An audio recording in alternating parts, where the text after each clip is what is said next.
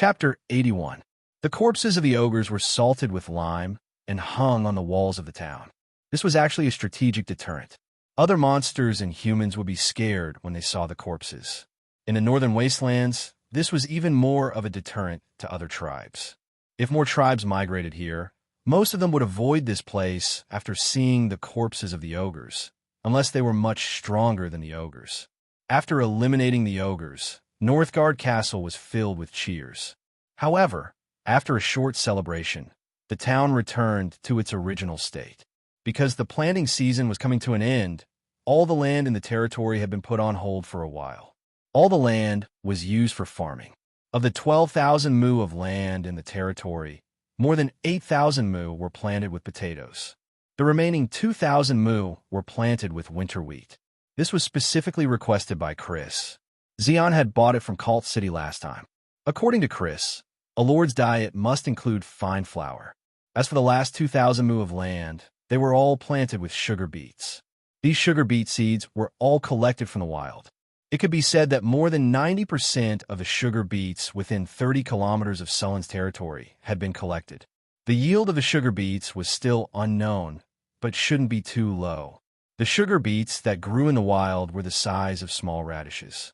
The yield of 1 mu of sugar beets was probably close to that of potatoes. Territory farmland frowny face quantity, 12,000 mu. Current status, planting complete type, 2,000 mu of winter wheat, 2,000 mu of sugar beets, 8,000 mu of potato diseases and pests. Health fertilization, little or no maturity. Winter wheat, 237 days. Potato, 104 days. Sugar beets, 352 days. Agricultural special effect. None after seeing that the sugar beets would take a year to mature. Sulin was a little anxious. After all, the sugar trade had just started. The demand for sugar would definitely increase in the future. The sugar beets collected from the wild wouldn't last long. Only by planting them on a large scale could they provide sufficient production. Without sugar beets, there was no way to extract sugar. Sullen's sugar trade would probably end prematurely. There were other ways to speed up the growth of plants. For example, the elves had ways to speed up the growth of plants. However, the elves hadn't appeared for hundreds of years. The other option was for wizards to cast spells that could speed up the growth of plants, or druids who were proficient in planting. Of course, they could also ask the priests of the goddess of earth for help. They also had spells that could speed up the growth of plants. However, these methods were not very useful for Sulin since his territory was so remote. For the time being, there was no way to speed up the growth of plants. Sulin could only continue to collect sugar beets in the wild. At the same time, he limited the amount of sugar he could trade. He would start implementing it after Xeon returned. After the farmland in the territory was planted, the construction of the town was once again put on the agenda. Previously, because of the rush to plant the farmland, the construction of the town was basically stagnant. Now that the farmland was planted, only a small number of people were needed to maintain it. The extra people could start the construction of the town. The dozen or so camel beasts obtained from the ogre tribe were not killed. Although they had bad tempers, they were strong and could carry a lot of weight. They were very useful for transporting goods or building roads. The dozen or so beasts weighed several tons, so it was very convenient for them to transport wood and stone. Sulin specially made a few huge stone rollers and let the camel beasts roll them back and forth when they were building roads. The effect was not inferior to the professional road rollers in his previous life. With the addition of the camel beasts, the construction of the roads in the territory was very fast. In addition to the roads, the construction of Sullen's Lord's Castle also sped up. Due to the small size of the town, Sullen's Lord's Castle was not built too big. Apart from the town hall, there was also his residence, a small drill ground, and a garden where he lived. The garden was built with pure white marble. Sulin specially found these marbles in the nearby Sierra de Lotus. Sulin also used stone to mud to remove the impurities in the stone, so the marbles were as white as jade. According to Sullen's idea, he also wanted to build a fountain. However, he did not have a skilled sculptor, so the statue in the fountain could not be made. He did not want to just find a random statue, so he could only wait for the sculptors in the territory to improve their skills. A week later, Sullen's Lord's Castle was finally completed. Congratulations, host. The Lord's Castle is completed. The city management interface has been opened. Lord's Castle. Simple. This is a simple and crude Lord's Castle. The bonuses to the territory are limited. Note, a dignified and majestic Lord's Castle can better set off the Lord's dignity. Dignity +2, security +2, defense +2, popular +1, comfort +1. City management interface. City. Northern Fortress, small town, location, Northern Wastelands popular. 90, the highest popular rating is 100. When the popular rating is lower than 60, the townspeople will express doubts about the Lord. When the popular rating is lower than 40, the townspeople will begin to leave. When the popular rating is lower than 30, the townspeople will have a few chances of riots. When the popular rating is lower than 20, the townspeople will rebel. Please treat your people well. Tax. 0 can set tax standards. Currently lacking a tax officer. Income. 2,000 kinner grain per year. 5,000 kinner caravan trade. National Treasury. 1,200 kinner, 8,000 units grain. Dried salted fish, 5327. Dried meat, 1851. Population, 812, include barbarians. Livestock. Cattle, 117 bison. Antelope cattle, 233. Camel cattle, 17. Horse cattle, 40 horses. Sheriff. Pending appointment. Guard captain. Pending appointment. Garrison officer. Pending appointment. Mayor. To be appointed. Tax collector. To be appointed. Steward of the castle. Chrissy. Matron of waiting. Chrissy. Manager of caravan. Jean's social security. 80. The higher the social security, the more stable the territory is. A safe town can increase the sense of belonging of the townspeople. If the security is low, it will cause chaos in the town. Prosperity. 12. Please increase the commercial activities of the town as soon as possible. The more prosperous the town is, the more people will be attracted to live there. Population required to upgrade. 5,000 current population growth. 2. 1% troops. Barbarian guards 71. Longbow archers 5. Town defense. Beginner stone wall territory specialties. Sugar, dried salted fish, dried meat, potatoes, fur, ironware territory buildings. Mayor's mansion, houses, barracks, market, warehouses, farmlands, blacksmiths, port, mines. With the territory management system, Sulin could clearly see the current state of the territory. It was a lot easier to manage the territory. The main problem now was the income and population. Other than the sugar trade, the territory's income was almost zero. The population was the foundation of the territory's growth. He was severely lacking in population. Relying on natural growth was too slow. Luckily, he still had the recruitment order. However, the recruitment order was too hard to come by. Sulin needed to find other ways to increase the population. Chapter 82. Master, the rum you mentioned has been brewed. Would you like to have a taste? Chris asked as she walked over with a bottle of wine.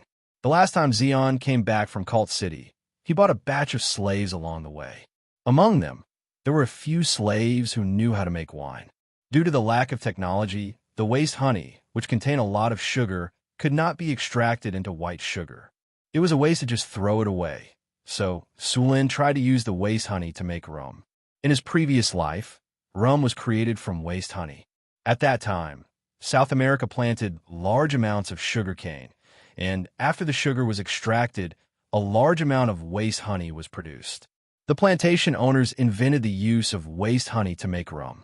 At that time, due to technical issues, the fresh water carried by the sea for a long time would easily spoil. Most importantly, rum could cure sepsis. Therefore, many ships carried a large amount of alcohol.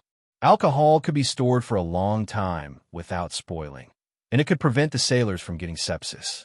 Rum spread all over the world with the voyage, and the use of waste honey to make rum became another source of income for the plantation owners.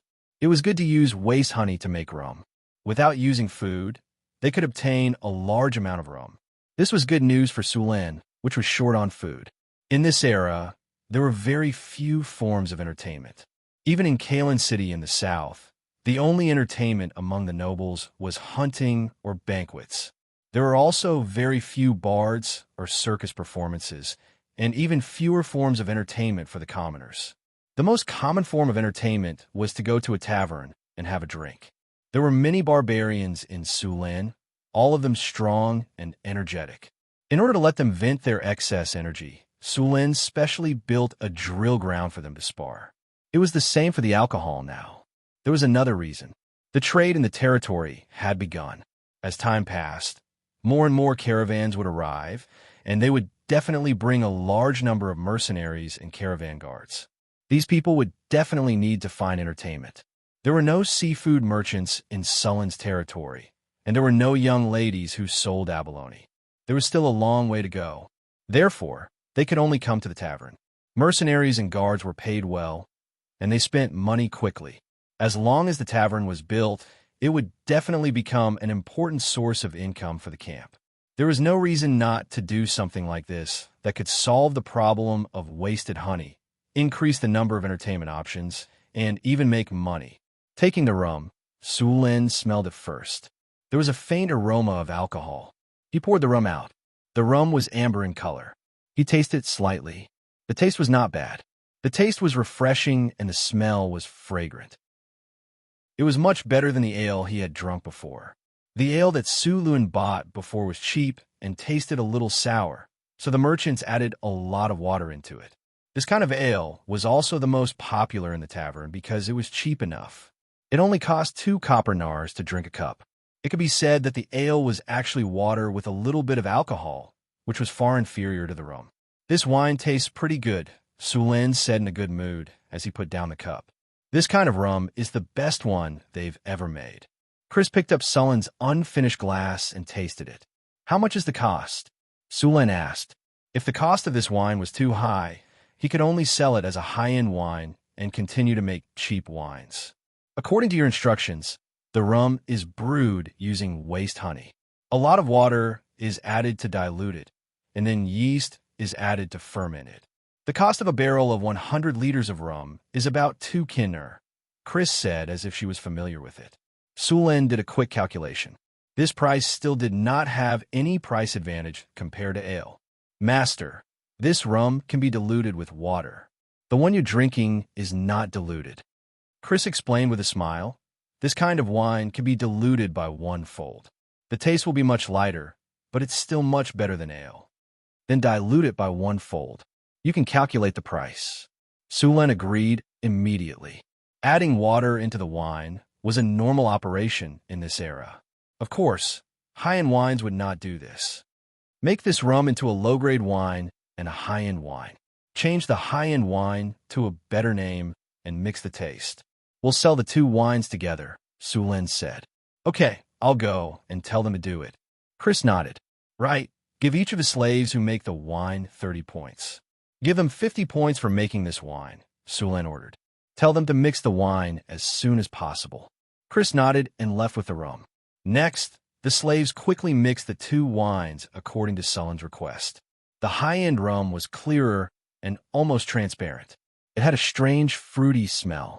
The taste was refreshing and sweet, and the taste was sweet and fragrant. It was very good.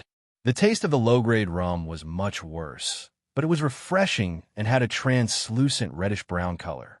From its appearance to its taste, it was still much better than ale. At the same time, the cost of producing it was only 10 silver nars per barrel, which was already close to the price of ale. The high-end rum was more expensive. After mixing, this kind of rum cost 2 kinner per barrel. Sulan was going to build a glass factory in his territory and bottle it for sale. He was not going to sell a bottle more than 2 kinner per bottle. 1 barrel could hold at least 200 bottles. Sulan also came up with a name for this wine, Cold Dew wine. He also made up a story to raise the price of this wine. This was a common marketing method in his previous world, but it was definitely the first time he used it in this world. As long as the story was moving enough and the wine tasted good, this kind of wine would be able to sell quickly. Of course, if Sulan had enough connections, he could let the king use this kind of wine in court banquets. That way, the effect would be even better. But if he had enough connections, Why would he come to this godforsaken place to explore? After the wine was made, Sulin immediately began to build a tavern in the town. The location of the tavern had been chosen long ago, and it was ready to start construction. The progress of the tavern was very fast. It only took 2 days to build a tavern that could accommodate 70 to 80 people. Tavern, a town building. A lively tavern can let people relax after a day of work and have a drink. The tavern's appearance makes the town more prosperous. The tavern's existence will attract people who like to drink. Prosperity +5, happiness +5, information +5, security -2. Special effect. Chance to attract wandering heroes to stay here. Chapter 83. Attract wandering heroes? After seeing this information, Sulin's breathing instantly became heavier. He only had 3 heroes in his territory: Johnson, Boulder, and Chris. None of them were weak. If he could recruit heroes, the tavern's value would be even higher. After arranging for people to open the tavern, Sulin purposely went to the tavern to sit for a while. After experiencing the tavern for a while, he ordered the person in charge to collect information in the tavern and pay attention to some strange people. After the tavern opened, Sulin found that the barbarian warriors liked the tavern more than the drill ground, so Sulin had no choice but to restrict them. In order to deal with the upcoming trade, Sulin built a barracks near the trading market. It was a place for soldiers to rest. Next to the barracks was the trading market's tax office. The tax office was very simple now. The territory had not even appointed a tax officer, so Chris had to take up the post. Fortunately, there were no other taxes in the territory except for trade with caravans. This was also why Sulin had not appointed a tax officer. After all, there was no tax. Merchant caravans would definitely be taxed if they came to do business.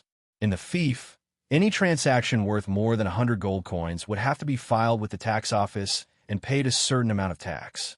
If anyone tried to take advantage of the loophole and purposely limit a transaction to less than 100 gold coins, they would be punished 10 times the amount. All trades had to be done in the trading market. Trading outside the market was considered illegal. The goods would be confiscated by the soldiers in charge of the market security. Coming out of the tavern, Sulin saw Xian with a face full of dust. "Monseigneur, it's great to see you. I was just about to report to you." Xian was overjoyed when he saw Sulin. He quickly walked to Sulin and bowed. "Monseigneur, the caravan has returned safely to the territory. All the goods are undamaged. This time, we bought 300 slaves from Cult City. We also earned 1,500 kinner from this trade." "So much?" Sulin paused for a moment, then took the bill and flipped through it. The biggest item on the bill was the white sugar. Xian had brought a total of 50 caddies of white sugar to Cult City for trade. The rest were furs and other things. They were sold for less than 500 kinner in total. 50 caddies of sugar sold for nearly 3,000 kinner in Kalant. After that, he spent more than 1,000 kinner to purchase supplies in Cult City.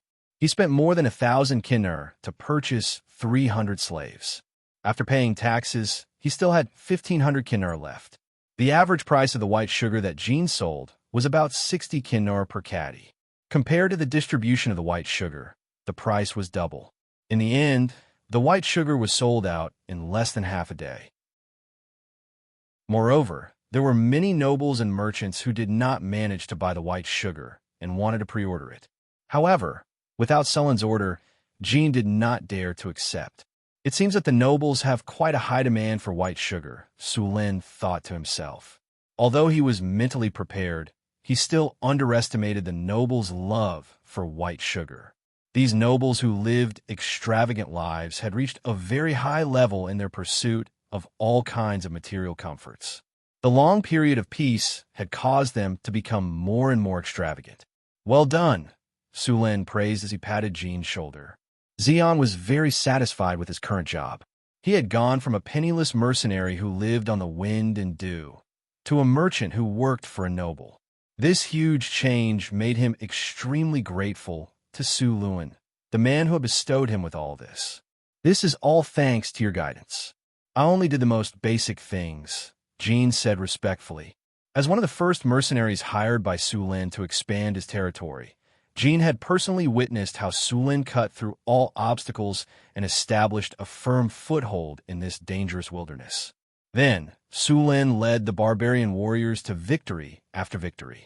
In just 2 short months, he had built a town from nothing and excavated a gold mine in this barren land. Now, Jean believed that he was witnessing the rise of a legendary figure. Being able to follow a legendary figure was also a great benefit to him.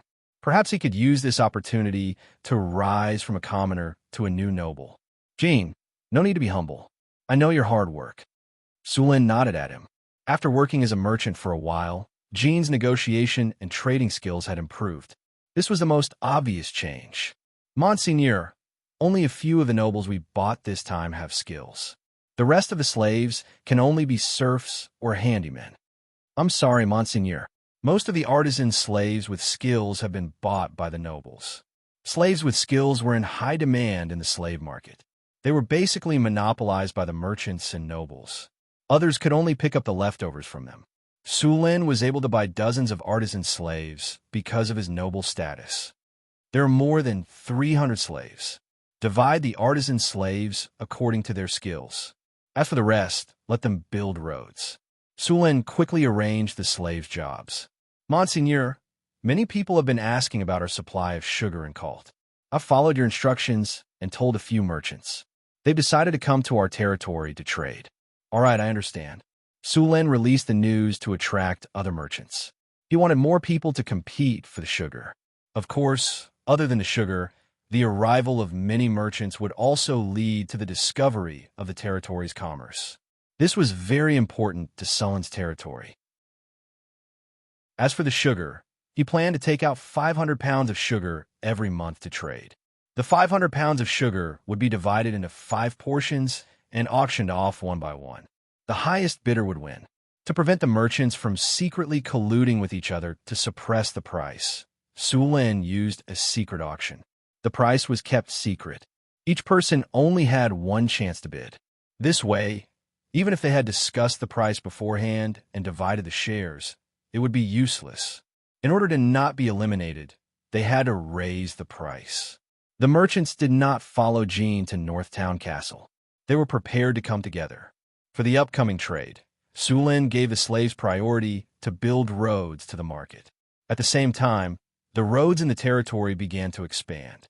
In this era, it cost a lot to build roads. Sulin required the roads in the territory to be at least stone.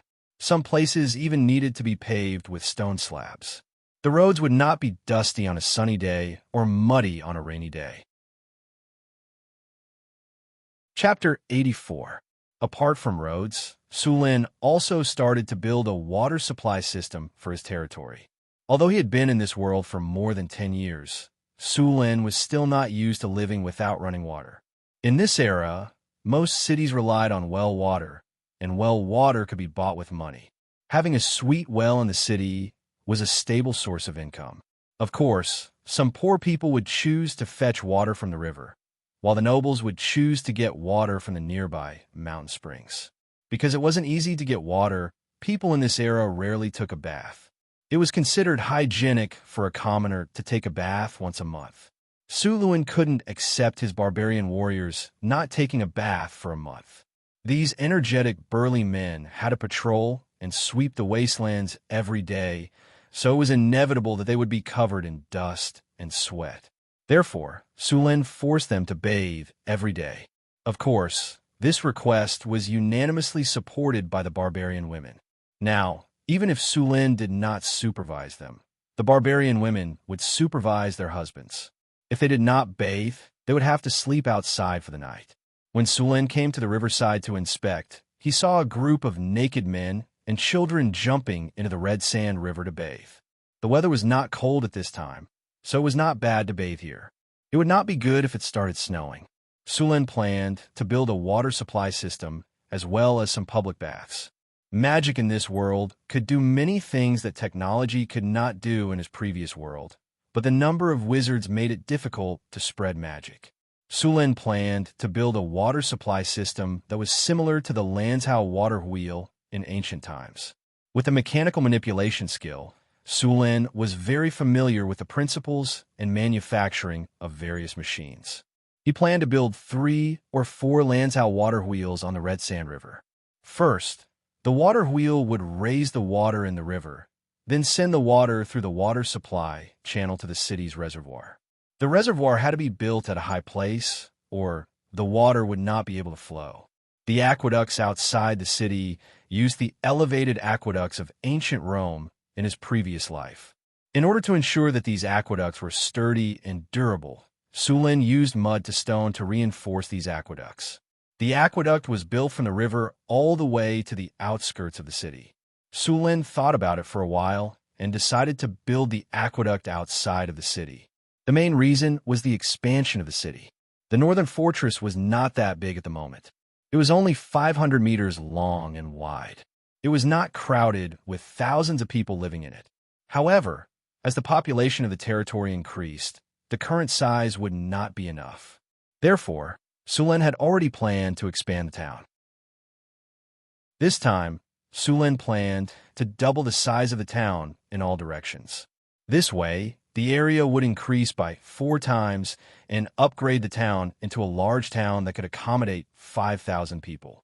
The length of the aqueduct from the Redwater River to the city was more than 5 kilometers. Because the city was much higher than the river level, these aqueducts had to be built as elevated aqueducts. It was very difficult to build an elevated aqueduct. There were no architects in the territory who could build such a big project. Sulin had to do it himself. After all, he had been in this world for 10 years and had received proper aristocratic education, even though he was only an observer. The education of the aristocrats in this world was very strict.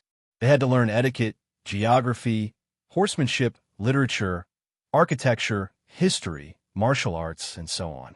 Sulin had learned all this knowledge seriously. Although he did not spend too much time on architecture, he was confident that he could build an elevated aqueduct with the theories from his previous life. The aqueduct was about 60 centimeters wide, and the reservoir was 50 centimeters deep. The highest point of the aqueduct was 30 meters from ground. The diameter of the water wheel was 35 meters. In order to build such a water wheel, Sulin personally brought people to the Sierra de Lotus to cut down the iron oaks that had been growing for hundreds of years. Iron oaks lived in cold environments. The wood was hard and did not easily deform. It was also resistant to corrosion and did not burn easily. It also grew very slowly.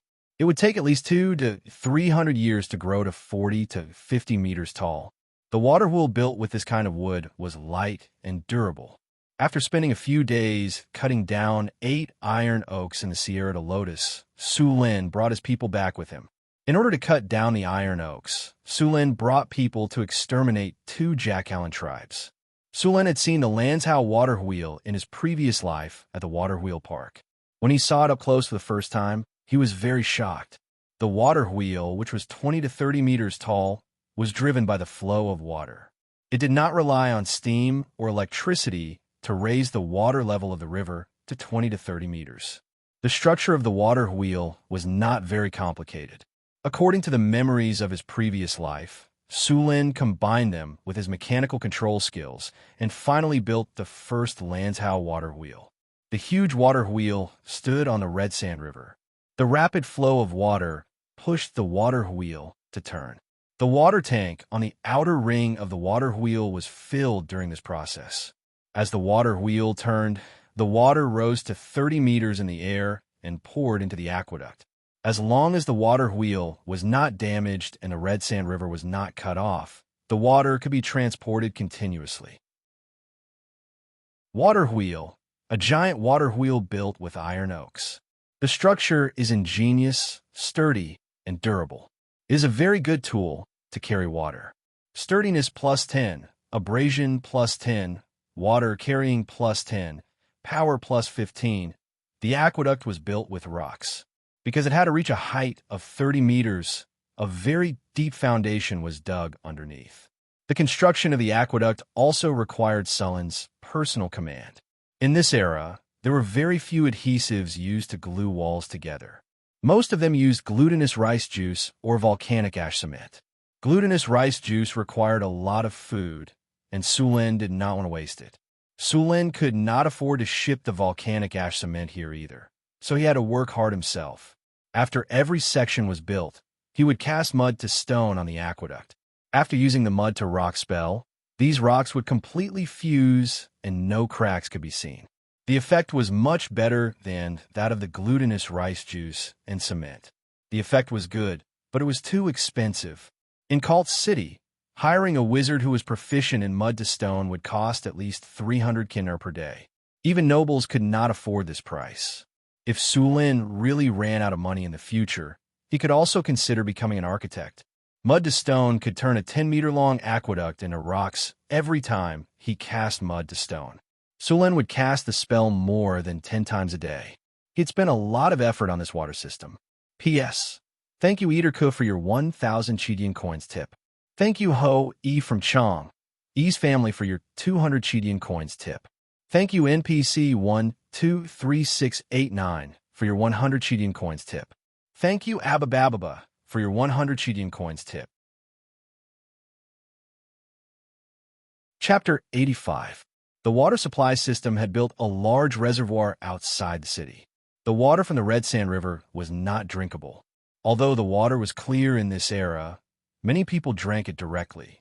If there were dead animals upstream, the drinking water of the entire city would be threatened. One of the reasons Sulin built the reservoir was to disinfect the water. The reservoir would be lined with pebbles, fine sand, and charcoal to filter the water. Of course, these could only filter out the impurities in the water.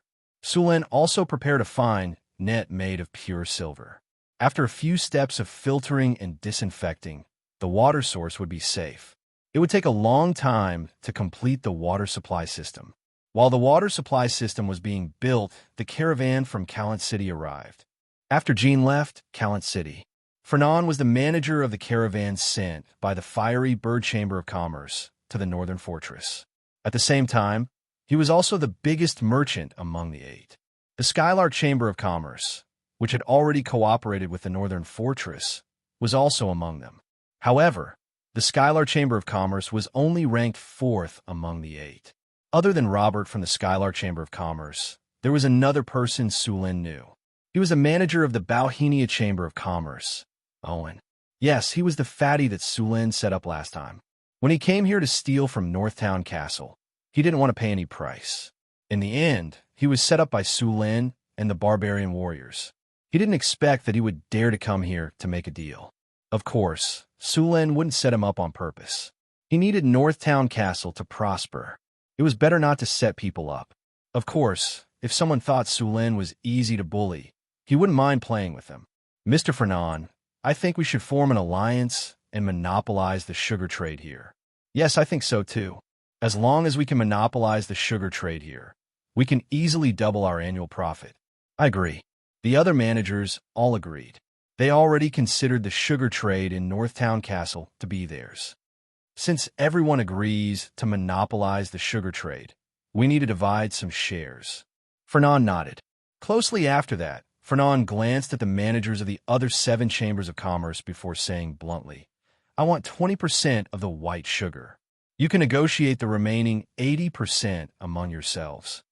The other 7 chambers of commerce did not have any objections to this. Clearly, this was already the norm.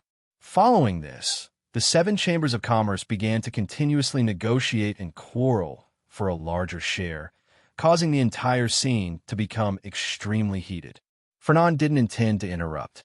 Instead, he took out a pair of delicate scissors and carefully trimmed his nails. It wasn't until the managers of these chambers of commerce decided on the shares that they began to speak. Since we have already agreed on the shares, then let's confirm the purchase price. Robert, how much did you pay for Kinner last time? 50 Kinnar a caddy. That's too expensive. We should ask him to lower the price. Owen said impatiently as soon as Robert finished his sentence. Yes, lower the price. I think we should lower it to at least 35 Kinnar before we can accept it. Another manager of the caravan agreed. You're oversimplifying the problem. In order to get a high price, he might be preparing to auction it off. Robert knew how difficult it was to deal with Chris, so he directly poured cold water on her. So what? We've already agreed on the price. If it's higher than that, we won't bid. Yes, let's do that. The group of people agreed. What if he's not willing to sell? One of them suddenly asked. Simple. If he dares to reject the deal, then we'll show him the power of our 8 chambers of commerce. I think he'll agree. The others laughed. As the 8 biggest chambers of commerce in Cult City, they controlled more than 60% of the city's trade. They had the right to say that. After the discussion, they held a small banquet before they went to prepare the caravan for the Northgard fortress. Sulin didn't know that the 8 chambers of commerce had already agreed to monopolize the sugar trade. Of course, even if he knew, he wouldn't care. In his opinion, the alliance of these people was not reliable at all. A small external force was all it would take for the alliance to fall apart. The 8 caravans arrived at Northgard Castle. Other than Robert, the other caravans were shocked by the sight of Northgard Castle. In their minds, this small territory in the northern wasteland should be even better than the countryside in the north. However, when they arrived, they realized that although the town was small, it was unusually clean and tidy. The roads were all paved with stones. There were drainage ditches on both sides of the roads. There was no stench of feces in the air. All the houses were neatly arranged. It had a different kind of beauty to it. Everyone was informed of the rules before entering the town. It was the first time they heard of such complicated rules. Many of the guards and mercenaries found it hard to accept. Which city had a rule that one must walk on the right when walking? What was a small, broken town like this? In the end, after the 2 barbarian axe warriors taught the restless mercenaries a lesson, all the caravans agreed. They couldn't do anything about it. Who would have thought that the 2 barbarian warriors could take out more than half of the guards and mercenaries of a caravan? After knowing the strength of Northgard Castle, even the managers of the caravans became obedient. After a show of strength, the caravans were arranged to stay at the trading market. Sulin did not have much interest in the arrival of the caravan. He was now busy building the water supply canal. The water supply canal from the river was gradually lowered. The starting point of the canal by the river was about half a meter lower than the end point of the reservoir. The closer it was to the town, the higher the ground was. The less work there was to do, and the faster the construction was. After casting mud to rock on this section of the water supply canal, Sulin rode his black-maned horse to the tavern. During this time, he would sit in the tavern for a while every day. After all, the tavern's attributes said that there was a chance to attract some heroes here. He was going to try his luck at the tavern. If he met a hero, he would make a profit. After arriving at the tavern, Sulin realized that the tavern was very lively today. The tavern that could hold 80 to 90 people was full. Luckily, the tavern was a 3-story building. There were still many empty seats on the 2nd floor. Sulin asked for a glass of rum, and then found a corner and began to observe the guests in the tavern. But to his disappointment, although there were many people in the tavern today, these people were either guards or mercenaries. He didn't find any special people at all. These mercenaries liked rum very much. Although it was twice as expensive as ale, it was still very popular. It seemed that rum could be sold for a good price. Chapter 86. The white sugar trade was discussed in Sulin's Lord's Castle. The next morning, the managers of the 8 merchant guilds came together. Chris sat lazily on the sofa in the main seat. Her seductive demeanor stunned the managers of the merchant guilds. Some of the managers were even more embarrassed. Ahem. Fernan, who recovered first, reminded them with a dark face when he saw the ugly behavior of the others. Everyone looked a little embarrassed when they recovered. However, as old foxes, their skin was thick enough. They pretended as if nothing had happened and continued the discussion. Welcome to our Northtown Castle. The conditions are simple, so please bear with us, Chris said with a smile. We have 500 pounds of white sugar to sell this time. 500 pounds of white sugar? That's quite a lot. How about the trade and the price? Fernan nodded. He did not wait for Chris to answer and continued. We can buy all of these goods. We have discussed the price. We can give you a high price. Fernand's expression was as if he was sure the other party could only accept it. Chris picked up the teacup on the table and took a sip. She did not say anything. Sulan had expected this. They had even discussed the solution. Seeing that Chris did not say anything, Fernand thought they had agreed. He continued in the same tone. Your town is too far away from Cult City. Every time you come here, it costs a lot. So, you have to give us a discount on the price. Of course, we will also compensate you. If your town needs any goods, we can help you transport them.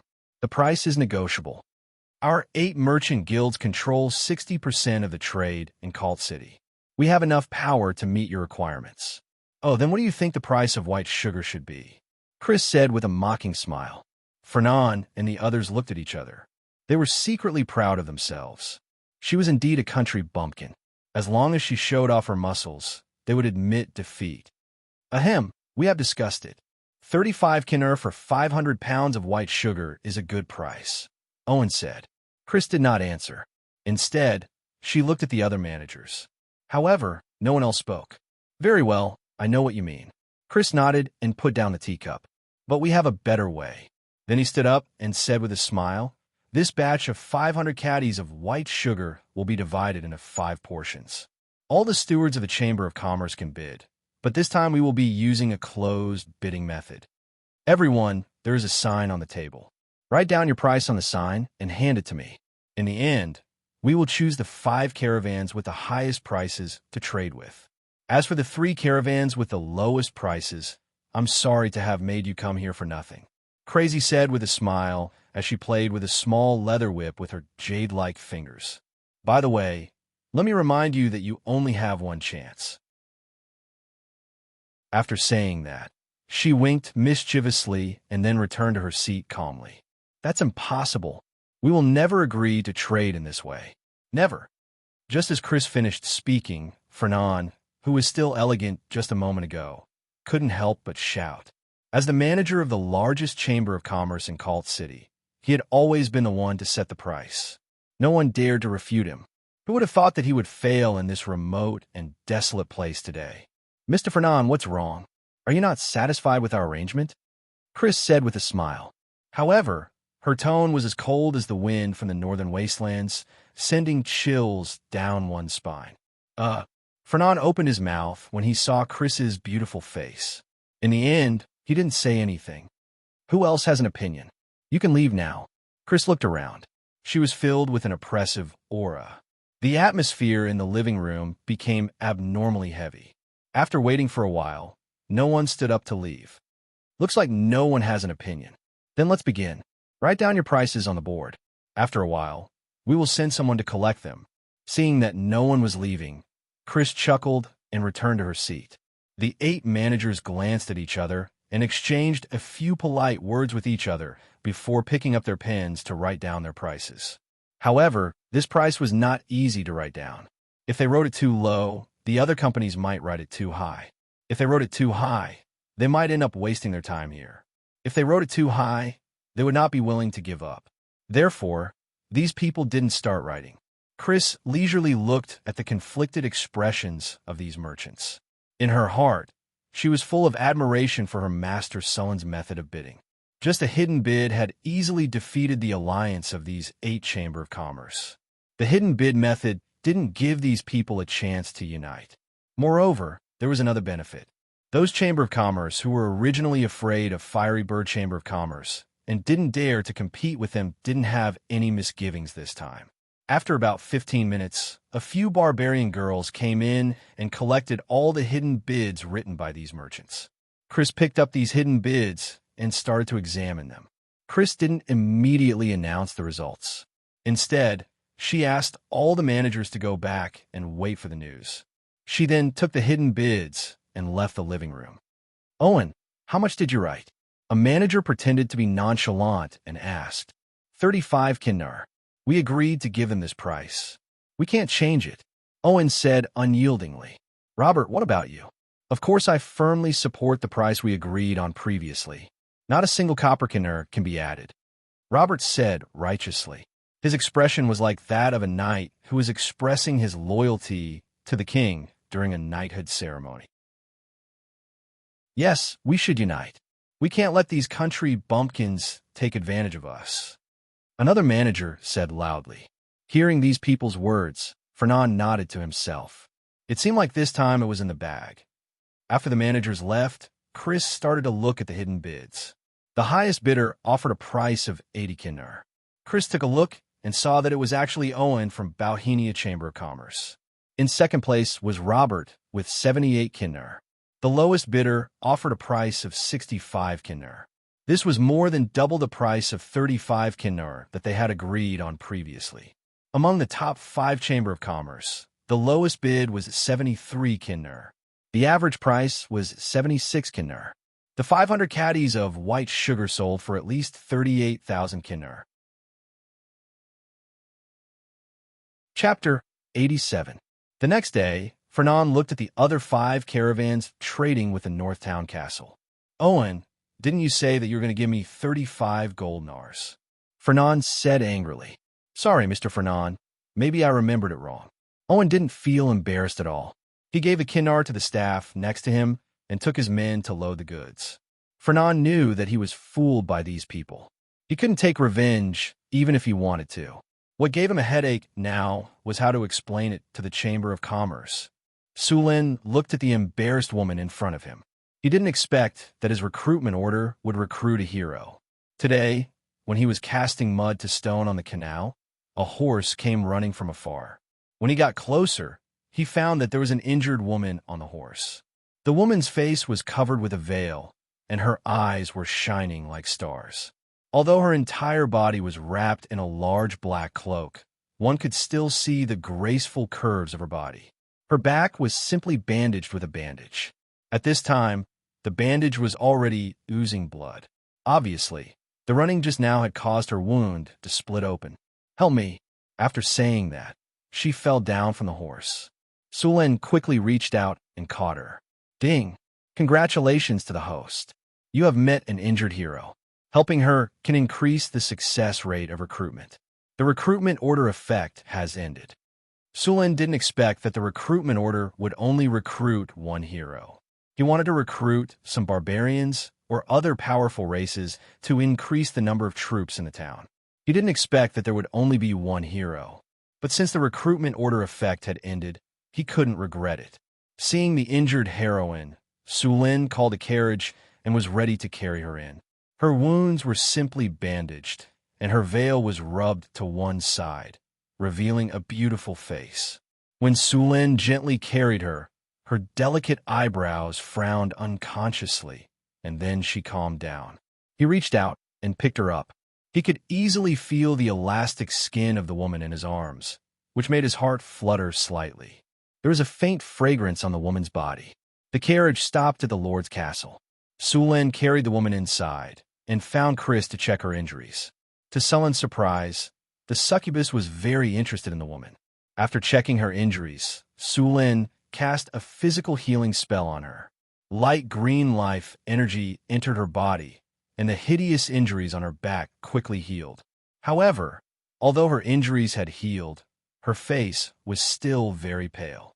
Having Chris stay behind to take care of her, Sulin returned to the outside of the city to direct the construction of the aqueduct.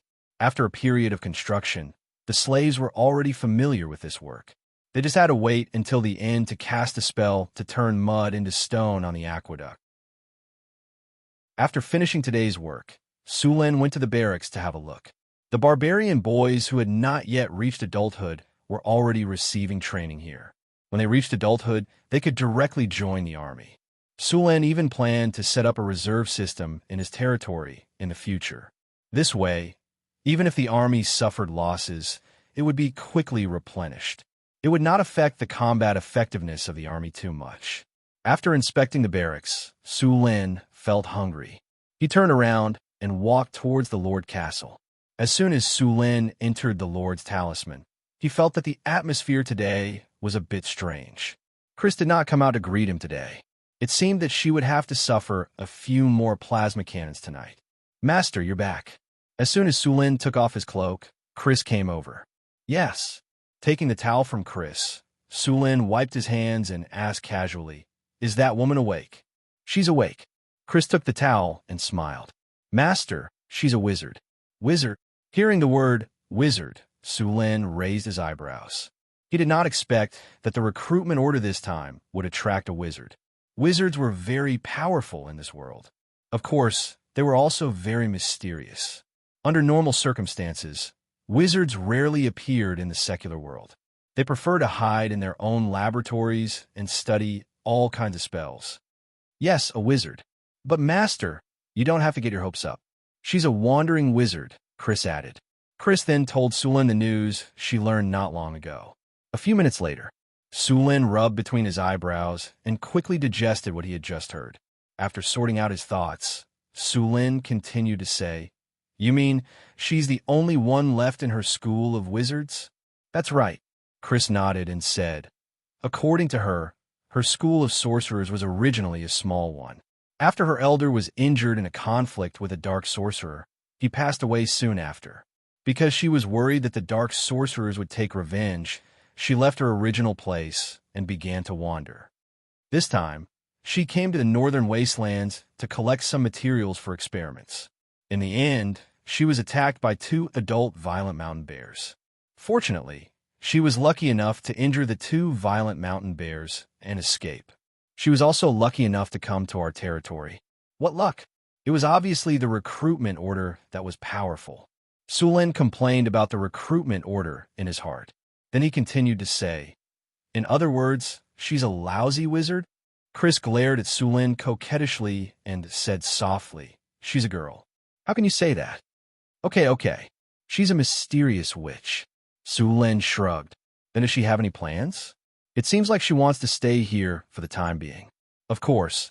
She said that she's willing to serve you, the Great Lord." "Master, she's also an alchemist and very beautiful." After saying that, she even winked at Sulin teasingly. Alchemists were also a branch of wizards. Most wizards would take on this profession. Alchemists could use all kinds of materials to create things with magical powers. All kinds of magic weapons, armors, and magic tools in the human world were basically made by alchemists. If there was an alchemist, then the things in his warehouse could be used. The ogre heart, blood, and skin left behind by the ogre wizard he killed last time, and the heart, blood, and tiger skin left behind by the Gale tiger Sulin killed. These things were very good raw materials. After being made into potions or equipment, they could quickly increase the strength of the territory. Chapter 88. Sulin and Chris went to the backyard together. Hathaway was still resting on the bed. Hathaway was the witch Sulin had saved. Although her external injuries had healed, she had overdrawn her while during the battle with the 2 mountain bears. Hello. Thank you for saving me." Hathaway stood up and said. At this time, Sulin had a clear look at her appearance. Her wine-red hair draped over her shoulders. Her white face was pale due to her injuries, but her facial features were exquisite. Her large black eyes shone like stars. Her loose robe did not cover up her curvaceous figure. The robe in front of her chest was pushed up high. Her breasts were so big that he could not hold them with one hand. He liked this kind of girl who had a big heart. Chris did not lie. Hathaway was definitely a beautiful woman. Compared to Chris's charm, Hathaway had a mysterious charm. Anyone who sees such a beautiful lady injured would lend a helping hand. Sulin said with a smile, "You're a true noble. Thank you for the compliment. Miss Hathaway, I would like to invite you to join my territory. What do you think?" "I accept your invitation." Hathaway nodded. "Ding. Congratulations to the host. You have successfully recruited a hero. You are rewarded with a silver chest. Name, Hathaway, loyalty, 80 profession, wizard, alchemist rank, beginner wizard, intermediate alchemist strength, 11 agility, 10 will, 18 vitality, 13 charm, 25 command, 30 characteristics, talent elemental affinity, strength and spirit, focus, strength and perception, energy control, bloodline awakening, intelligence skills, magic trick, magician's hand, illumination, hypnosis, charm person, arcane missile, grease, shield, featherfall, web, burning hand, acid arrow, invisibility, scorching ray, protective arrow, intermediate alchemy abilities, combat casting, proficient casting, rapid casting, meditation, talent for magic weapon proficiency, sword weapon 60, staff 95, horsemanship 107 note. Wizard research costs a lot of money. You need to pay her monthly salary.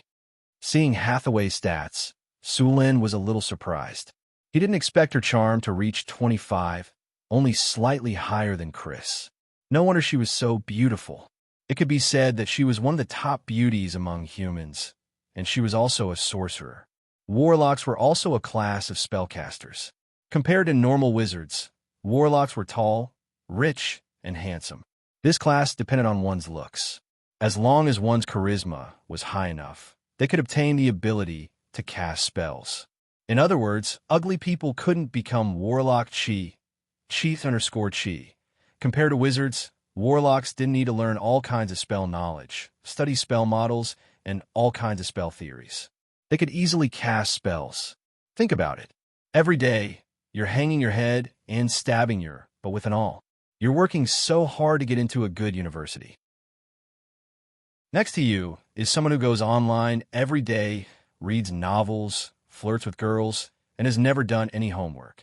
In the end, after the college entrance examination, his grades are better than yours.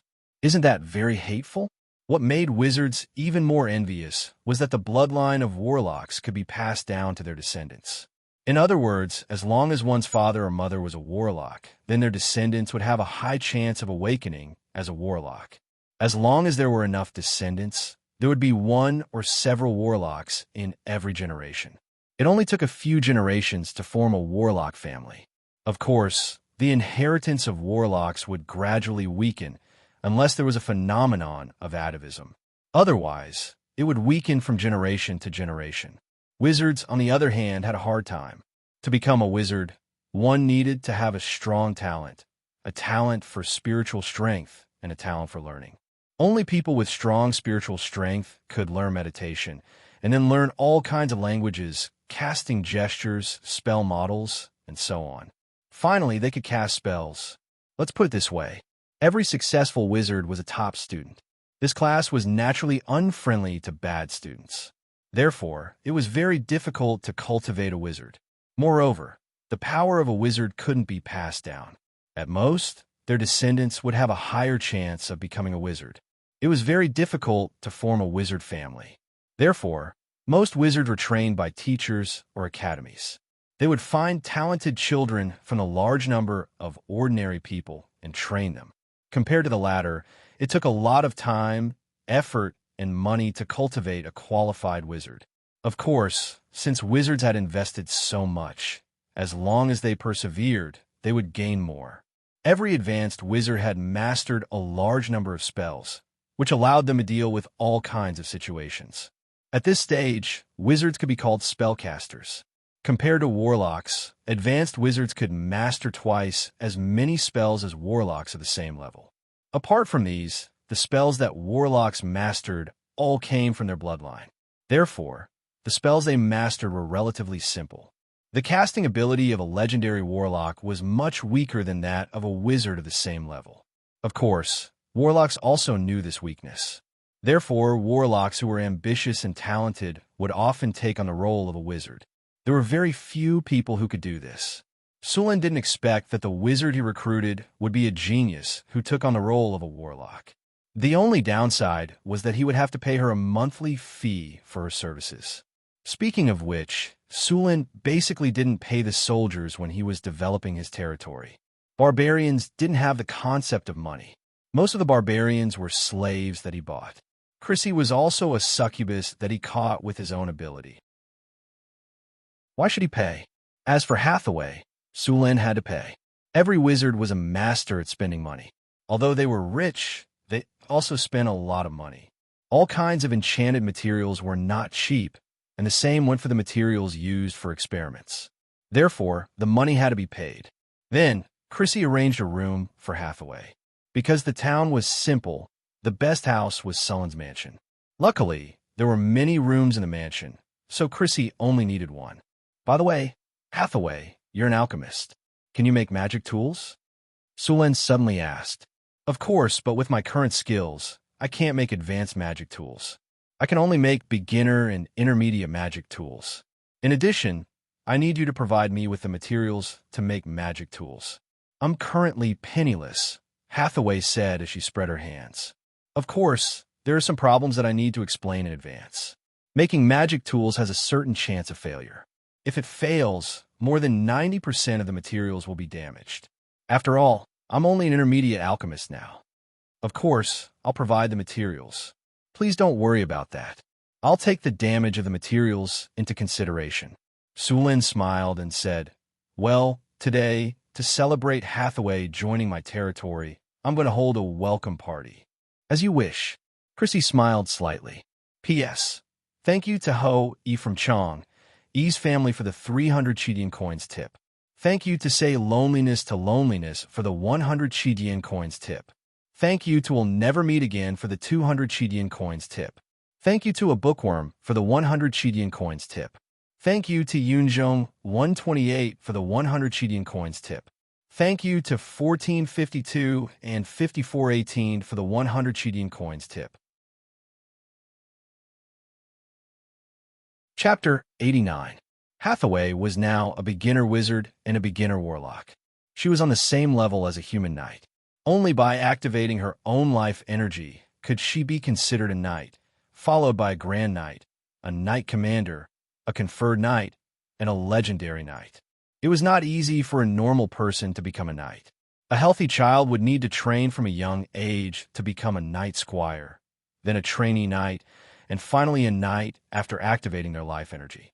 Wizards were also strictly divided into ranks. Before mastering a level 1 spell, they were considered apprentices. As long as they mastered a level 1 spell, they would be a beginner wizard, followed by an intermediate wizard, an advanced wizard, a grand wizard, and a legendary wizard. Of course, it was not easy to become a legendary wizard. Every human kingdom had at least 1 or 2 legendary knights, but the number of legendary wizards was a lot less. Basically, only the upper echelons knew their names. Ordinary people had never heard of them. As for the barbarian soldiers in Sulin, there were barbarian hunter, barbarian warrior, barbarian axe warrior, and barbarian axe berserker. As long as the barbarians were recognized by the system, they could be promoted. The barbarians were a powerful race and were naturally stronger than humans. Therefore, as long as a barbarian reached adulthood, they could become a barbarian hunter. However, this was only the same level as a human squire. When they became a barbarian warrior, they would be equivalent to a human knight. The top military class would reach the level of a knight commander. However, although the system's military class accelerated the growth of their strength, it was difficult to level up after reaching the top military class. After the territory passed the most difficult period, the resources here were also a lot more abundant. More than half of the 38,000 kinnur from a sugar trade had been spent to buy various daily necessities brought by the merchants. Therefore, Sulin's standard of living had improved a lot. Although the dinner was prepared at the last minute, there was still a lot of food. There were roasted whole lamb, steak, roast goose, and various desserts. The most popular desserts were the various desserts. It took Sulin a lot of effort to make this ice cream after he had white sugar.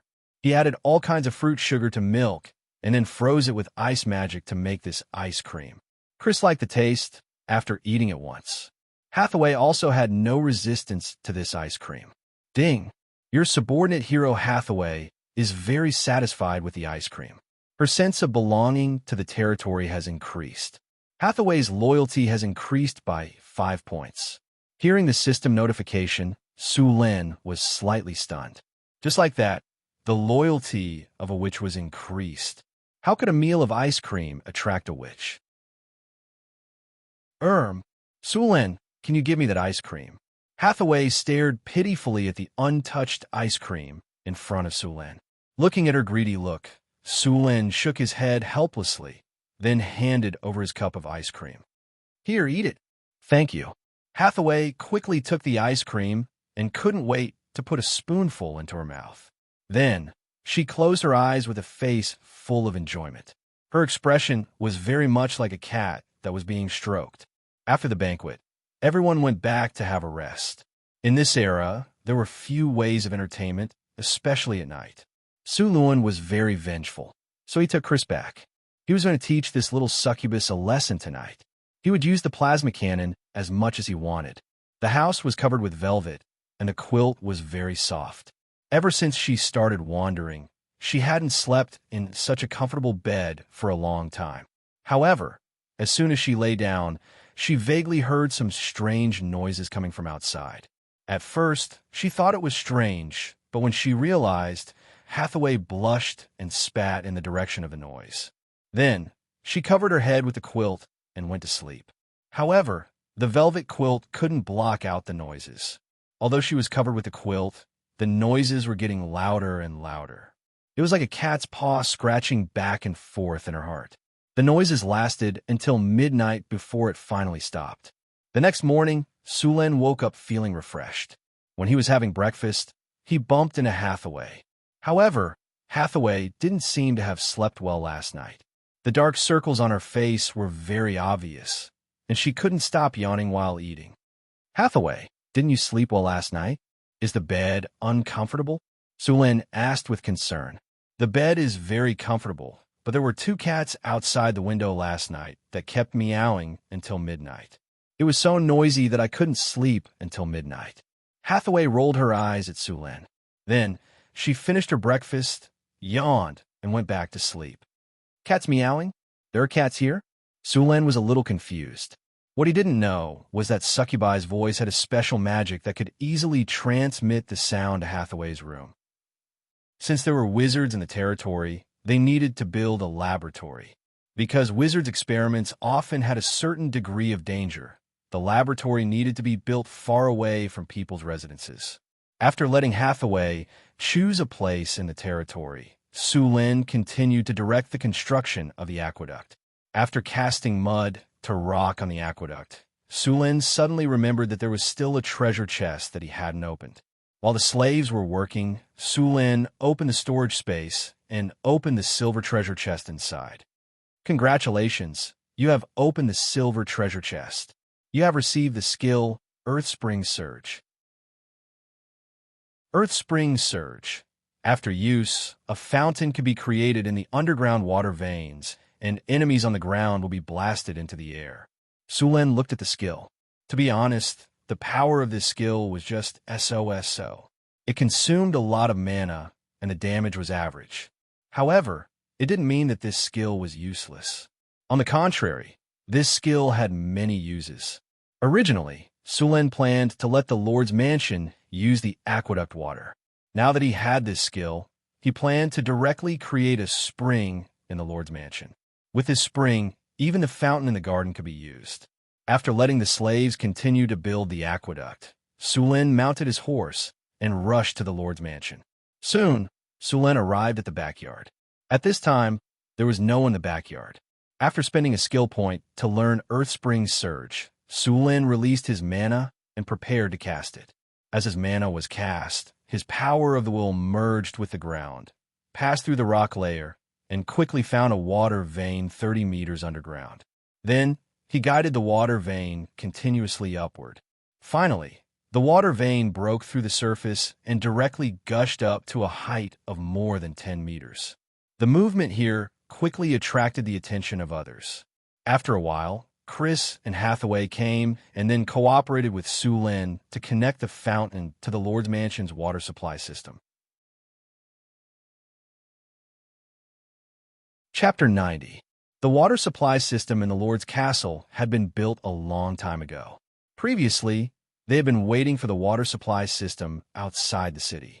Now that Sulen had brought in the fountain, the problem of the water supply system in the castle was solved. Even the fountain in the garden had started working. Although he could use the underground spring spell to guide the underground water to create a fountain, Sulen did not stop the water supply project outside the city. After all, when the territory expanded, the population would definitely skyrocket. He could not let the Lord dig wells for those people every day. Therefore, building a complete water supply system was the best way. Hathaway's laboratory was built very quickly. It was located in the northeast corner of the town. Sulen purposely went to take a look at her laboratory and found that it was somewhat similar to the ones he saw in his previous life. The only difference was that there were none of the various advanced equipment in his previous life. This is your laboratory? Sulen reached out and picked up a glass beaker. How is it? Are you curious about the wizard's experiments? Hathaway happily placed all kinds of strange tools in the laboratory. There's nothing to be curious about. It's not some alchemy master's laboratory. Sulen pursed his lips and said, "Oh right, you said that you can make magic tools. I have some materials here. See if you can make them." Magic materials? Where are they? Let me see. Hathaway grabbed Sulen's arm and asked when she heard that Sulen had magic materials. Feeling the amazing elasticity from his arm, Sulen's heart skipped a beat. He could not help but rub against her. Hathaway suddenly felt something strange in front of her chest. Her face instantly turned red, and she quickly let go of his hand. Seeing that Sulen still wanted more, she could not help but step on his foot. Sorry. It's a reflex." Sulen smiled awkwardly. It did not feel good to be caught red-handed. "All right, these are the materials I was talking about." Sulen took out the items from his storage space and wanted to change the topic. Sure enough, as soon as he took out the magic tiger skin, it attracted Hathaway's attention. "Stormwind tiger skin?" Hathaway said in surprise after carefully inspecting it and sensing the mana within. "That's right. How is it? Can you use this magic tiger skin to make a magic tool?" The skin of the Stormwind tiger can be made into many magic tools.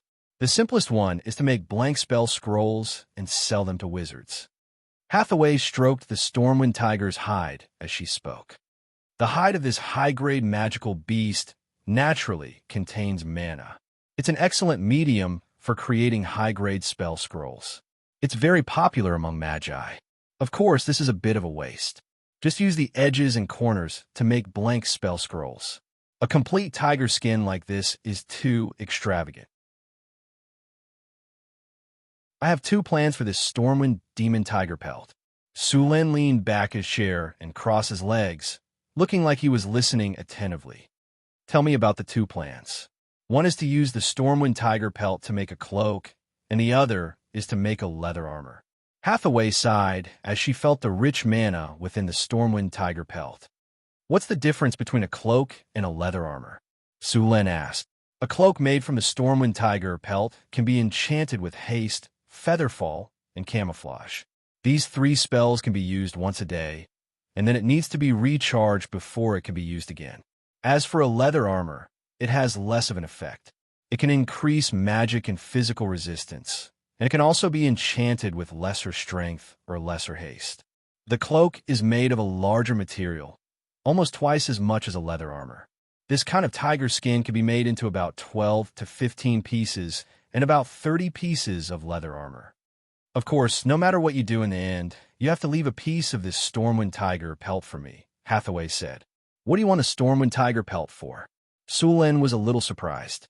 "I don't have a wizard's robe yet," Hathaway said confidently. "This Stormwind tiger pelt is thick and warm, and it can be enchanted. Of course, I have to leave a piece for a wizard's robe." "All right, I'll leave a piece for you. As for the rest of the Stormwind tiger pelt, half of it can be used to make leather armor, and the other half can be used to make a cloak." Sulen thought for a moment, then continued, "Enchant the leather armor with haste." "Sure, but this is a lot of work. It'll take me a long time to finish it." Hathaway nodded. Then, as if she had thought of something, she quickly asked, "By the way, since you have such a complete set of Stormwind tiger pelt, do you have the other parts of the Stormwind tiger pelt as well?" "Yes, do you want them?" Sulen asked. Hathaway said, "To make leather armor and cloaks, you need to carve runes on them. The most suitable material for carving runes on a Stormwind tiger pelt is its blood. Carving runes with its blood will have a higher success rate. I have quite a lot of blood stored in the Lord's Castle's warehouse. I'll have Chris send it over to you later. By the way, do you know what to do with the Stormwind tiger pelt's heart?"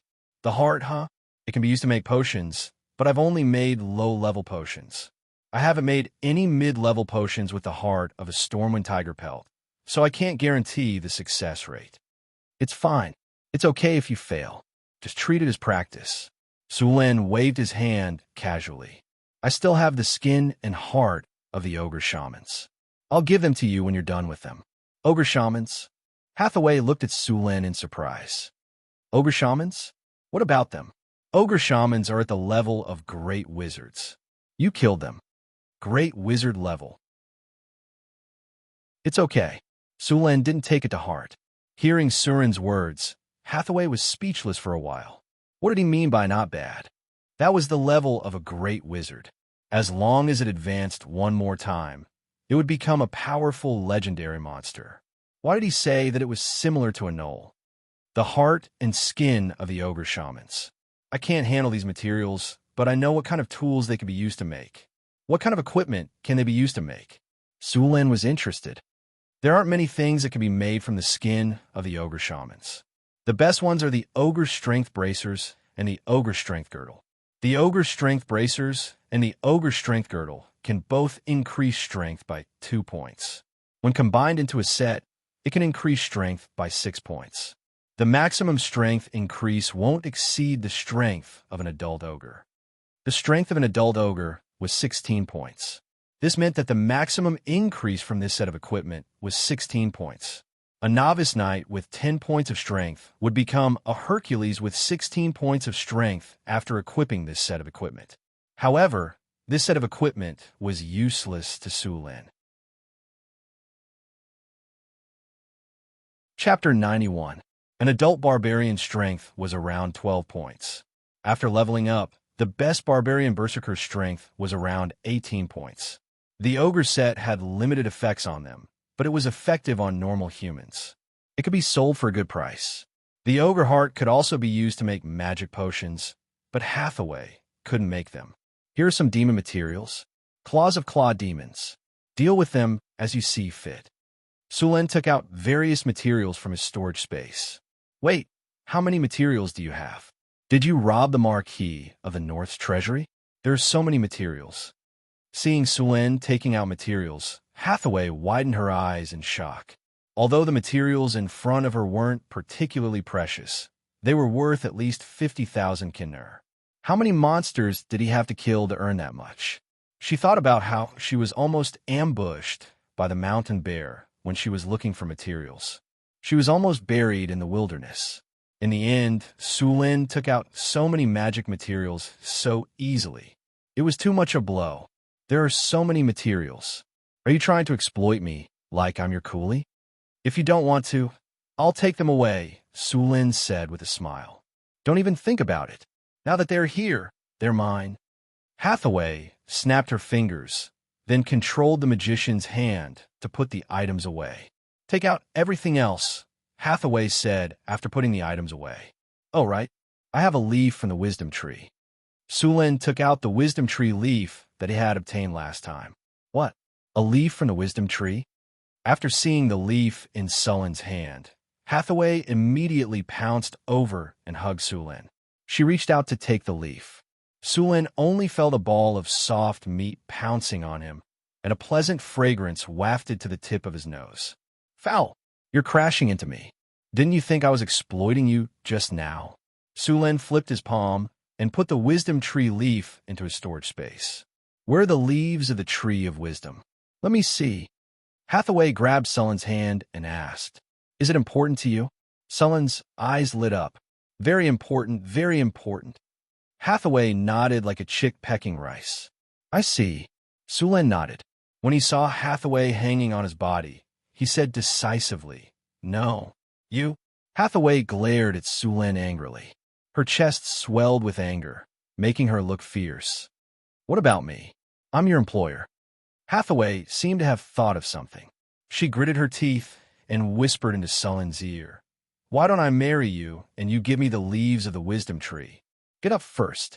Sulen lifted Hathaway's tie and lifted her off his body. What do you want the leaves of the wisdom tree for? You'll give it to me if I tell you. Hathaway said angrily. Don't talk about conditions. Slap. Sulen slapped Hathaway's perky butt. He had wanted to do it for a long time and finally found the chance. Hathaway looked at Sulen with a wronged expression. She then pouted and said, The leaves of the wisdom tree can be used to make an awakening potion. It can increase my spirit and speed up the recovery of my mana. There are no side effects at all. I see. Then you can make it. Sulen nodded and took out the leaves of the wisdom tree. Seeing the leaves of the wisdom tree, Hathaway immediately took it and stared at it with glowing eyes. How many bottles of awakening potion can be made with this leaf? One leaf can only make one bottle. Also, you can't just use the leaves of the wisdom tree to make the awakening potion. You need other ingredients. Luckily, although the other ingredients are expensive, they're not too rare. I have them all. With this awakening potion, I can become an intermediate wizard, Hathaway said excitedly. Not bad. I'm a man of my word. Hathaway did not want to waste any more time. After she chased Sulin out of the lab, she immediately began to make the awakening potion. After leaving Hathaway's lab, Sulin continued to instruct the slaves to build the aqueduct. After finishing his work for the day, Sulin habitually came to the pub for a drink. As soon as he sat in front of the bar counter, Manager Wright whispered to Sulin, "Monseigneur, a strange person came to the pub today." "Really? How so?" Sulin's heart skipped a beat and asked, "I don't know, but I have a feeling that this person is not simple," Wright said in a troubled tone. Sulin took a sip of wine and asked, "Where is he?"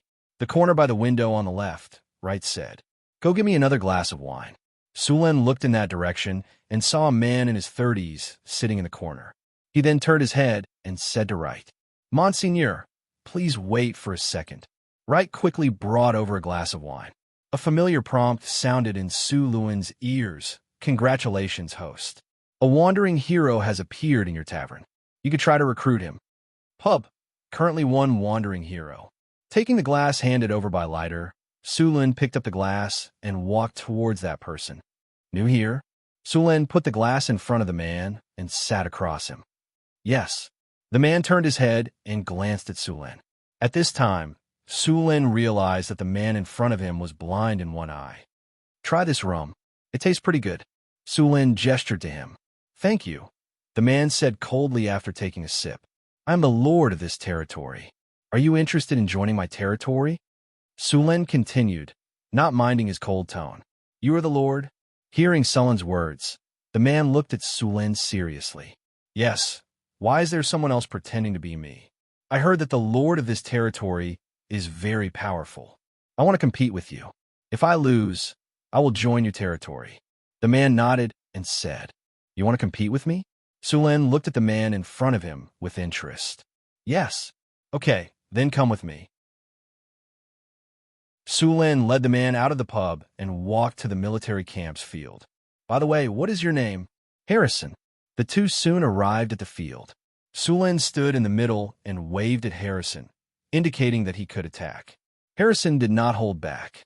He pulled out his sword and rushed over to Sulin with a sweep. Sulin blocked it with his spear easily. Harrison was not surprised. He followed the momentum and cut down at Sulin's finger. Sulin smiled. He shook his spear and pushed Harrison's sword away. Then he swept over. The battle was without suspense. Harrison was no match for Sulin at all. P.S. Thank you to Longshin, WZ1-1114, and NetDreamer for the 100 starting point coins. Floating Dream thanks you. Chapter 92. After trying a few times, Harrison realized that he couldn't hurt Sulin at all. After understanding the difference between him and Sulin, he simply admitted defeat. "Since you have admitted defeat, then join my territory," Sulin said as he put away his spear. Ding! Wandering hero Harrison requests to join your force. Do you accept? Accept. Congratulations to the host for successfully recruiting a hero. 1 silver treasure chest is rewarded. Name: Harrison. Loyalty: 75. Profession: Silver Eagle Swordsman level. Knight Strength: 16. Dexterity: 17. Spirit: 11. Constitution: 16. Charm: 10. Command: 75. Features: Talent: Intermediate Tenacity, Robust, Intimidation, Strong Will, Courage, Vigor, Dexterity, Vigilance, Discipline. Retired Officer: He used to be an officer in the Army of the Kingdom of Florence. Command +2, Discipline +4, Veteran. He has experienced many cruel battles and survived successfully. He is an elite warrior. Will +2, Skills: Silver Eagle Swordsmanship, Crusader Swordsmanship, Combo Slash, Triple Slash, Tackle, Shield Bash, Air Combo Slash, Defensive Block, dual-wielding weapon, detection, combat/interrogation. Weapon proficiency, swordsmanship 145, shield 130, spear 135, horsemanship 130, bout 88, throwing 82. This is an excellent officer. He had to escape and become a mercenary because he was inadvertently involved in the political struggle of the upper nobles. You need to pay him a reward every month. Officer, after seeing Harrison's attributes, Sulin thought that he was very suitable to be the sheriff of the territory. Although his strength was not outstanding, as a hero, as long as he was willing to spend time, his strength would steadily improve. Now that the territory and the Chamber of Commerce were trading, many mercenaries and guards came to Sullin's town. Although the town became more prosperous, it also caused the security of the territory to deteriorate. He was going to appoint a sheriff to manage the town's security and punish those who violated the rules. Harrison's appearance just satisfied Sullin's requirements. "Welcome to the North Castle," Sulin said with a smile. "It's an honor to serve you," Harrison said with a knight's salute. Sulin opened a storage space and opened the silver treasure chest. A burst of spiritual light dissipated, and 2 pieces of tempered steel appeared in his storage. After that, Sulin appointed Harrison as the security officer of Northtown Castle and formed a security team.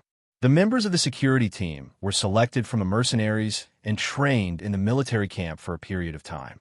The mercenaries Sulin had hired in the past had all settled down here. A few of them had even brought their lovers over to live here. Harrison recruited 30 security officers and formed a security team. Of course, the strength of these vigilantes wasn't high. Even after undergoing military training, their strength was only at the level of knight squires. Only a few of them had reached the level of novice knight. Their professions changed from mercenaries to soldiers.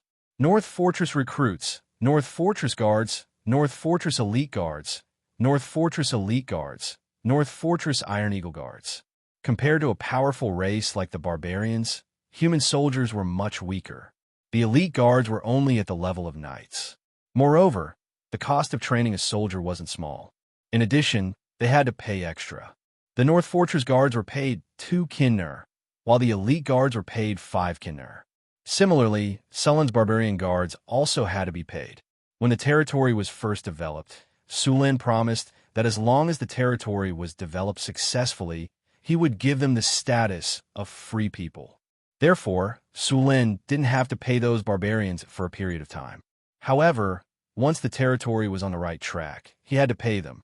According to the system's standards, the barbarian warriors weren't cheap. Of course, compared to their strength, it was still worth it. After all, they couldn't be hired in the human world with hundreds of kinner. The security team was set up and trained by Harrison.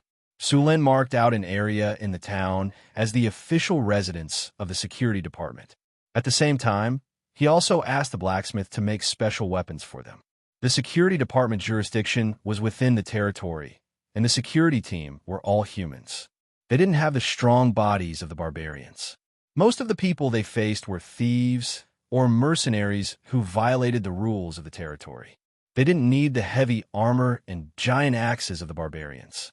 The security team was equipped with light armor and chainmail. Their weapons were also long swords. Although these weren't the best, they were enough to deal with the guards and mercenaries of the caravans. Security Department, a simple security official's residence. This is the headquarters to protect the safety of the territory and fight crime. Security +5, popular +3, law +3. With the establishment of the security department, the prison was also built. Unlike the security department, the prison had to be rebuilt. After all, a prison was different from a normal house. The good thing was that the prison didn't need to be too big. Those who committed the most heinous crimes would be sentenced to death. Only those who committed less serious crimes would be locked up there. Under Sullin's mud-to-stone spell, the construction was completed very quickly. Prison. You should be glad that you're only locked up. You still have a chance to change. Reformation +10.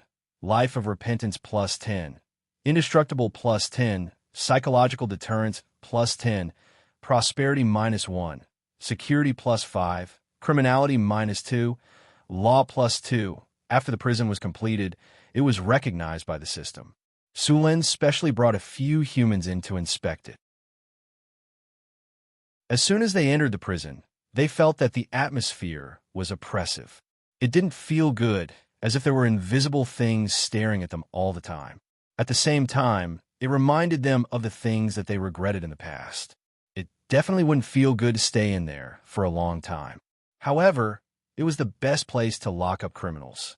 This place was used to lock up criminals, not for them to go on vacation.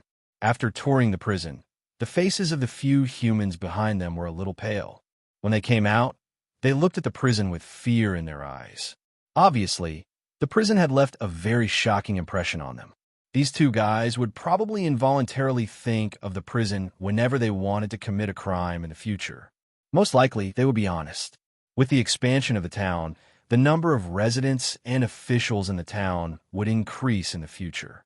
With that, all kinds of crimes would definitely increase, especially the corruption of officials.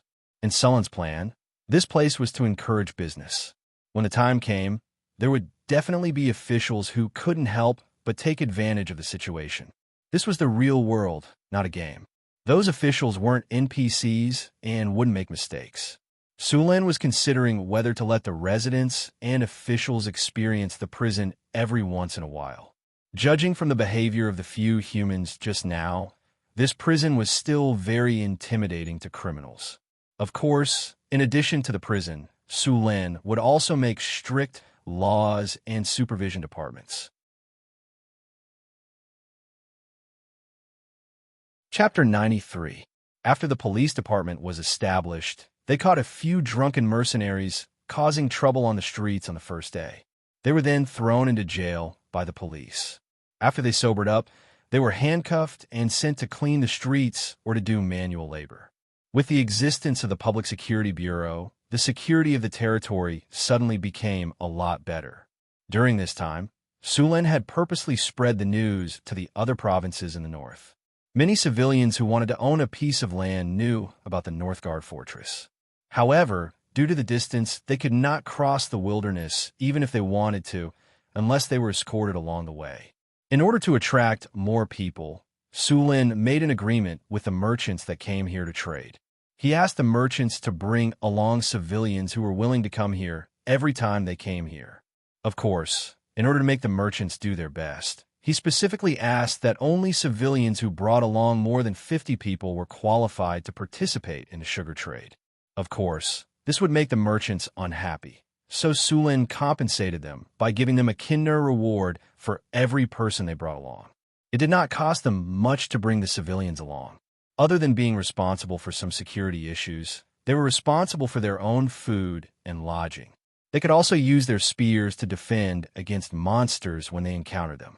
After some consideration, the merchants agreed. From a second month onwards, the population of the territory began to slowly increase. The local lords did not care much about the loss of the civilians. After all, the people who left were all homeless. If they stayed, the city could not provide enough jobs for them. These people could only steal to survive, or they could become mercenaries. To be honest, mercenaries did not have a good reputation. Many mercenaries were part-time robbers in the wilderness. Some mercenaries would even attack their clients directly. After they did it, they would move to another place. Therefore, most merchants would have their own guards and mercenaries. Therefore, the lords would not stop the refugees from leaving. Instead, they would clap their hands and welcome them. When the refugees came to Sulin's territory, they were as poor as a church mouse. Sulin would not be kind enough to directly distribute land to them. There was a saying in his previous life that went like this: a small amount of kindness was a small amount of hatred. If Sulin directly distributed land, houses, and food to them, these people would probably think that these things were what they deserved. Once Sulin stopped providing them with help, they would even think that Sulin owed them. Therefore, Sulin didn't plan to do this at all. From the beginning, he planned to use work as a form of relief for these people. In any case, there were many people in the territory who needed to work, so he didn't have to worry about not being able to arrange for these people. Sulin would let these people work and pay them wages. They could also rent houses in the territory. Of course, they had to pay rent. The rent would not be very high, but it was necessary. When they went out to work, they would be given 2 meals. In this era, other than the nobles, the commoners only had 2 meals a day. The territory did not keep idle people. The civilians who came with the caravan were a mix of good and bad. Some of them knew their place, while others were idling around. Sulen did not need to do anything for these people. He just threw them to the kobold or gnoll supervisors, and the supervisors would teach them a good lesson. These people would work in the territory for 3 months, and then they would be qualified to buy houses and land, or the right to reclaim wastelands. Reclaiming wastelands here needed to be reported in advance. As long as one paid a kinner, they could get the right to reclaim 10 acres of wastelands. These 10 acres of land would be tax-exempt for 3 years. After 3 years, the tax would return to normal. Houses could be rented, and if one had the money, they could also buy them. Therefore, in Sulen's territory, as long as one worked hard, they would live and get better and better. These people who lived at the bottom of the food chain worked hard more often than not, but they could not even afford to eat and wear. With the addition of population, the territory became more and more lively. In addition to white sugar, the rum in Sulen's territory also began to be sold. This kind of refreshing and sweet rum became very popular as soon as it appeared. Therefore, several chambers of commerce were fighting for a share of the rum's sales. Because rum was brewed from waste honey, the cost of production was not high. In order to sell it at a high price, Sulen made a new packaging for the high-quality rum. Because of the growth of the territory's population, Sulen built a glass factory by the Red Sand River. He used the river's sand to calcine the glass. At first, he was worried that the quality of the calcined glass would not be good. He did not expect Hathaway to be so good at making glass. Thinking about it, as an intermediate alchemist, making glass was too easy for them. With Hathaway's guidance, Sulen's glass factory successfully produced qualified glass.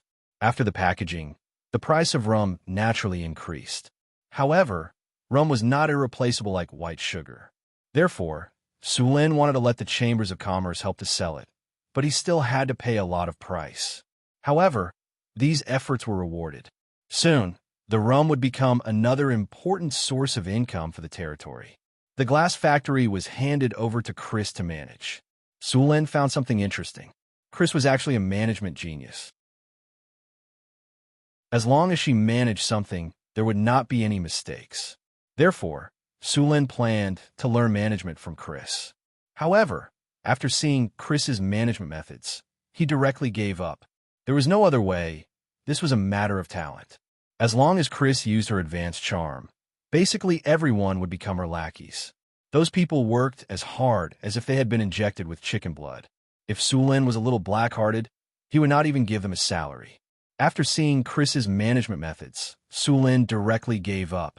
He could not learn the advantage of talent unless he was willing to cross-dress and get an advanced charm talent.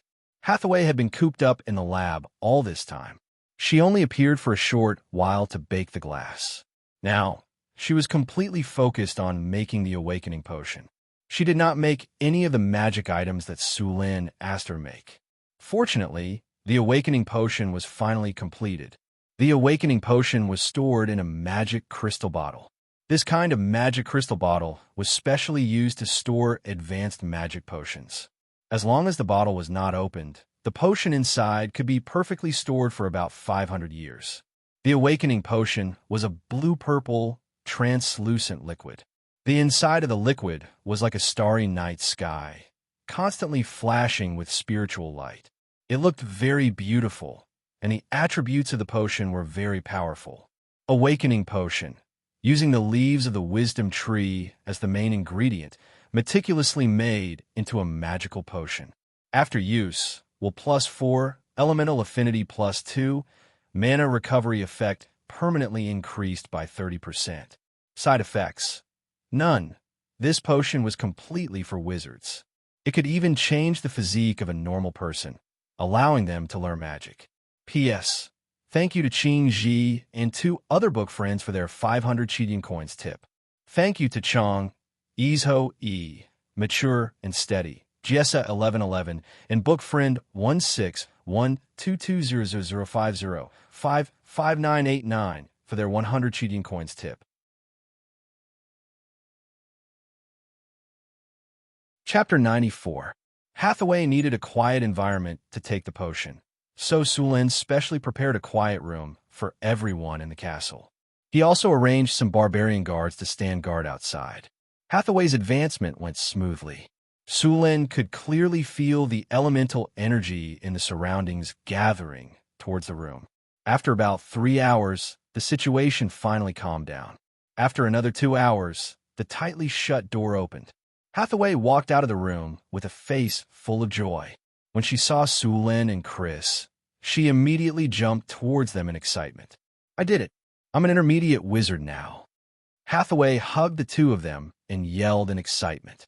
It took a while for her to calm down. Sulin also opened Hathaway's status window to check. Name: Hathaway. Loyalty: 95. Profession: wizard, alchemist. Rank: intermediate wizard, intermediate warlock, intermediate alchemist. Strength: 13. Agility: 12. Will: 23. Vitality: 15. Charm: 23. Command: 30. Characteristics, talents: intermediate elemental affinity, strength and will, focus, strength and sense, energy control, bloodline awakening, intelligence. Mana regeneration skills: magic trick, magician's hand, illuminate, hypnosis, charm person, arcane missile, grease, shield, featherfall, web, burning. Hand: acid arrow, invisibility, scorching ray, protective arrow, intermediate alchemy, potency, elemental resistance, fly, fireball, lightning, summon magic creature, freeze abilities. Combat casting, proficient casting, rapid casting, meditation, magic talent, spell maximization, weapon proficiency.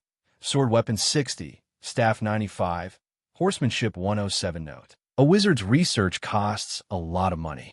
You need to pay her every month.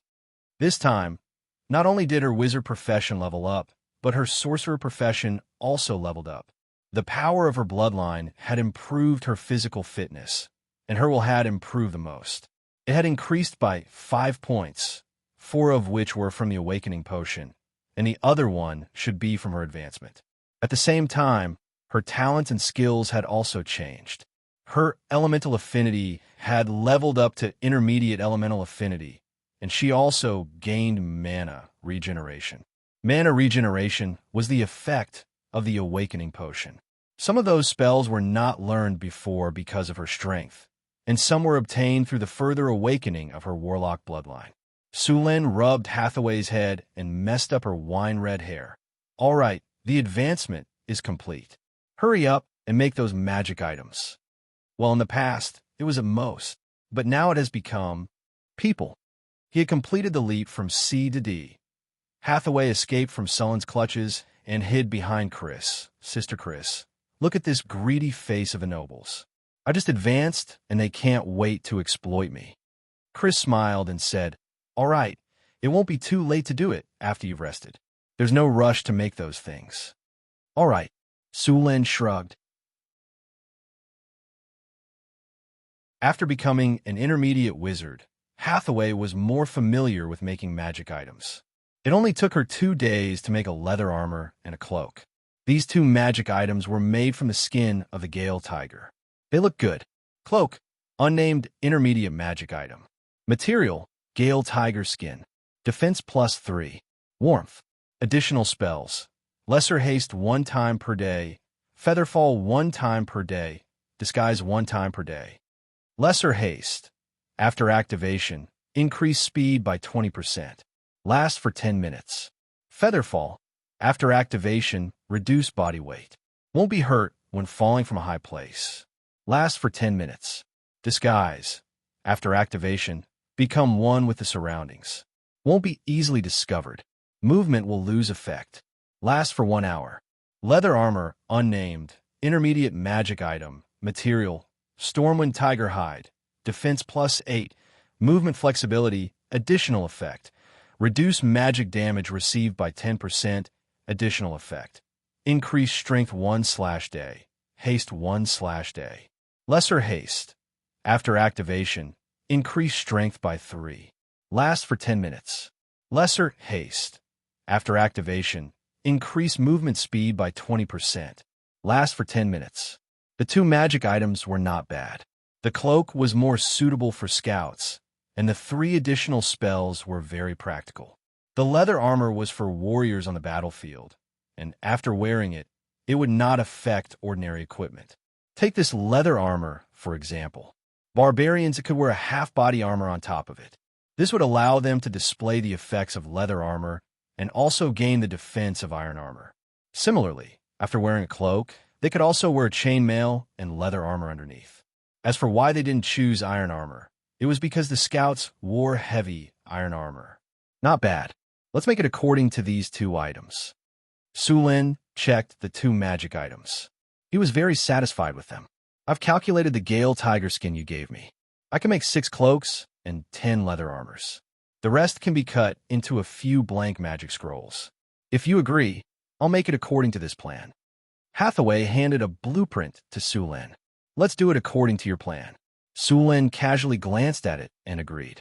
All right, I almost forgot to tell you. I can also make the materials from the ogres. Hathaway said proudly. Her expression was as if she was asking for praise. Good job, Sulin praised. After nearly 2 months of construction, the water supply system in the territory was finally about to be completed. There was a 4-kilometer-long elevated aqueduct for 30-meter-tall water wheels standing on both sides of the Red Sand River, and a reservoir that could hold 1,000 cubic meters of water. Such a reservoir could easily satisfy the water needs of a city with tens of thousands of people. The water supply pipes in the territory were made of pottery. Sulin used mud to stone to connect the pipes. The water supply pipes would be connected to each house in the territory. The water pipes in the houses were made of iron. The ancient Romans disliked iron because it would rust, so they used lead to make water pipes. As a result, the pipes didn't rust, but the ancient Romans were poisoned by lead. Although this wasn't the direct cause of the fall of the ancient Roman Empire, drinking water with excessive lead for a long time would cause the people's health and fertility to decline. Ding! The city water supply system is complete. City water supply system. A water wheel is used to lift water. An elevated aqueduct is connected. A large reservoir is filtered, precipitated, and disinfected. Ceramic and iron pipes are used for water supply. Water supply plus 15, cleanliness plus 15, durability plus 20, city beauty plus 10, people's sentiment plus 2, public security plus 1, prosperity plus 5. A good water supply will make the people living here feel more at home. A clean and convenient water supply will make the city more prosperous.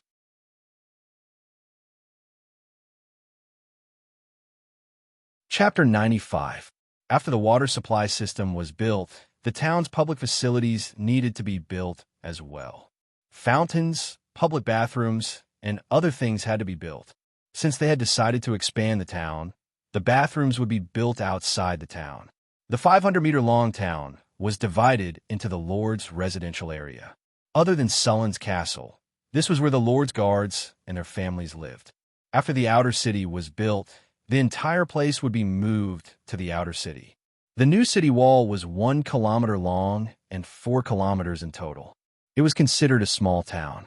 The original city wall became the inner city. In order to build the outer city, Sulin brought the barbarian guards to the wilderness to capture a large number of slaves. In fact, after their continuous patrols, there were very few goblins, kobolds, and gnolls around the territory. Although these creatures were not very smart, they knew to avoid dangerous areas. Sulin's territory was now a dangerous area for the goblins, kobolds, and gnolls. If they wanted to capture slaves, they would have to go to places further away from the territory. After wiping out a few goblin and kobold tribes, the number of slaves in the territory broke through to 2,000. Sulin didn't intend to use mud to rock for the construction of the outer city wall, mainly because it was too much work. In Sulin's plan, the height of the wall was 10 meters and the thickness was 4 meters. If he relied on himself to cast mud to rock for such a large amount of work, it was estimated that he would have to do it thousands of times. Therefore, Sulin was going to build with bricks and stones. For a long time, the territory would be in a period of development and construction, so there would be a lot of bricks and stones needed. Su Luan was going to build a brick kiln factory in the territory to make bricks and stones for the territory. With the sugar trade, the territory would have a stable source of income. Su Lin once again sent Xian to the northern cities to buy slaves to increase the population of the territory. Now, there were more than 1,000 human slaves in the territory, and there were more than 300 refugees who came with the caravans. The population of Sulin's territory had reached more than 1,700 people. It was not difficult to transfer some people to build a brick kiln. Sulin was in a good mood during this time. With money, the construction of the territory sped up a lot. After fooling around with Chris last night, he was full of energy when he woke up in the morning. However, his good mood didn't last long. A soldier from a security team rushed over on horseback. The bad news made his face turn gloomy. Last night, 3 fishermen were killed at the harbor. Upon hearing the news, Sulin's good mood immediately dissipated. He walked towards the port with a gloomy face. The dead were slaves bought by Sulin. His slave job was to fish. Because the territory had been cleaned up so many times, the area around the town had become very safe. In addition, there were 2 rivers at the port. Goblins and kobolds couldn't pass through, and gnolls hated water, so the slaves would stay near the port at night for the convenience of their work. At night, they would rest on the fishing boats. Every 3 to 5 days, they would return to the shore to rest and replenish their daily necessities. In fact, these fishermen were ranked at the top in terms of points. The various types of fish caught in the harbor were the main source of meat for the territory. Because the bison needed to be farmed, they were no longer slaughtered. The spotted antelope had also begun to try to domesticate and breed them. Before they succeeded, they would no longer slaughter them. The source of meat in the territory had decreased by a lot. Now that 3 fishermen had died suddenly, the other fishermen would definitely worry about their own safety. When Sulin arrived, there were already many people gathered around. Seeing the Lord coming, the people around all moved aside. Sheriff Harrison came up to greet him. Looking at the crowd, Sulin frowned. Sheriff Harrison quickly yelled at the crowd. Other than the fishermen, everyone else returned to their posts immediately.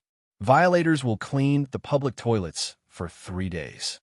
Hearing the sheriff's yell, the crowd scattered immediately. Sulin followed Harrison to the harbor. There were 3 stretchers at the harbor. The bodies had been fished out after they were found.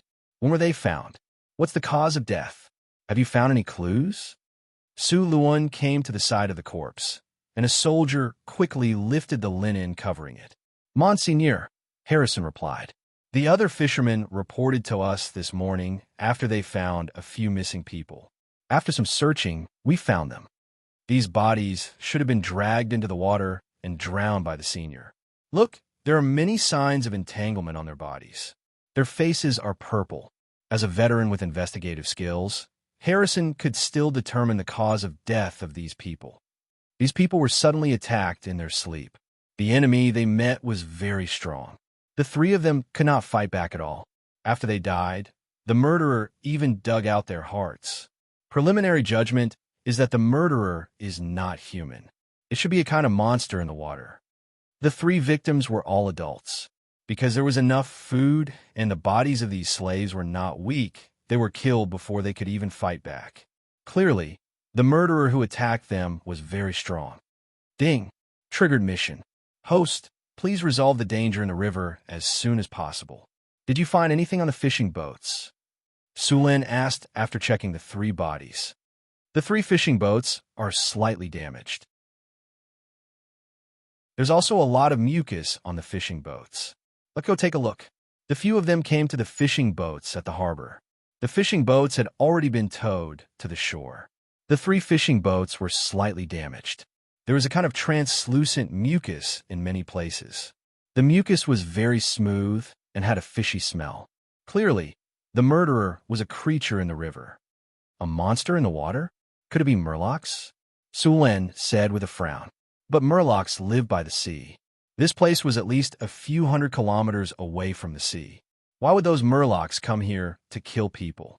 No, Judging from the bodies of these people, they were probably dragged into the water by tentacles.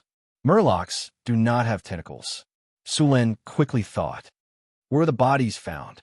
Sulin continued asking. Harrison brought Sulin to a bend in the river and pointed at a patch of seaweed. In a patch of seaweed, when they were found, the 3 bodies were all wrapped up in seaweed. Soon, the few of them arrived. As expected, there was a lot of mucus on the seaweed. Sulin and the others continued to search around and expanded the search area. Not long after, one of the soldiers found a new clue. Monseigneur, there's mucus here too. Sulin went to check it out. There was also a lot of mucus on the seaweed. Following that, the group continued to search along the mucus. More and more clues were found. The group continued to follow the clues. After searching for half an hour, there was no other discovery ahead. The group shifted the main search area to this body of water. P.S. Thank you to say loneliness to loneliness for the 200 Chidian coins tip. Thank you to Jean Ing for the 500 Chidian coins tip. Thank you to Heavy Dragon Rider for your 200 Chidian coins tip. Eat Well Ke for your 1,000 Chidian coins tip. Heshapang for your 100 Chidian coins tip. Old Cat for your 233 Chidian coins tip. And Chong, Izhoi for your 100 Chidian coins tip.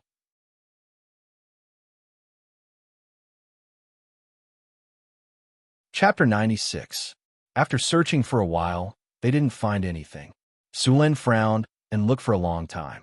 He had no choice but to put the matter aside for now. He turned to Harrison and said, "Give all the fishermen weapons. Also, from today onwards, all the fishermen are to return to the city to spend the night. No one is allowed to rest outside the city at night." "Yes," Harrison replied. It was already noon.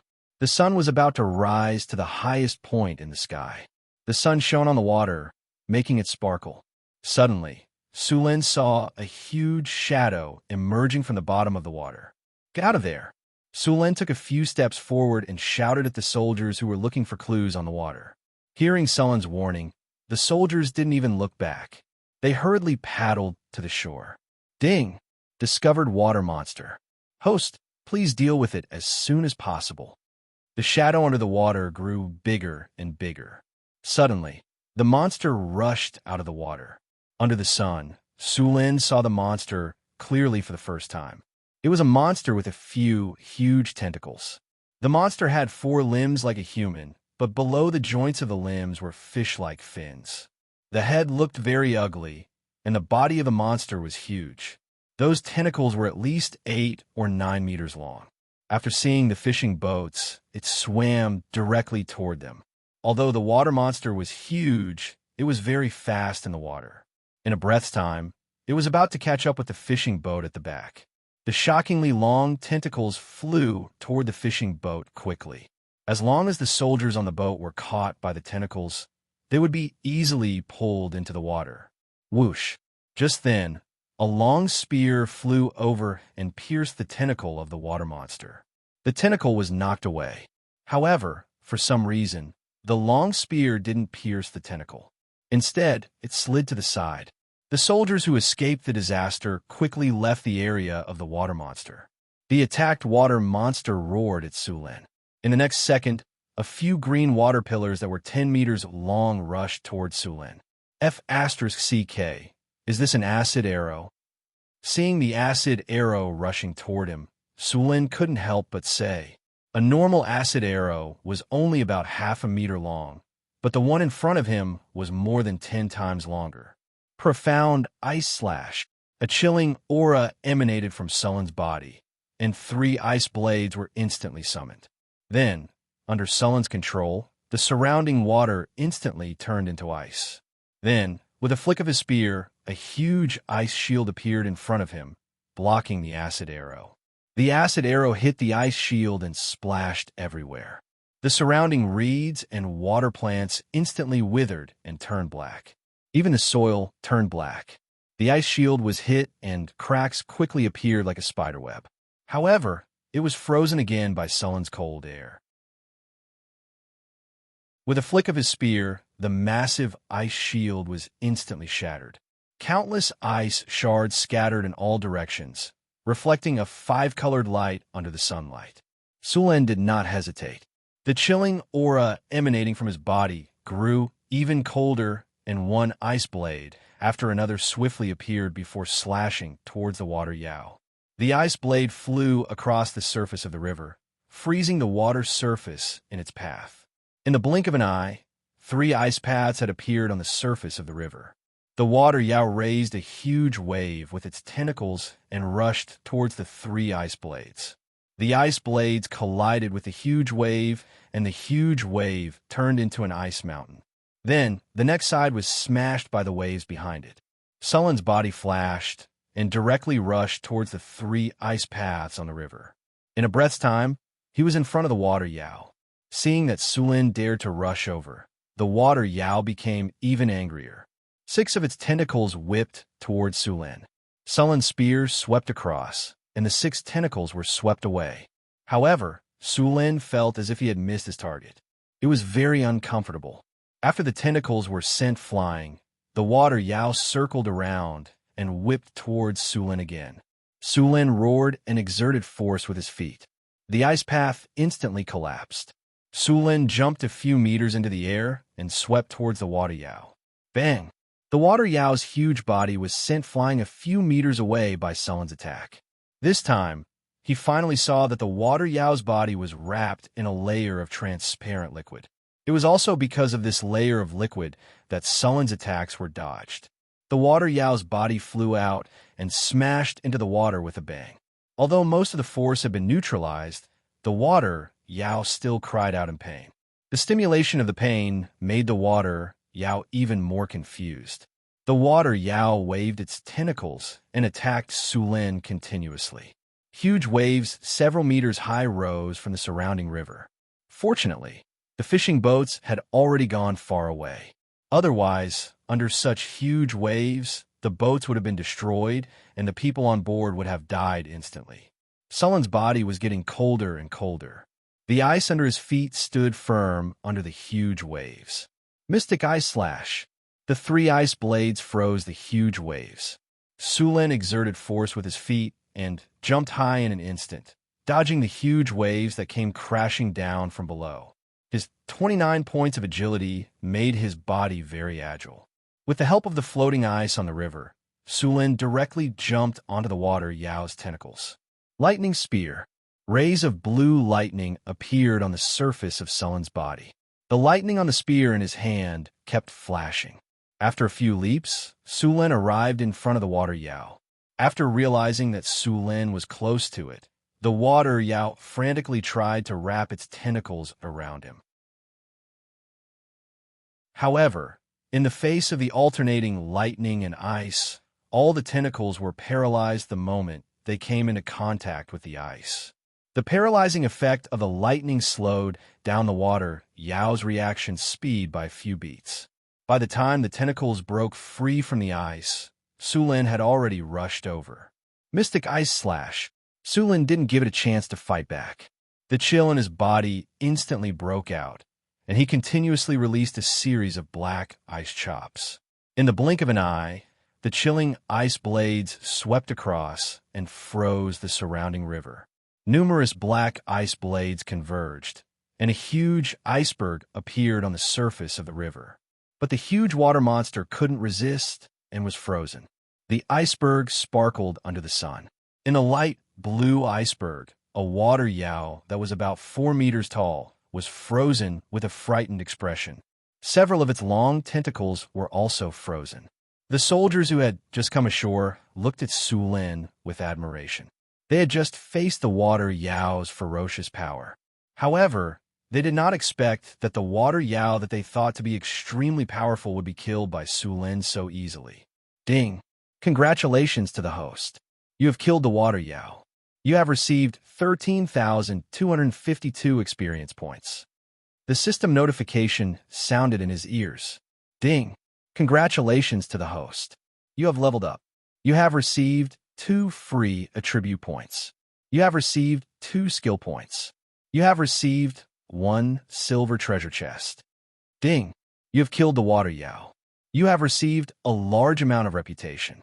Your name has spread across the wasteland. Your soldiers are more supportive of you. Reputation +1. Congratulations to the host. You have successfully killed the water yow. Your territory's security +2. People's sentiment +5. Sulin did not open his status window to check. Instead, he ordered the soldiers to transport the huge ice block back to the port. P.S. Sacrificing 2 books. Potioneer. There are runes, magic, runes, alchemy, and magic engineering. This is an interesting world. Lord of Souls. Traversing through the boundless world, hiding the souls of 10,000 souls and merging into one's body. When Lincoln woke up, he found himself in an unfamiliar world.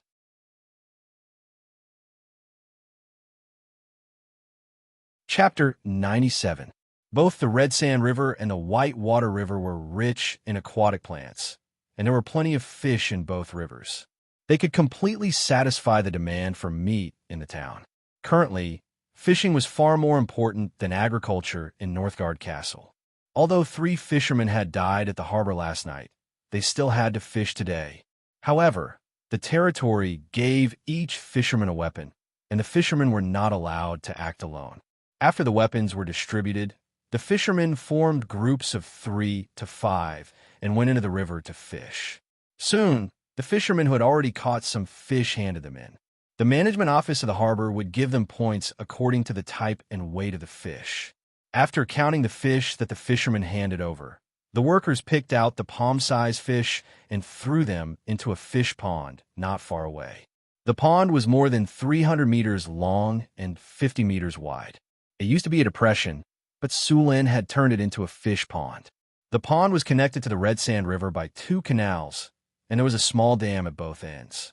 A pond like this was perfect for raising the small fish caught by the fishermen. Look, what's that? An ice mountain? Is that the security team? At the harbor, everyone looked at the ice mountain that was slowly approaching. The ice mountain was tied up with ropes and was being dragged by a few small boats toward the harbor. Look, there's something in the ice mountain. A fisherman suddenly yelled as the ice mountain approached the harbor. There really is something in it. Soon, the ice mountain was dragged to the harbor. The people around began to discuss it. Get out of the way. The water monster inside is the murderer of the 3 fishermen last night. The Lord has already taken care of it. Now, you can all go back to work. With that, Harrison directed the soldiers to transport the huge block of ice into the town. Sulin had already left. Riding on his horse, Sulin opened his attribute window and added one of the 2 points he had just received to spirit and 1 to dexterity. Name, Sullen race, human level, LV20, 685440000, strength, 37 dexterity, 30 spirit, 25 constitution, 29 charm, 19 command, 63 skills. Omitted, he opened his inventory and found the silver treasure chest that the system had rewarded him with. The monster this time wasn't very strong. The only problem was that the battle was in the water. Sullen's combat power underwater was only average. If the monster continued to hide underwater, he probably wouldn't be able to do anything. On the surface of the water, Sulin would have to depend on the player's control. Mystic Ice Slash could create ice cubes to give him a foothold on the surface of the water. Thunderbolt Gun could paralyze monsters, and it was the paralysis effect of the Thunderbolt Gun that gave Sulin the opportunity to kill the enemy in 1 hit. He opened the silver treasure chest, and a flash of light appeared. Congratulations, host. You have opened the silver treasure chest and obtained the Iron Body Bow. Iron Body Bow, a bow forged with fine steel. The body of the bow is strong and has a long range. It is a rare bow. Requirement: Strength 17, Constitution 15, Bow range +3, Bow power +2. Penetration: there is a 15% chance of penetration. After seeing the attributes of the bow, Sullen's eyes lit up. This bow was even stronger than the Centaur longbow that Owen had given him. The Centaur longbow was already a very powerful bow. However, although this bow was good, the requirement to use it was also very high. With 17 points of strength, it was impossible to draw the bow if one didn't have enough strength. Sulin took out the Iron Body Bow and tried to draw it. The body of the bow was very flexible. The bowstring was also made of steel wire and animal tendons. Such an iron body bow was very powerful. After playing with the iron body bow for a while, Sulin suddenly thought of the problem he had with the archer squad. He didn't have any good wood to make a longbow, so he would try using this iron body bow. After returning to the town, Sulin first went to find Hathaway. The water monster just now was a demon, but he didn't know this kind of demon. He didn't know the materials on its body, so he planned to let Hathaway handle it. Hathaway had been staying in the laboratory all this time. A lot of materials needed to be processed by her. She was in a state of pain and joy. During this time, she had used more materials to make magic than before. She carefully used a carving knife to carve the claws of the claw demon. The claws of the claw demon were made of 3 metamorphosed bone structures. They were between 30 to 40 centimeters long, and the middle one was the longest. This was the most valuable part of the claw demon. The rest, such as the heart and demon skin, were not that valuable. The claws of the claw demon were natural, enchanted weapons. They were harder than steel and very tough. More importantly, they had a natural armor-piercing effect. It was not easy to make them into magic weapons. Hathaway had to concentrate. After carving the last rune with the carving knife, Hathaway breathed a sigh of relief. She took out the potion that she had already prepared. Hathaway poured the potion along the rune that she had previously engraved. She murmured as she poured the potion. A magical power gathered in the laboratory. Soon, this magical power was integrated into the claws of the claw demon under Hathaway's control. A light flashed, and then the light integrated into the claws of the claw demon and disappeared. At this time, the claws on the test bench had changed greatly. They had become a curved knife. The curved knife was about 35 centimeters long. After adding the handle, it was 50 centimeters long. The shape of the curved knife was more like the curved knives used by the desert people. The color of the blade was dim, and it seemed to be able to absorb light. It was very suitable for sneak attacks in the dark. Ding dong. At this time, the magic doorbell suddenly rang. Hathaway put down the empty bottle and got up to open the door. "Why are you here?" Seeing that it was Sulin, Hathaway opened the door and let Sulin in. "Can I come?" Sulin walked into the laboratory and looked around. "Yes, my lord." Hathaway made a face at him and continued. "This is your new work?" Sulin saw the curved knife on the table at a glance. After seeing that Hathaway agreed, he reached out and picked it up. "I just finished it." Sulin picked up the curved knife. Unexpectedly, the curved knife was very light. He waved it twice, and there was a burst of sharp wind. "It's a very good weapon," Sulin said. Although he did not use curved knives, he could still distinguish good and bad weapons. "Of course, I spent a lot of effort to make this curved knife," Hathaway said proudly with her chest out. Sure enough, she was a woman with 2 mountains. Curved knife, unnamed mid-level magic weapon, material, claw demon's claws. This is a well-made magic weapon. It cleverly uses the special characteristics of the claw demon's claws. It is a night killer. Sharpness +1, armor penetration +1, attack speed +1, tenacity +1. P.S. Thank you to Heshapeng for the 200 Chidian coins reward. Thank you to Long Xian for the 500 Chidian coins reward. Thank you to Passion Juice for the 100 Chidian coins reward.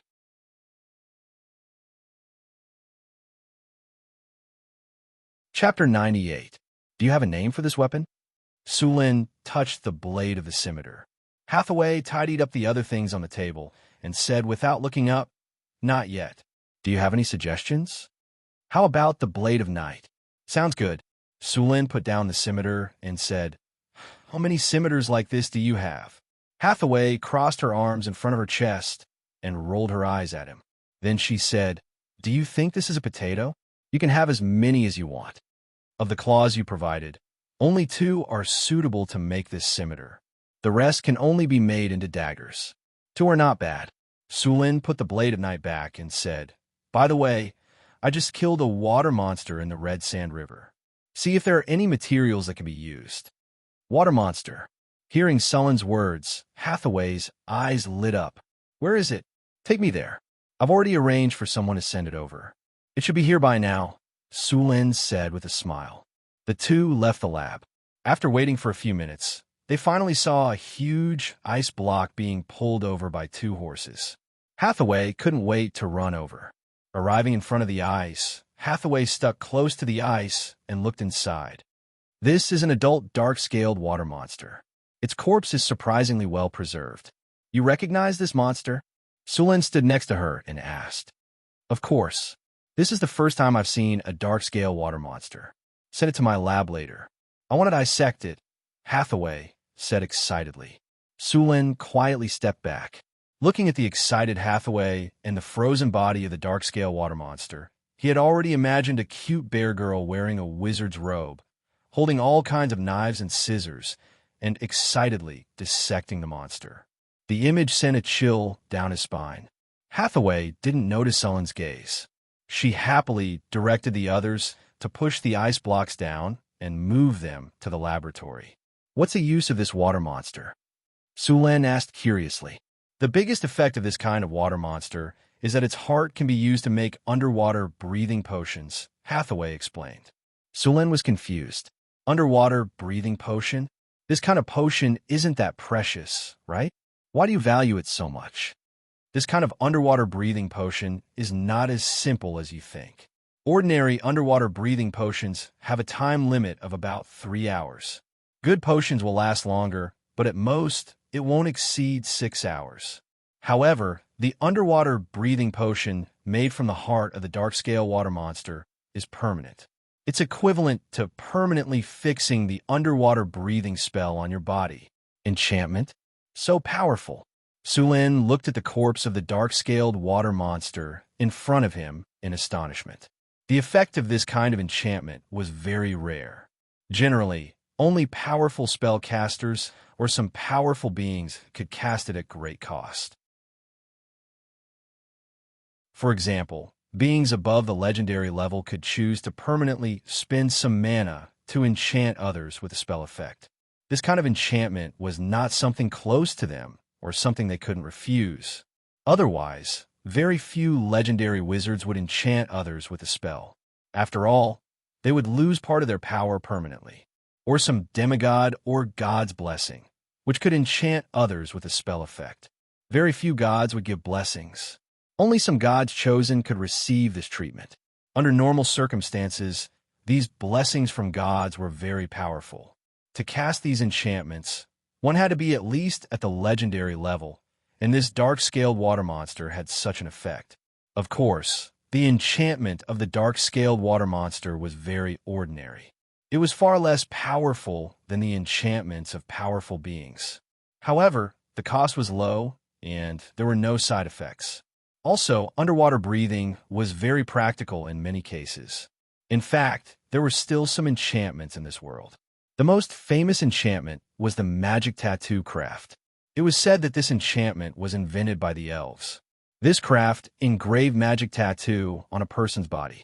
This skill of engraving runes on the body was very powerful. There was a period of time when many wizards shaved off all their hair and engraved magic tattoo. At that time, the Red Robe wizards were the best at this technology. It was also at that time that wizards, regardless of gender, were all bald. However, although this technology was very powerful, it had limited room for growth.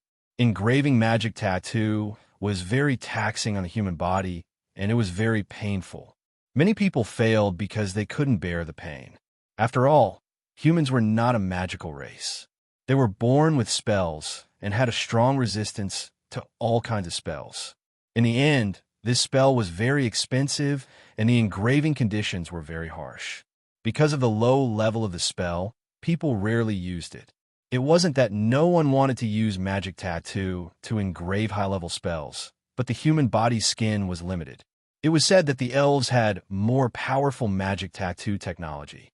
After handing the dark-scaled water monster's body to Hathaway, Sulin left the lab. Just yesterday, the white marble he had mined in the Sierra de Lotus had been delivered back. The marble was very delicate and pure white. It was a precious stone and called, not to mention in a place like the Northern Wasteland. Originally, he was going to build a bathroom in the Lord's mansion today. However, after the incident with the water monster, It took him more than half a day to get rid of the monster and deliver it to Hathaway. Now, he was in a hurry back and build a bathroom. Using marble to build a bathroom was something Sulan had planned for a long time. The bathroom he built this time was the kind that could be used to swim in. He was even going to build a fountain in the bathroom. What kind of statue should he put in the fountain? Should he put a mermaid or something else? Sulan hadn't decided yet. Sulan's marble bathroom was a combination of ancient Roman and ancient Greek architectural styles. The function inside was modern, much better than the architectural style of this world. Even Sulan planned to use this style for the public bathrooms in his territory. However, the material definitely wouldn't be marble. The water source for the bathroom was an underground hot spring that Sulan had spent a lot of time using the underground spring spell to find. Then he spent a lot of mana to divert the hot spring and guide it to the bathroom. The water temperature of the hot spring was about 60 degrees, which was just right. Moreover, Chris loved to soak in hot springs. The pipe led the hot spring water directly to the bathroom. The bathroom's pool was a type of running water. The water here was clean at all times. There were all kinds of reliefs on the walls of the bathroom. They were the work of several sculptors. These reliefs told all kinds of myths and stories. Some were of powerful creatures. The entire bathroom was built like a work of art.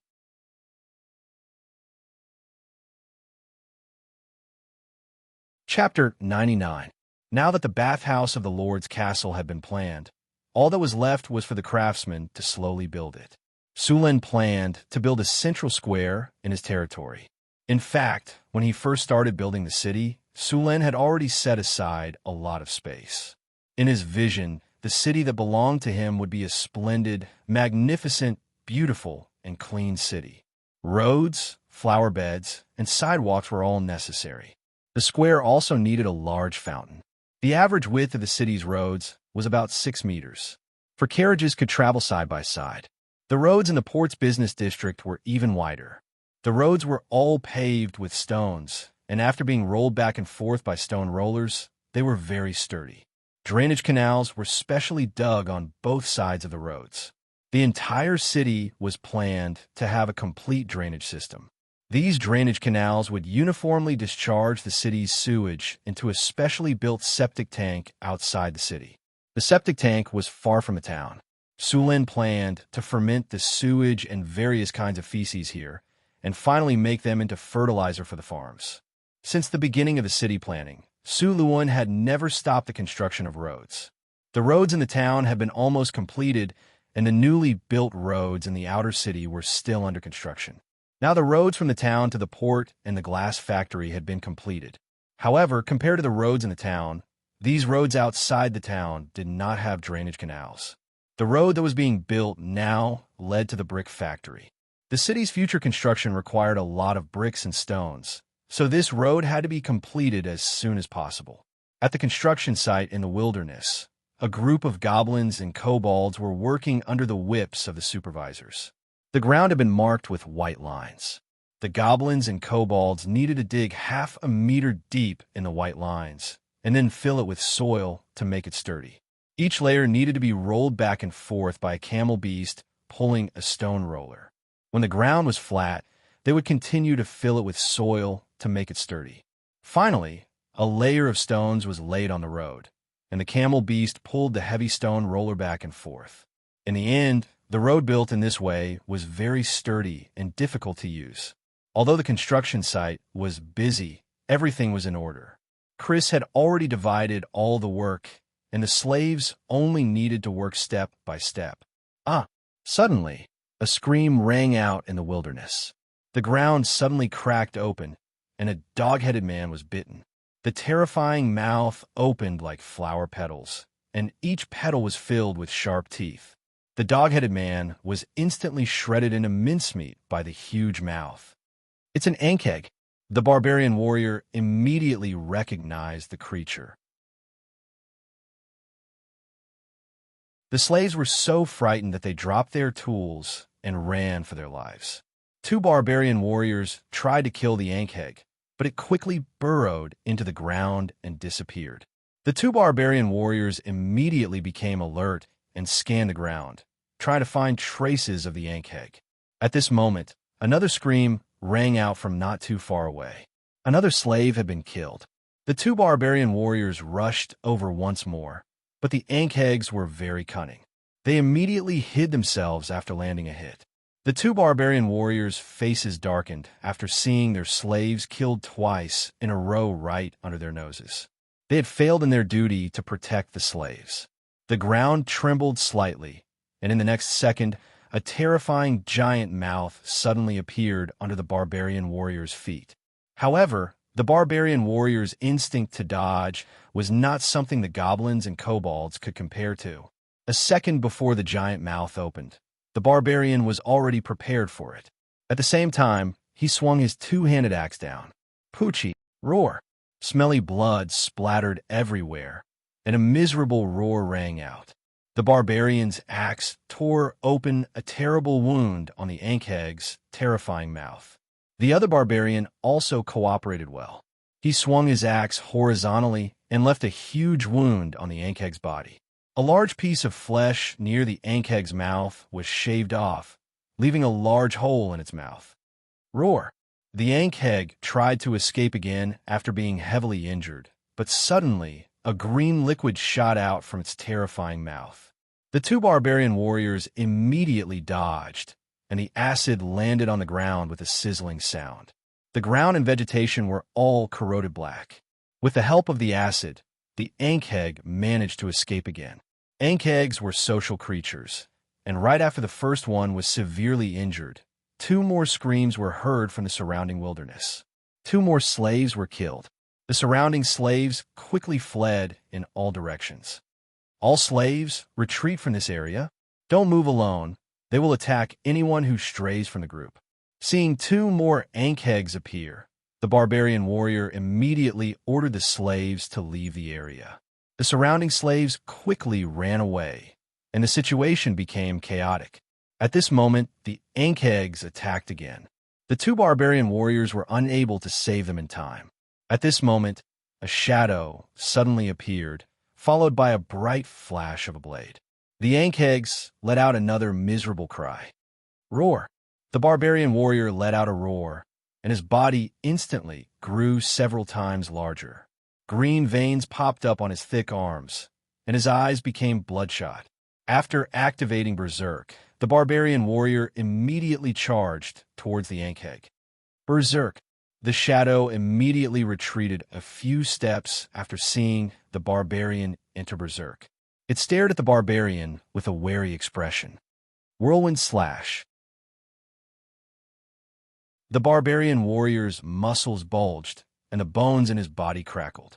The heavy two-handed axe brought out a blade of air and chopped down on the Ankheg's head. The powerful force directly chopped off the Ankheg's head, and dark yellow blood spurted out. The large body of the Ankheg struggled for a few moments before collapsing to the ground. After killing the Ankheg, the barbarian warrior's muscles began to return to normal, and the red in his eyes also began to fade. Soon, the berserk state was dispelled. Another Ankheg tried to escape, but another berserk barbarian caught it between the cracks of its shell. It tried to shrink back, but was unable to move because of the giant axe. Yellow blood gushed out, and the Ankheg's resistance became weaker and weaker. It would not be long before it died. Stranger, tell me what you want. The barbarian who was in berserk did not let down his guard because of the help just now. His eyes were fixed on the gray-robed figure. The figure looked thin, but was about 2 meters tall. His entire body was covered by a large robe, and even his face was covered. He looked very mysterious.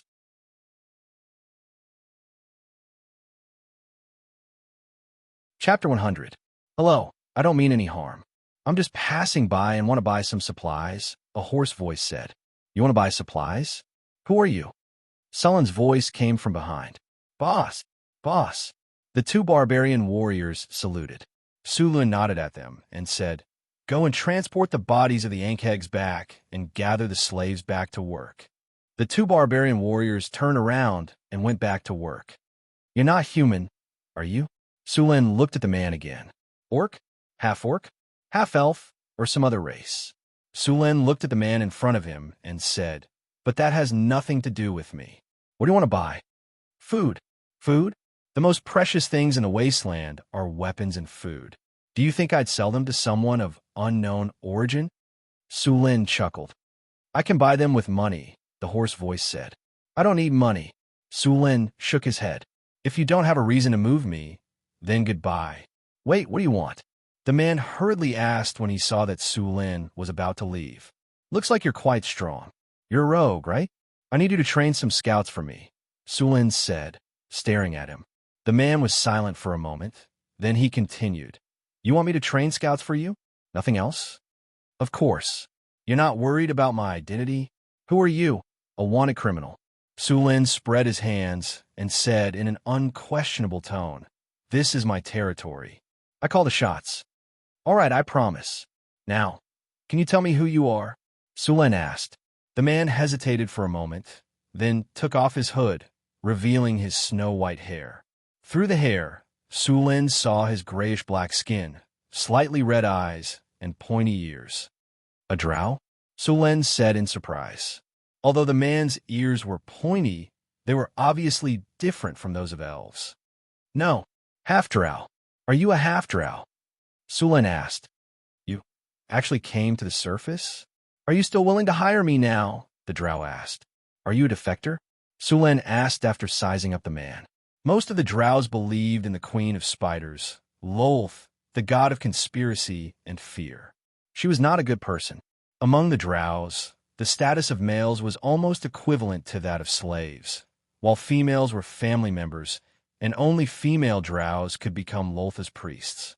Every drow city would be divided into a dozen or more families according to blood relations, and then these families would plot and assassinate each other in order to gain Lolth's favor. And it wasn't just between families, it was the same within the family as well.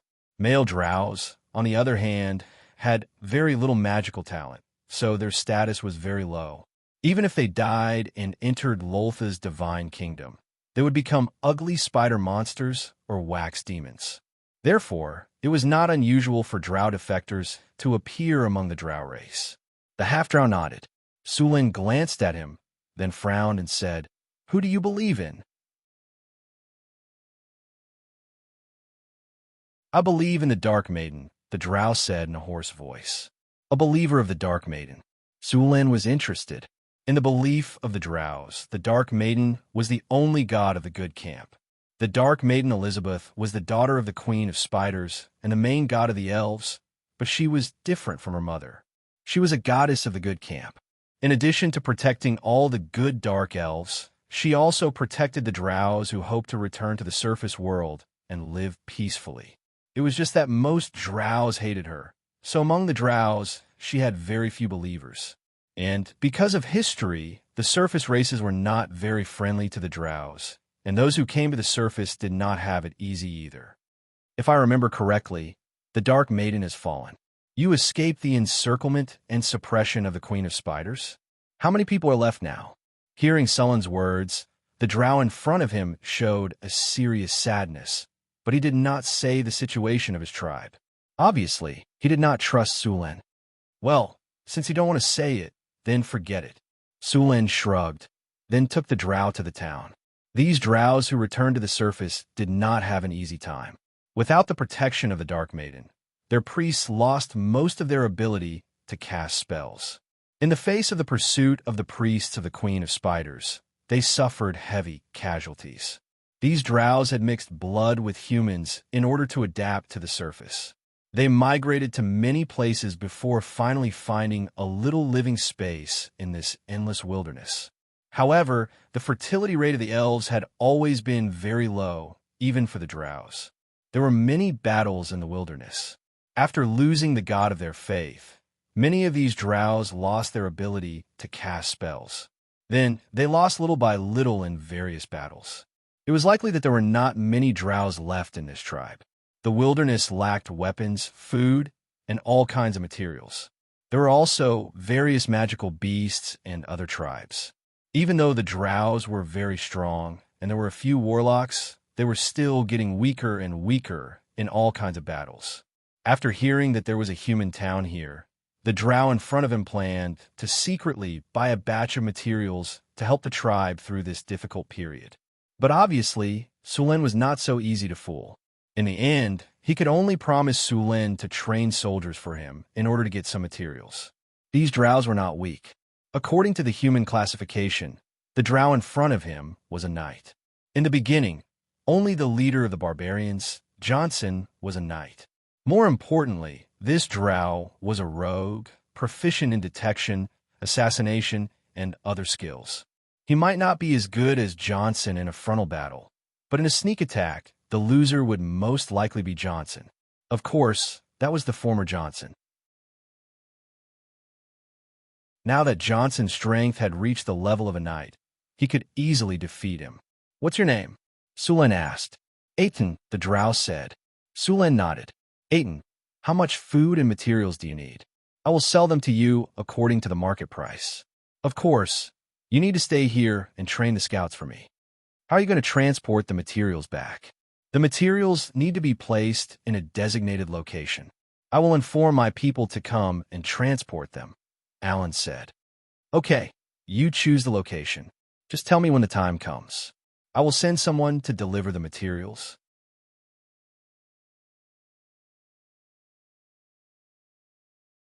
Chapter 101. Sulen was still very interested in these drows, especially some of the drows' works, such as an analysis of the 36 forms of binding spell of shadow tentacles, the partial application of enlargement and reduction, and the 72 gestures of Mage's Hand of Ecstasy. Sulen was thinking about how to subdue this drows.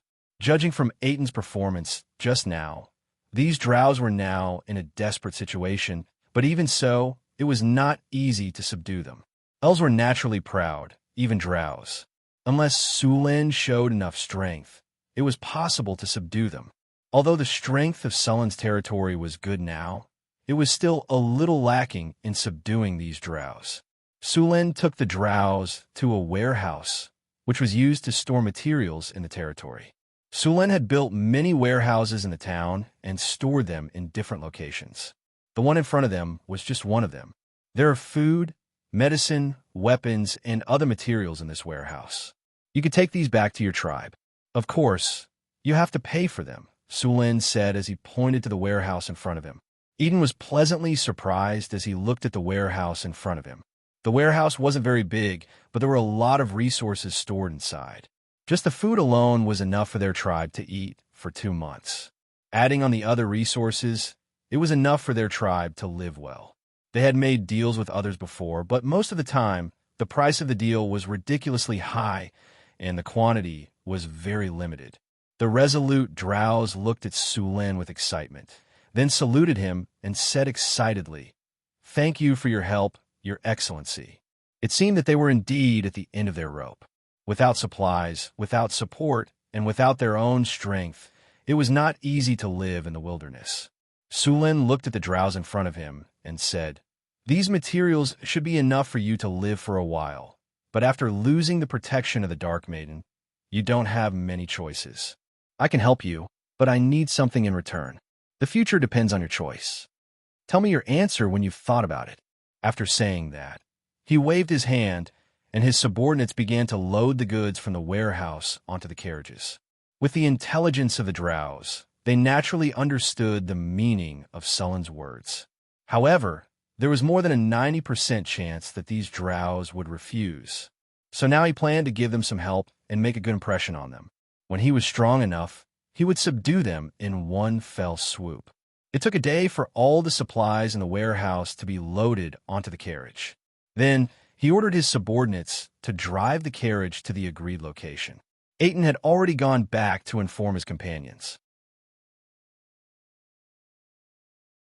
When they arrived at the agreed location, Aiton asked his companions to take the supplies away, while he took the money back to Sullen's territory. Sulen assigned him the task of training some scouts.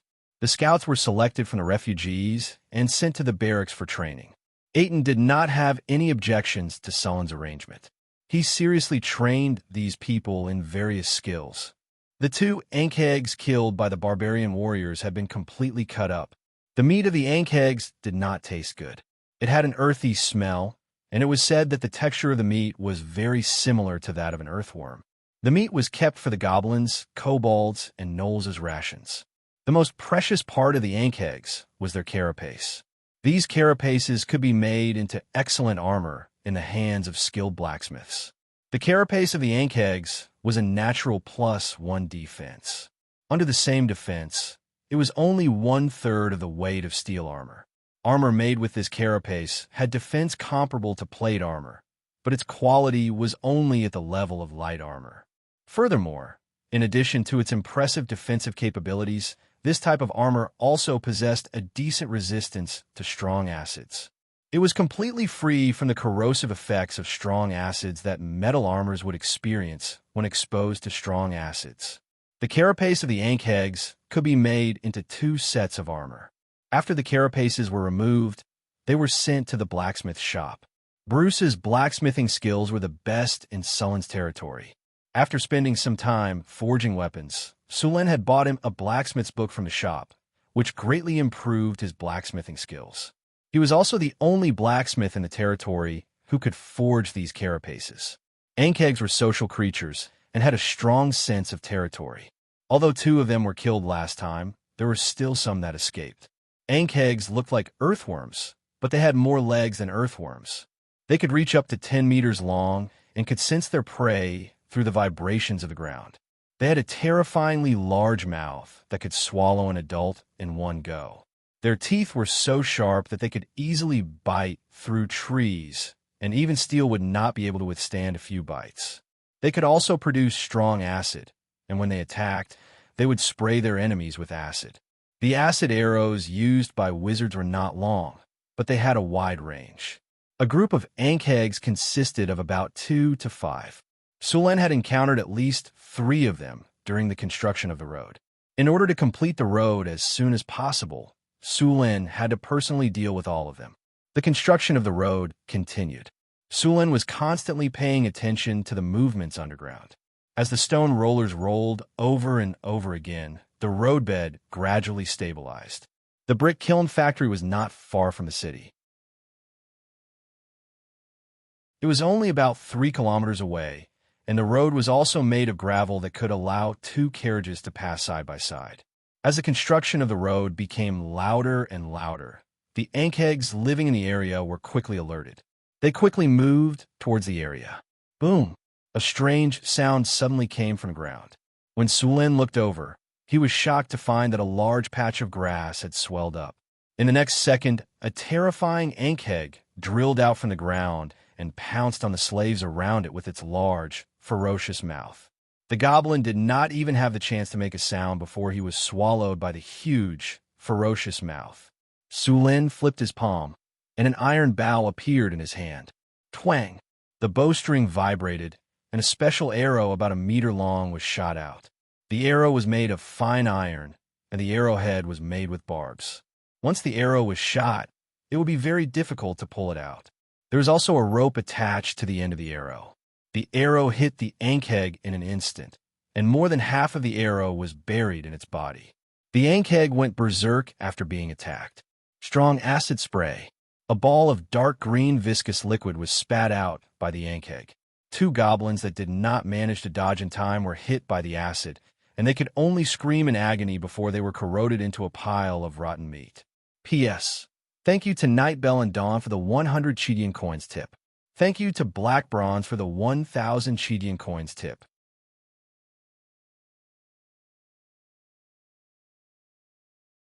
Chapter 102.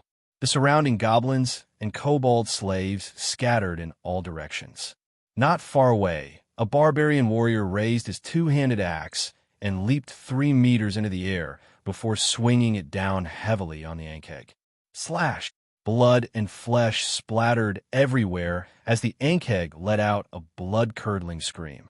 It shook its head in an attempt to knock the barbarian away, but the barbarian retreated and swung his axe horizontally.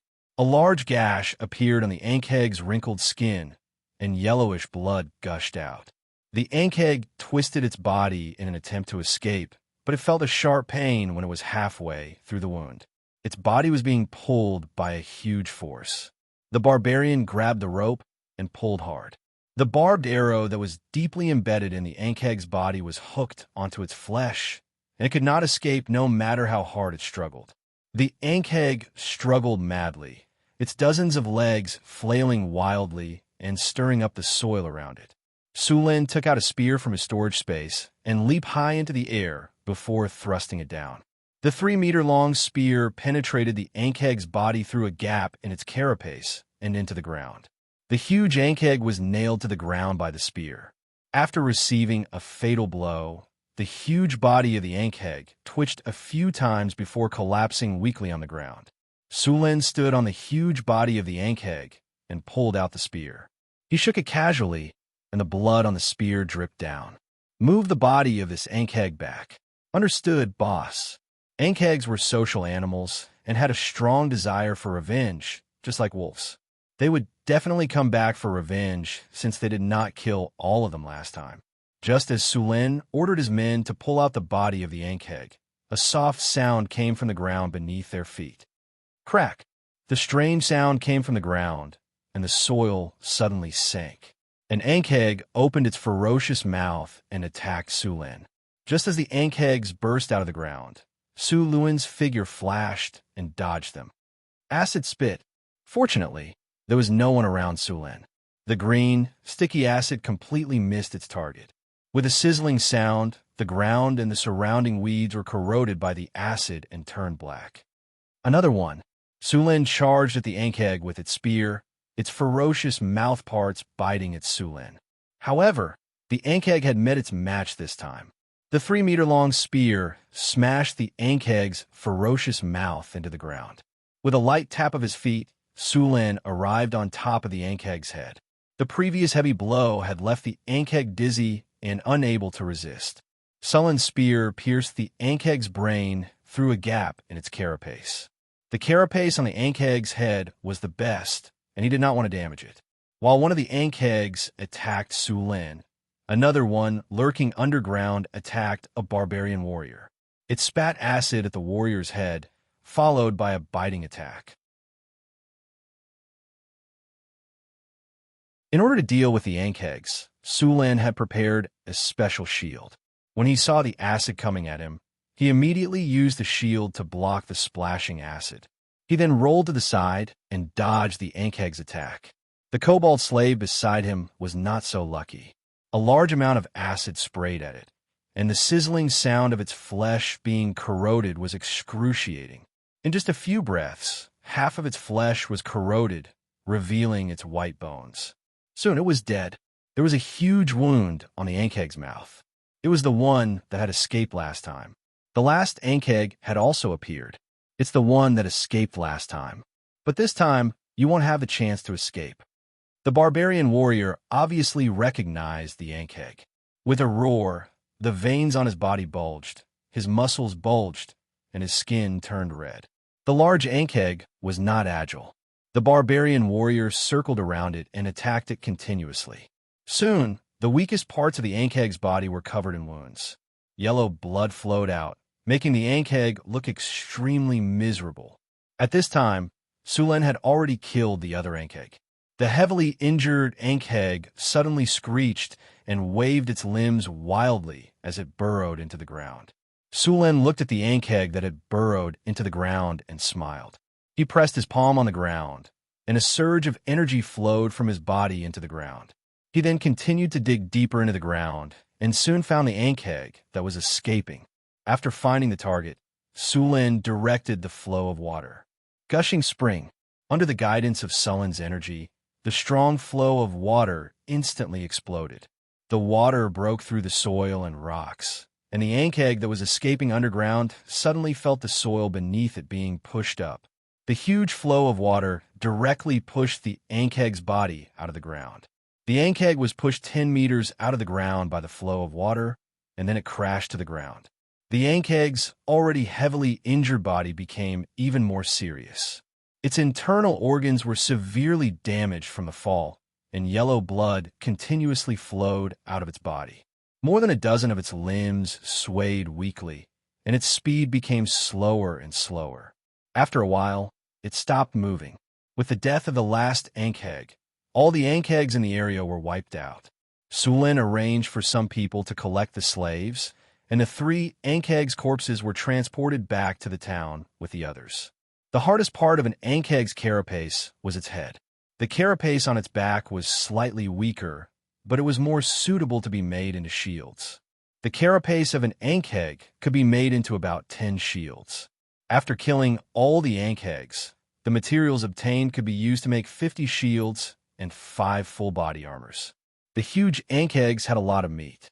Although they tasted bad, the goblins and kobolds did not mind. It was good enough that they had something to eat.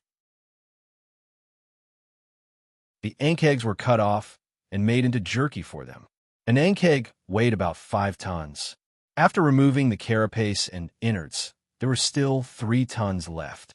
5 Ankhegs weighed 15 tons in total, which was enough for the slaves to eat for 2 to 3 months. Although Ankhegs were magical beasts, they did not have much use for wizards. The only thing that was valuable was the acid sacs in their bodies.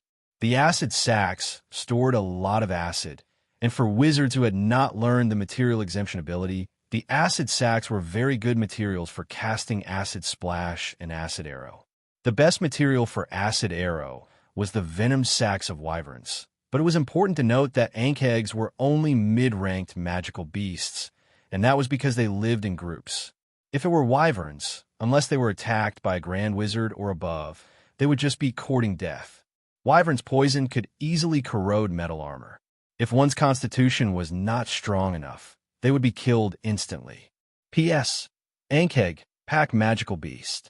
Strength, 22, spirit, 8, vitality, 25, agility, 9, charm, 4, specialty, natural armor, sturdy, underground stealth, listen, vibration perception. Skills, acid spray, bite attack.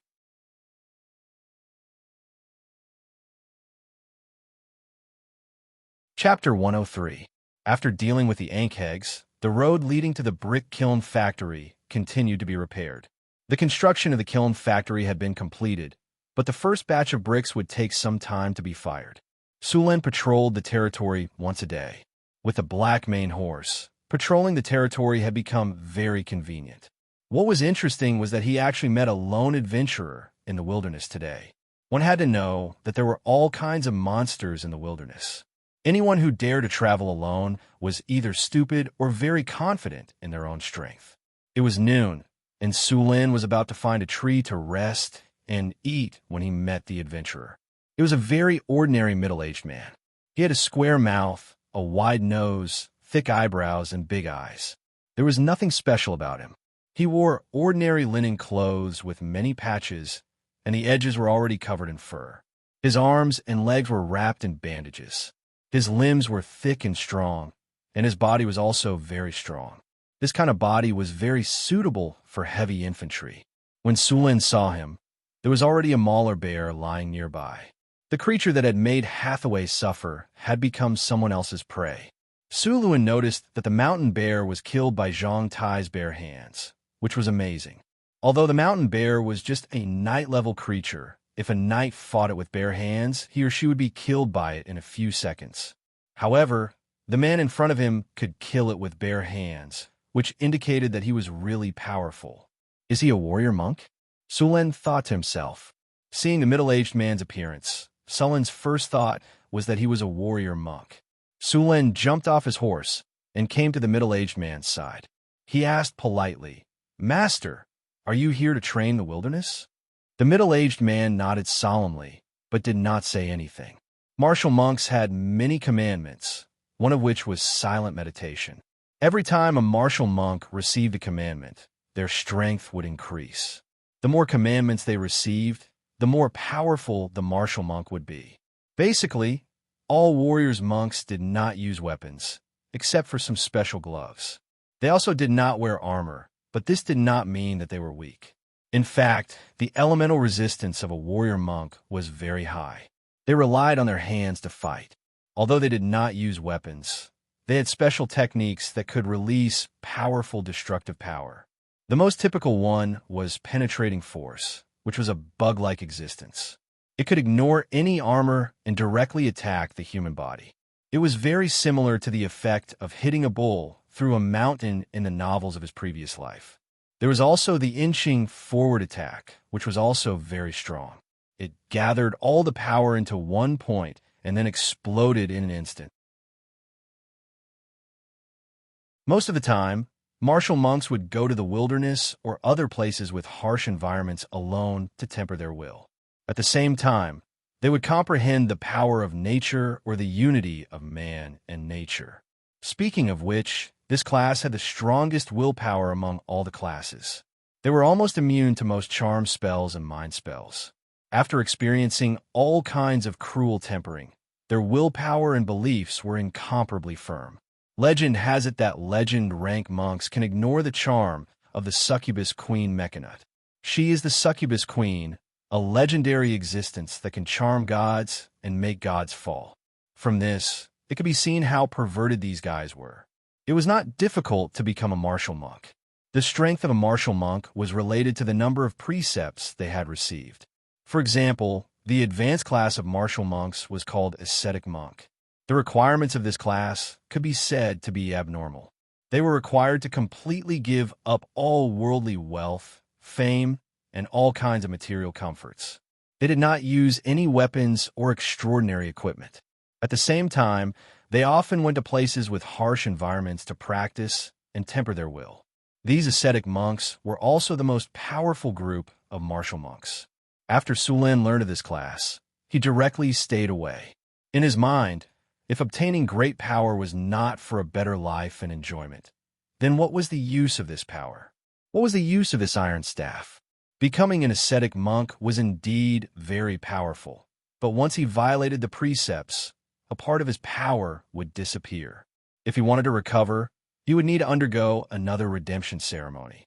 Many martial monks gave up in the process of receiving the precepts. Not everyone had the perseverance to give up all kinds of material comforts. For these people, Sulen was still very respectful. These people's will and beliefs were too strong. The martial monk used the mountain bear to exchange some dry food with Sulen. It was not that martial monks did not eat meat, but they did not eat meat when they were practicing. They only drank water and ate some simple dry food. As long as this practice was successful, the strength of the martial monk would be improved by leaps and bounds.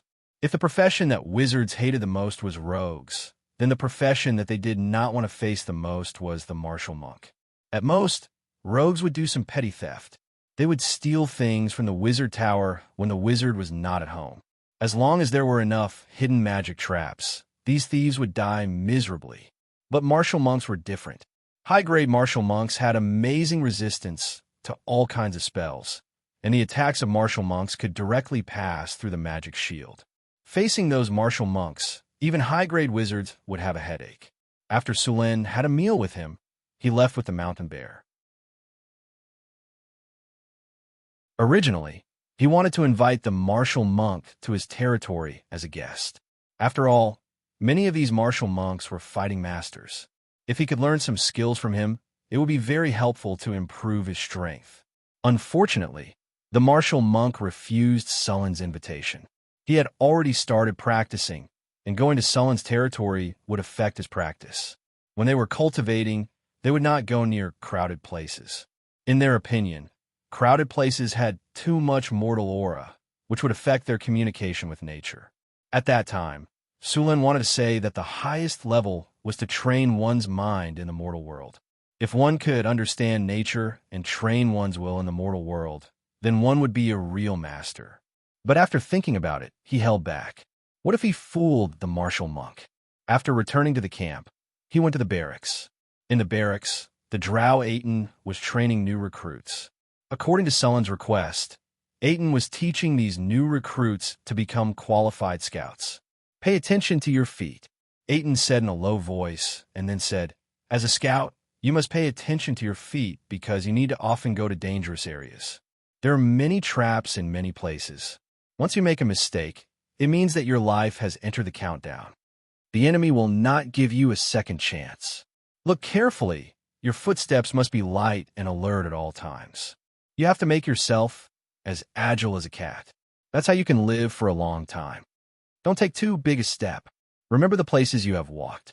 When you retreat, try to walk where you have walked before so that it is not easy to step on traps.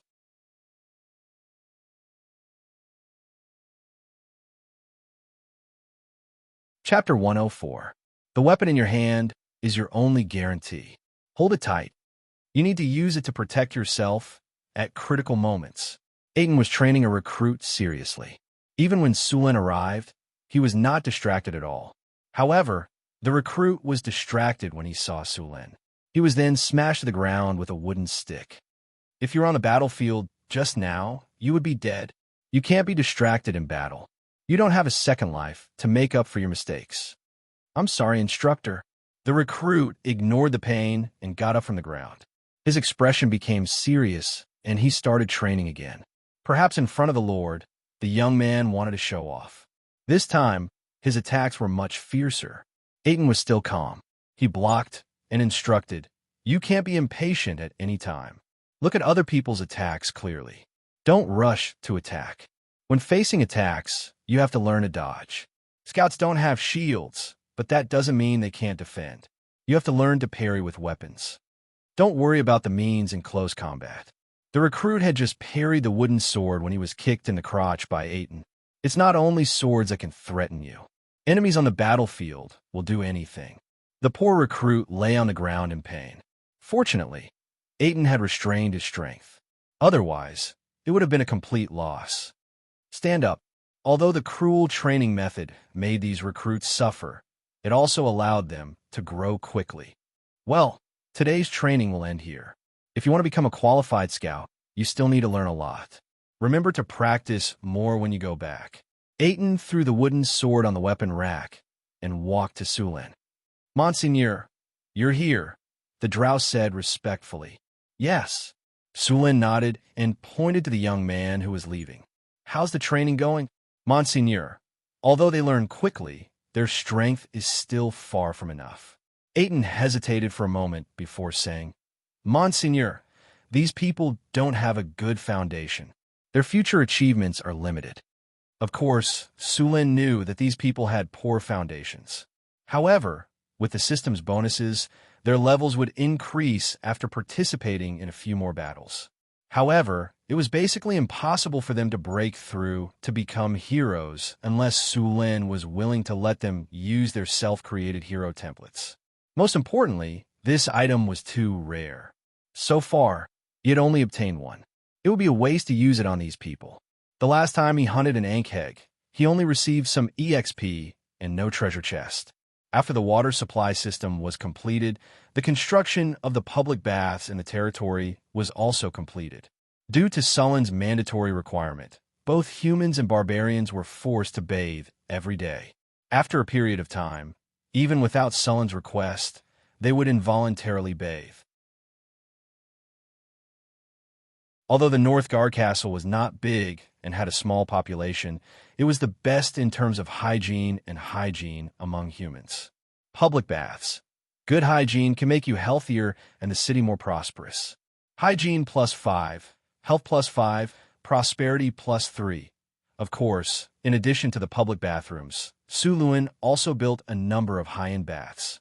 These bathrooms were built with marble, and the inside was also carefully carved by a sculptor.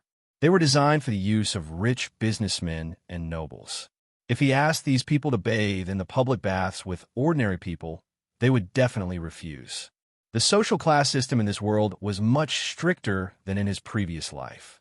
If you asked a noble and a commoner to use the same baths, they would feel that you were insulting them and would immediately fall out with you. Sulin naturally would not make such a mistake.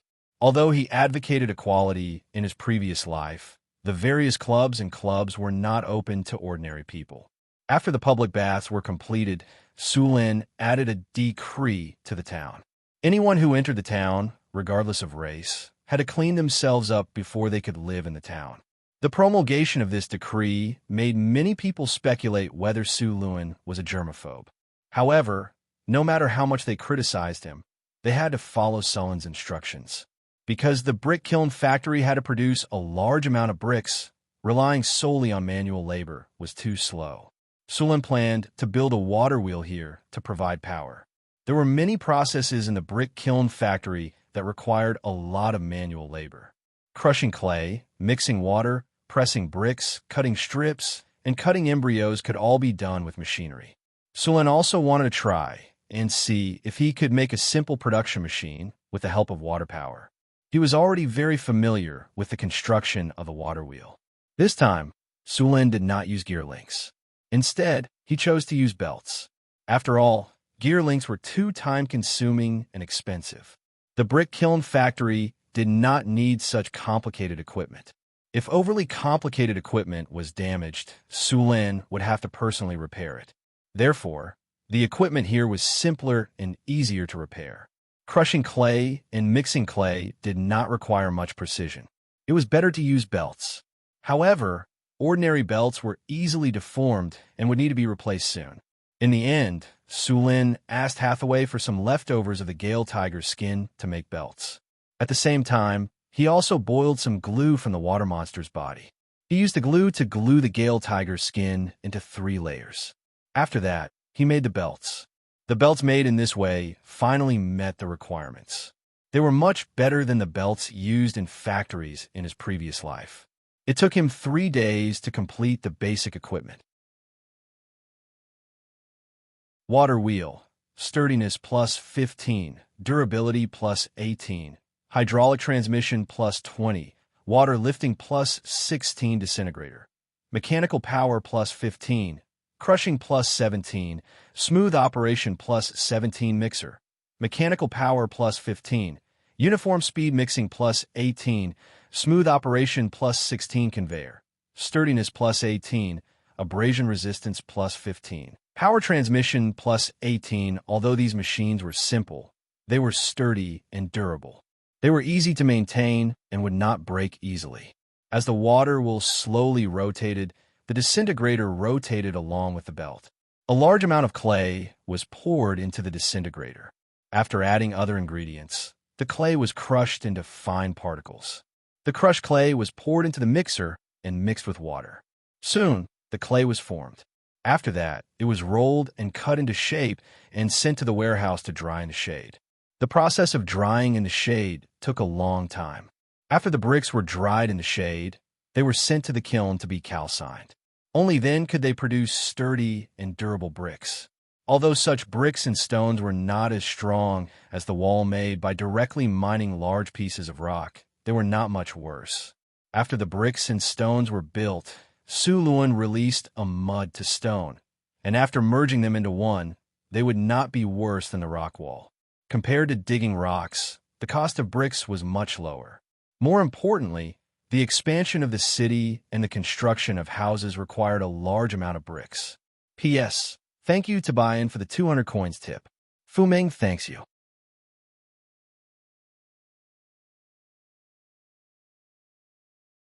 Chapter 105. The houses in the town were no longer built using bricks. The houses that were built this way did not look good. They were only used as temporary housing. Now that the brick kiln factory had been built, the houses in the future would be built with bricks. Sulan's plan had divided the inner and outer city into 5 zones.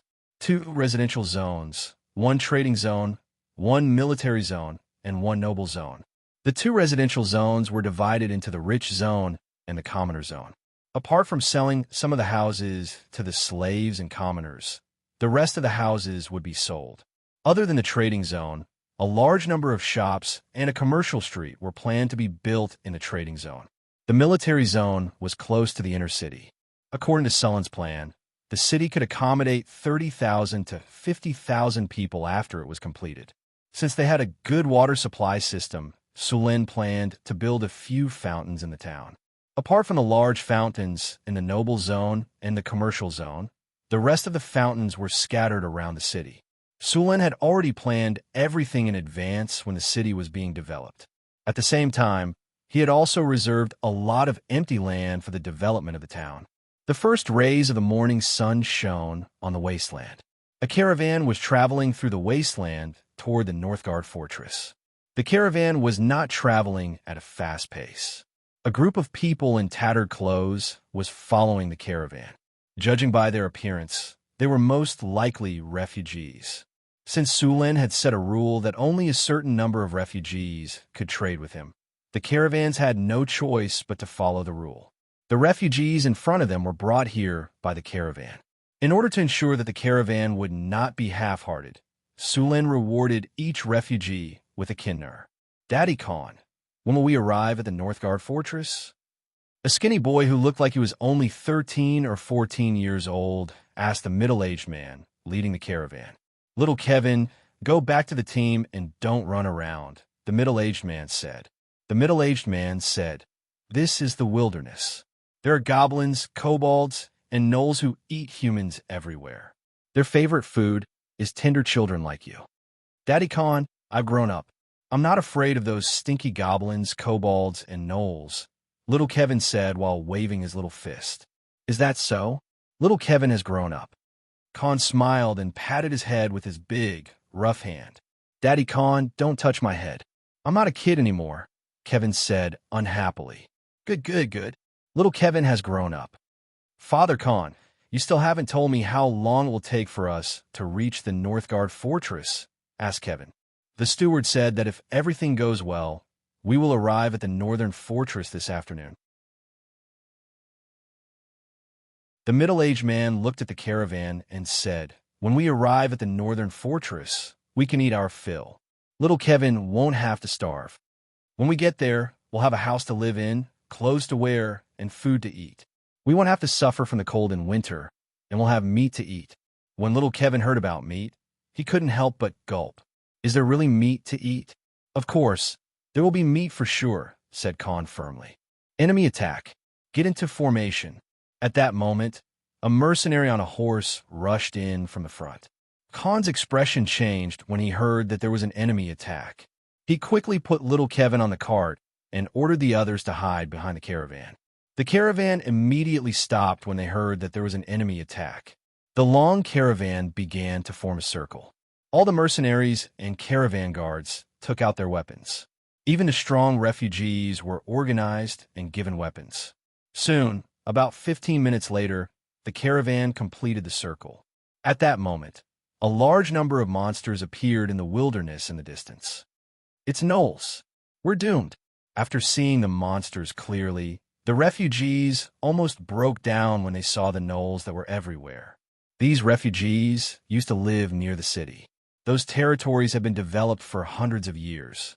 As long as they didn't leave the city, there wouldn't be any gnolls. Even goblins and kobolds would be killed by the patrolling soldiers. They had never seen so many gnolls in the wilderness. I don't want to die. I'm not married yet. One of the refugees broke down and cried. I shouldn't have believed their bullsh *t and come to the northern fortress. I want to go home. Shut up. The captain of the guards grabbed the refugee who was making the most noise and placed the long sword in his hand against the refugee's neck. If you dare to disturb the morale of the troops again, I'll kill you with my sword.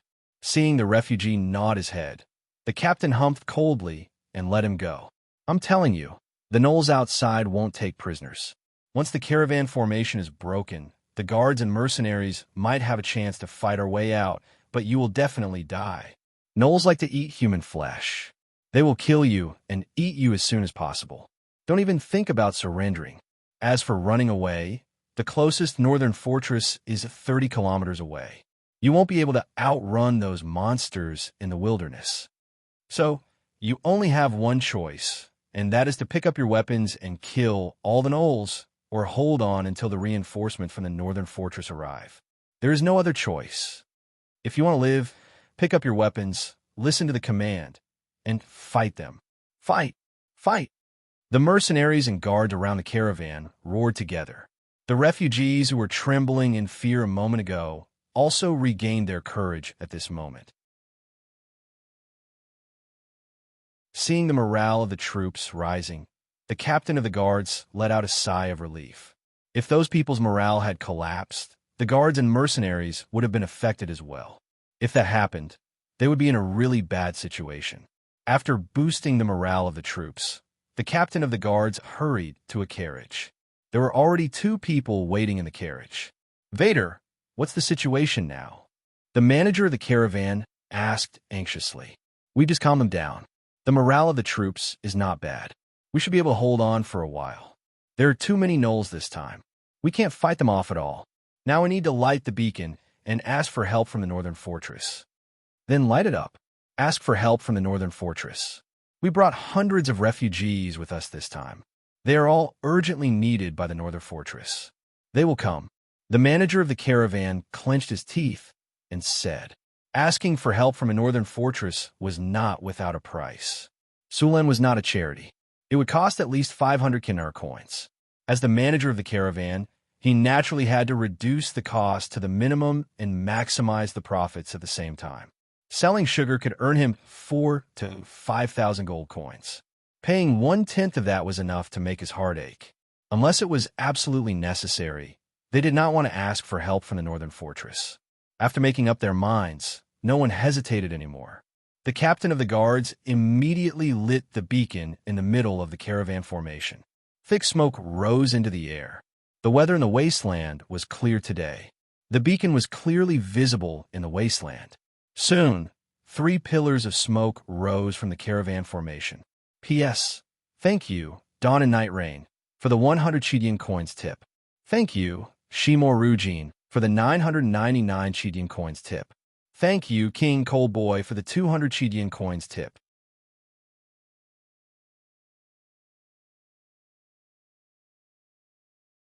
Chapter 106. Sullen's territory spanned 20 kilometers. In order to give early warnings, he had set up a few beacon towers around his territory and arranged for people to watch over them. Every day, the soldiers would pass by the beacon towers when they patrolled, and they would light up the beacon as soon as they discovered any enemy. There's a situation. There was nothing in the open wilderness. Standing on the beacon tower, they could clearly see the 3 beacons in the distance. That direction should be the caravan calling for help. Light the beacon. Soon, the beacon tower lit up, and the patrolling barbarian guards gathered at the beacon tower. Sulen, who was patrolling the territory, also hurried over. Soon, Sulen met the patrolling barbarian warriors at the beacon tower. Boss, the caravan must be in danger, and lit up the beacon to ask for help. Johnson, who had arrived earlier, said, bring some people to rescue them. Sulen looked at the distant beacon and ordered, be careful on the way, don't get ambushed. Don't worry, boss. Johnson grinned and led 20 barbarian warriors to help. The weakest of these barbarian warriors was a barbarian warrior, and the strongest was a barbarian Greytax berserker. With Johnson, although there were only 20 of them, it was more than enough to deal with an army of 1,000. Although the native tribes in the wilderness had many people, they were far inferior to the human army in terms of probability and equipment. They would be easily defeated in a few charges, unless they encountered the ogre tribe from last time. However, after Sulen wiped out the Warhammer ogre tribe and piled up their heads, no ogre came here anymore. The caravan had more than 24 wheeled carriages. These carriages formed a large circle, and the carriages were connected by ropes or chains. The carriages were also equipped with large amounts of wooden planks. It seemed that the defense was good.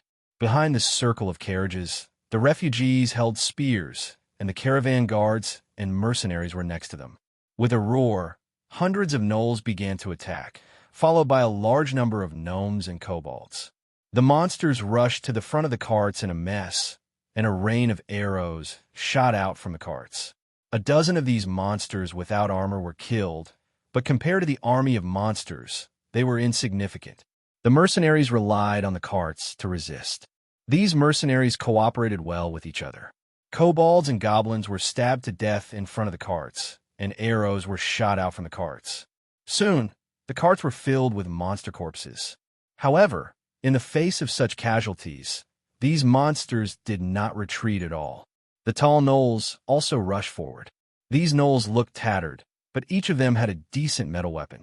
Although those weapons were obviously crudely made, they still had good lethality. The rough mace hit the shield, and the shield creaked.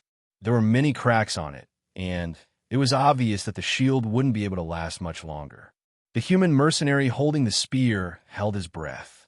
The moment the gnoll attacked again, The spear shot out like a dragon and instantly pierced the gnoll's heart. However, even though he had killed one gnoll, there were more gnolls surrounding him. Under the heavy blows of the spike club, wood chips flew everywhere, and finally, with a bang, it was smashed into pieces. The archers in the back continuously shot their bows, and their arms were sore and weak. They could no longer shoot. Without the support of the archers, the carts were in even more danger. A refugee's spear pierced through a gnoll's chest, and then his head was smashed by a mace.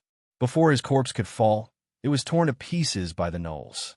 The gnolls gulped down the human flesh. Scarlet blood flowed out from the gaps between their sharp teeth, making them look even more ferocious and terrifying. Some of the more cowardly humans were so scared that their bodies trembled. They couldn't even hold their weapons properly, and the carts were about to collapse. At that moment, a dozen or so strong figures suddenly rushed out from the carts. These people wore armor and held sharp swords. As soon as they appeared, they rushed towards the gnolls. The swords in their hands were aimed at the gnolls' vital points. The swords quickly slit the throats and hearts, and the figures left without stopping. The sudden attack caught the gnolls off guard. In just a few breaths, a dozen or so gnolls fell to the ground, clutching their throats and hearts. After attacking for a while, these people did not linger and retreated to the carts. The shield wielders and spear wielders moved forward again, using the carts to keep the monsters outside. After resting for a while in the rear of the carts, the archers began to shoot again. However, compared to the previous rain of arrows, there were only a few arrows, and their strength was far inferior.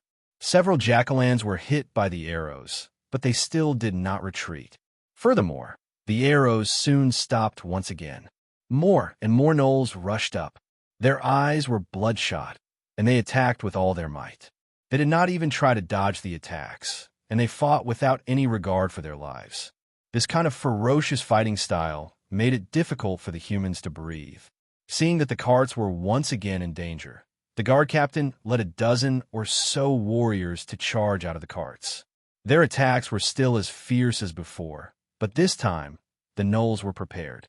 Even though the results were quite good, some of the warriors who could not dodge in time were hit by the spike clubs. Their chests caved in, and they coughed up blood.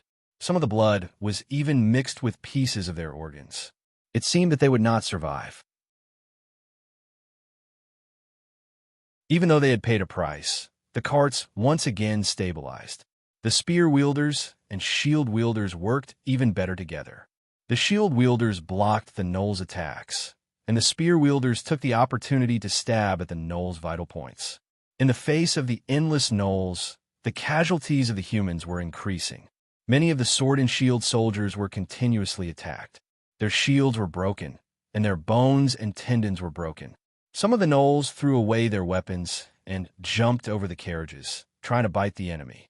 However, most of them were stabbed in the chest by the warriors in the carts, and their heads were cut off. Under the gnolls' reckless attacks, the humans were completely suppressed. Even if the guard captain led the warriors to charge again, the effect was very limited. Even though they killed some gnolls, a few more warriors were killed by the gnolls without caring about the casualties. The boards on the carts were all shattered, and the chains used to connect the carts were violently cut off. The wooden stakes used to fix the carts were all broken. Seeing that there was hope for victory, the gnolls' morale became higher and higher, while the humans in the carts looked desperate.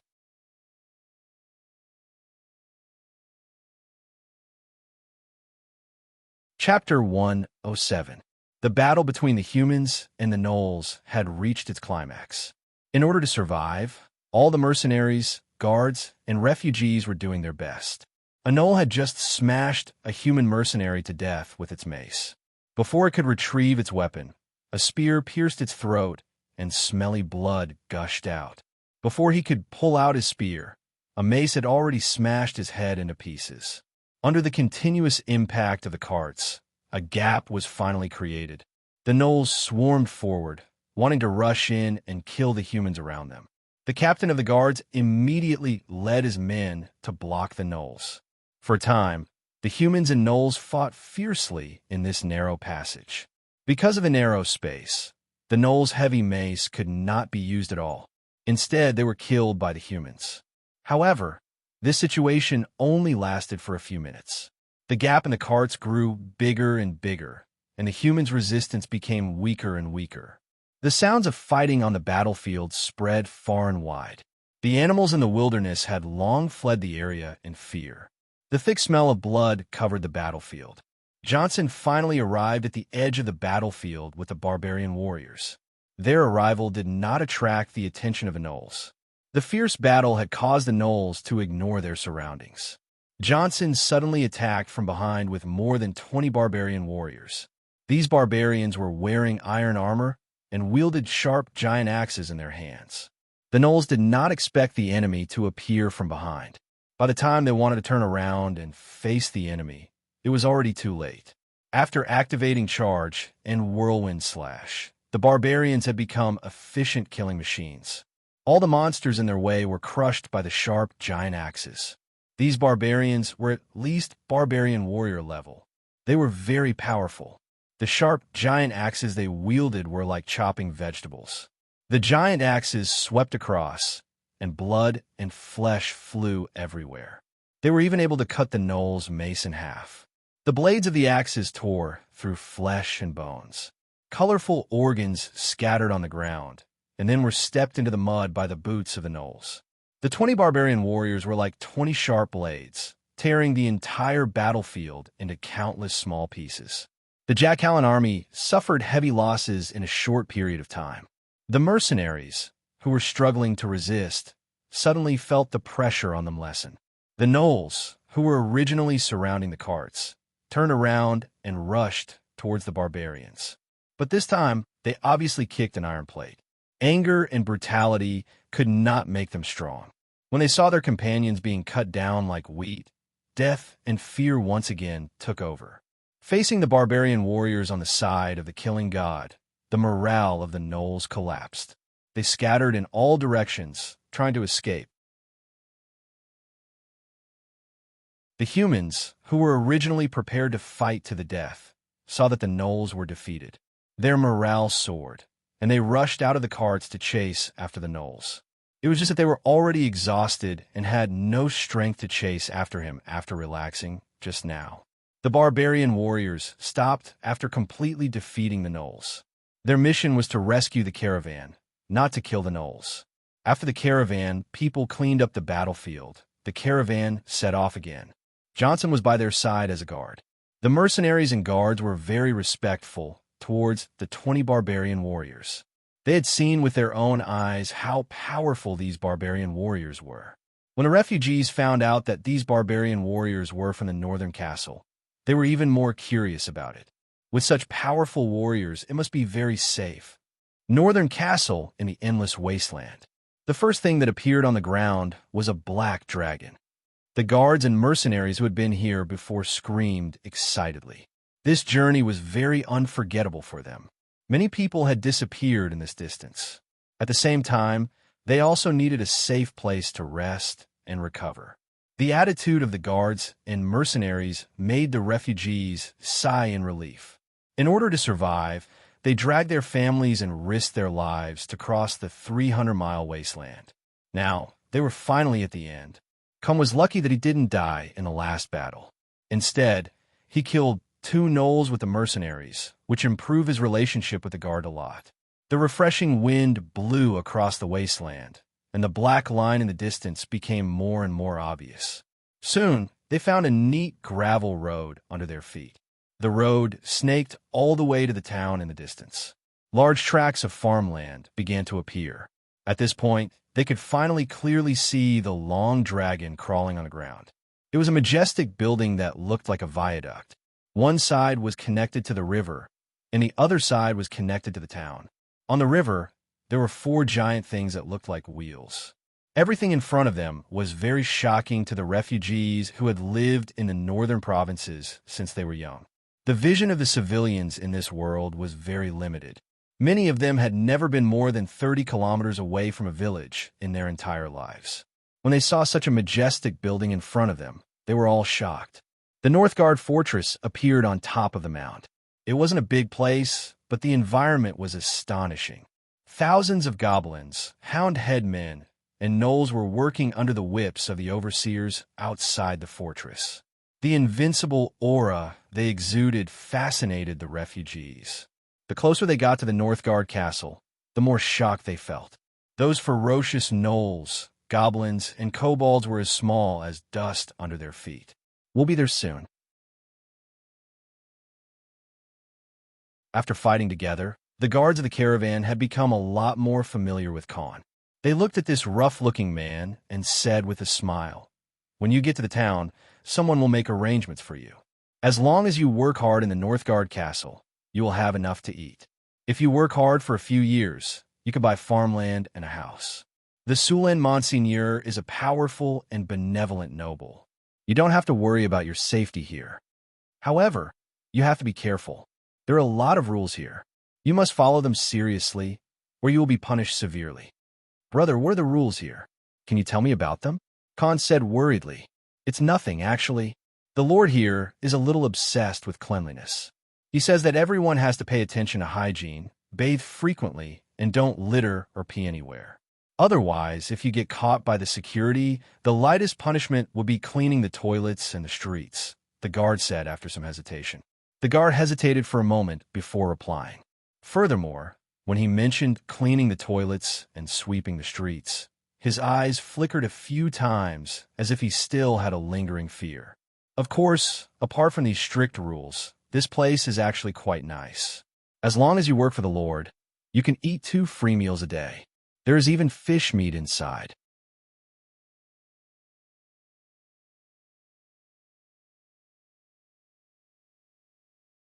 Chapter 108. Fish? Is there really meat?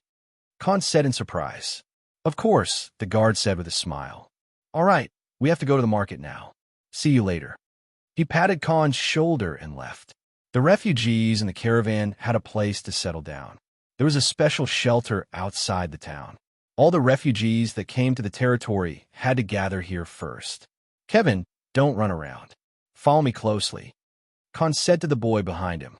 He then held Kevin's hand in one hand and a young woman's hand in the other as they walked towards the shelter. There were a dozen security guards around to maintain order. These refugees were very curious about the northern fortress. In their eyes, this place was too clean. The cobblestone road was spotless. There was no smell of feces in the air. There was no obvious stench on the people's bodies. It was different from all the cities they had seen along the way. There were even flowers and plants on both sides of the road.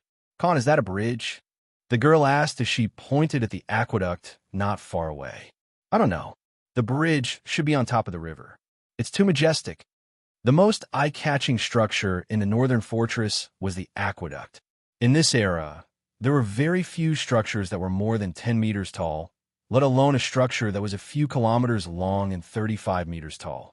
In the eyes of the refugees, it was a miracle. As they walked along the flat gravel road, there were many people observing this group of refugees. However, no one disturbed them because they also had their own jobs. If they were found to be lazy, then their points would definitely be deducted. Their points were related to their future farmland and housing. They could not afford to be careless.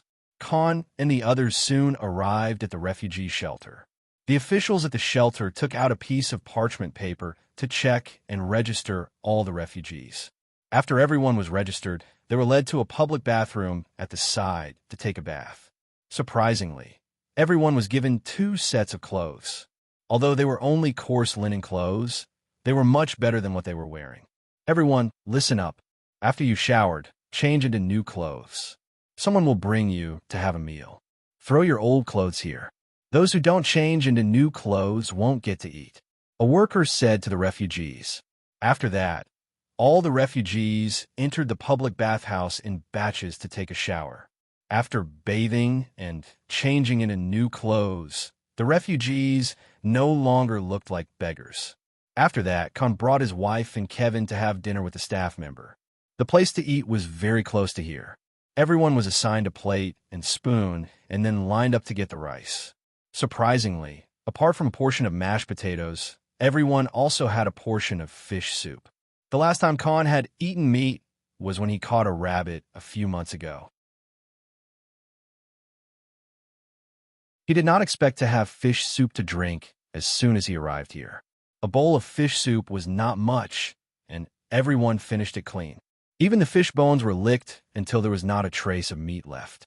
After the meal, the previous staff member led them to their rooms. Those with families were assigned according to their families. Those who were single were assigned to a room. The room was newly built. Although it was not big, it was clean and tidy. There were already blankets inside. Compared to where they used to live, this place could be said to be heaven. Soon, a guard came to tell them that they could not go to those places. Those places were forbidden. At the same time, there were various rules and laws in the territory. At the same time, the house they were living in now did not belong to them. It was only for them to stay temporarily. If they wanted to live in a house, they would need to exchange money and points. Apart from today's food, from tomorrow onwards, they would need to work to obtain food. Every day, they would earn points and money according to their work. If they wanted to obtain better food, better housing, or farmland, they would need to work hard. If they had skills, they could also report to their superiors and undergo an assessment. After passing the assessment, they would be assigned to suitable positions such as masons, blacksmiths, carpenters, brewers, carvers, and so on. Women who knew how to cook and sew clothes were all advantages. If they did not have skills, it was fine too. They could do manual labor, such as manual labor or digging. The daily pay was at least 30 copper nars, and the highest was 70 copper nars. The pay was a little lower than in Cult City, but working in Northgard Castle provided meals every day, and at least one meal had meat and points. Points were very important here. If one wanted to buy farmland or a house, they would need a certain amount of points. If they did not have enough points, they would have to pay double or even triple the price. Houses and land. After hearing these words, Khan's eyes instantly became burning hot. As a commoner, he had 3 brothers. However, only his eldest brother had the right to inherit his father's land and house. He and his younger brother could only leave home when they reached adulthood and work for the nobles. If the nobles did not need them, they would have to go to the city to find work and become refugees. To them, nothing was more attractive than land and houses. If they could get a piece of land, they would be able to gain a foothold in Northgard Castle. It cost a lot of points to exchange for land and houses. Ordinary people would have to work hard for about 3 years to get a piece of land or a house. Of course, if they were married, it would be much faster. Of course, if they didn't want to use this method to exchange points for houses and farmlands, they could also sign up for the army. The North Town Fort also had a military merit system for soldiers. Compared to the points, the cost of exchanging for farmlands and houses was much lower. As long as they participated in killing a few enemies, they could earn enough points to exchange for land and houses. At the same time, what was even more exciting was that when they reached a certain level of military points, they could exchange for a noble title from the Lord. Of course, this noble title was the lowest level of knighthood. This title did not come with land. It only gave them some benefits in the territory and a higher status. Other than that, there were no other benefits. However, there were still many people who wanted to exchange for knighthood. Khan clenched his fists. Today he had killed 2 gnolls on the battlefield. Although it was a joint effort, it gave him the courage to join the army. Although he had only been here for less than a day, Khan was full of affection for this place. This was because in this city, he saw something that he would never see anywhere else. Hope. P.S. Thank you to Finger for the 100 Chidian coins tip. Thank you to 201908031022258855 for the 200 Chidian coins tip. Thank you to Lonely for the 100 Chidian coins tip.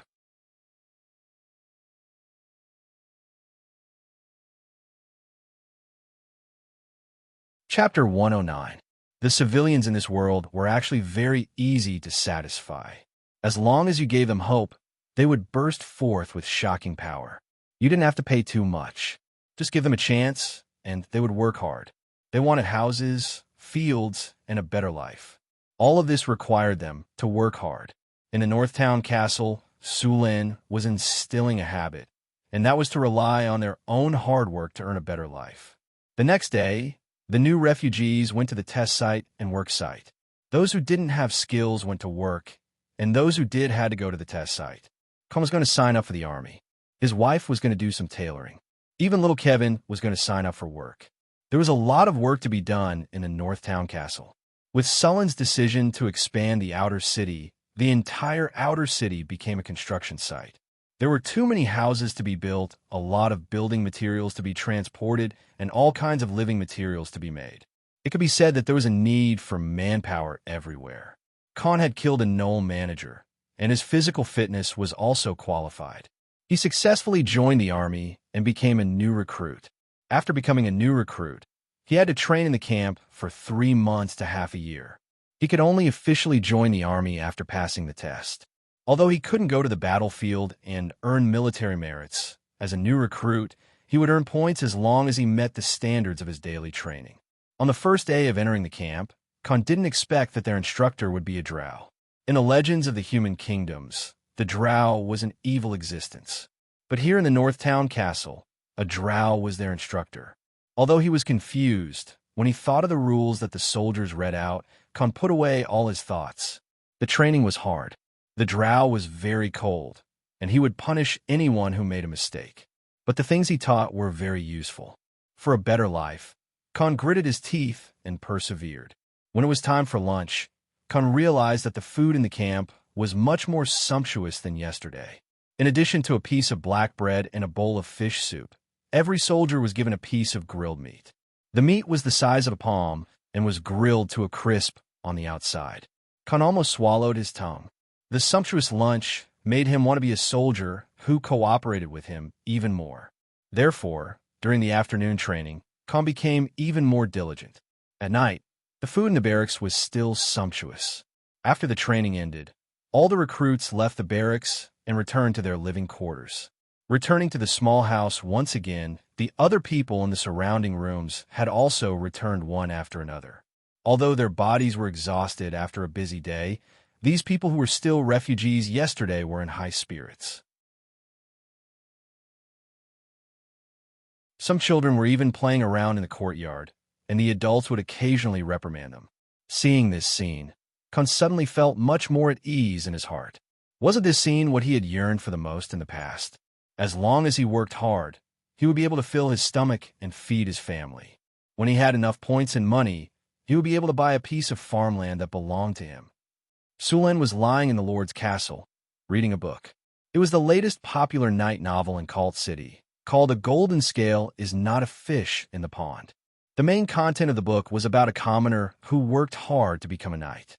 Then, step by step, he became stronger and stronger, and finally he brought his wives to own his own territory and live a happy life together.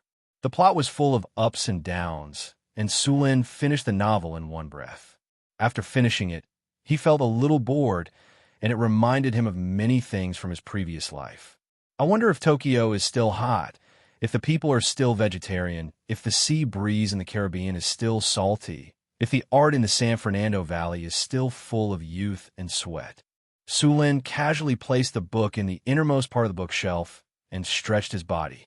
Then, he walked out of the room and headed to the blacksmith shop. He had obtained 5 sets of ankeg shells last time. Calculating the time, it should be almost done. Sulen rode his horse all the way to the blacksmith shop. The whole territory was undergoing construction, and the refugees who had just arrived were also immersed in all kinds of work. The whole territory was thriving, and Sulen was very satisfied with the scene in front of him. When he arrived at the blacksmith shop, Bruce personally came out to welcome Sulen when he heard that he had arrived. "Bruce, have the ankeg shells been processed?" Sulen asked directly. "Monseigneur, all the shells have been processed. A total of 5 sets of full body plate armor and 50 shields have been made," Bruce said respectfully. Then, he ordered the other apprentices to bring the completed armor and shields over. Sulen casually picked up a set of plate armor. The armor was black in color and simple in design. He pressed his fingers on the armor with a little force. The armor was very tough, and the entire set of armor was very light. Plate armor, unnamed. Material, ankeg carapace. Weight, lightweight. This armor is made using the hardest part of an ankeg's carapace. Its defense is astonishing, yet it is extremely light. It is a rare treasure armor. Defense +3, toughness +2, lightness +2, acid resistance +10. This type of armor, which had the defense of a plate armor but only the weight of a light armor, was quite expensive. A brand new set of normal plate armor would cost around 1,000 gold nars. Since this type of light armor didn't have the weakness of metal armor against acid arrows, it was normal for the price to be several times higher. Many families would treat such a set of plate armor as a family heirloom. If Sulin was willing to sell it, he could easily sell it for 4,000 to 5,000 kinnar. After inspecting the 5 plates, Sulin looked at the shields made from the ankeg shells. The surface area of the ankeg shells was very large, so Brock had made them into large shields. Each shield was 3 meters tall and 90 centimeters wide. It was second only to a tower shield. Sulin picked up a shield and tested it. The shield was very tough, and the quality of the shields was also very light. Large shield, unnamed, material, ankeg shell weight, light. This shield was made using the ankeg shells. It has amazing defense and is very light. Defense +3, toughness +2, acid resistance +8. There are more than 50 of these shields. Sulin planned to use them to train a group of heavy armor. Although the barbarian guards were strong, they were more used to attacking. This time, Sulin planned to build a defensive army. Once the barbarians went berserk, their entire command system would be paralyzed. The only thing they could think of was recklessness. They could charge and break through enemy lines, but they could not be counted on.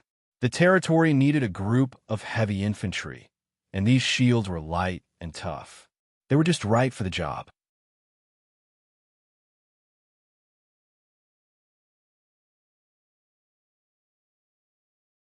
Chapter 110. Sullin's hero template came with the Lancer, which was the most common soldier type. It took a short time to train and was cheap. Of course, after a few upgrades, it was still very strong. Another point was that although the Lancer was not very good, it was the prerequisite for activating a few special soldier types. For example, the special soldier type formation breaker and great halberd warrior required the Lancer to advance. There were many other special soldier types in the system. For example, the special soldier type white horse cavalry, the special soldier type tiger leopard cavalry, the special soldier type mountain cavalry, the special soldier type unparalleled flying army, the special soldier type crossbow soldier, the special soldier type eagle archer, and so on. There were also some powerful soldier types that the system did not introduce. Sulin could only choose from the formation breaker and great halberd warrior.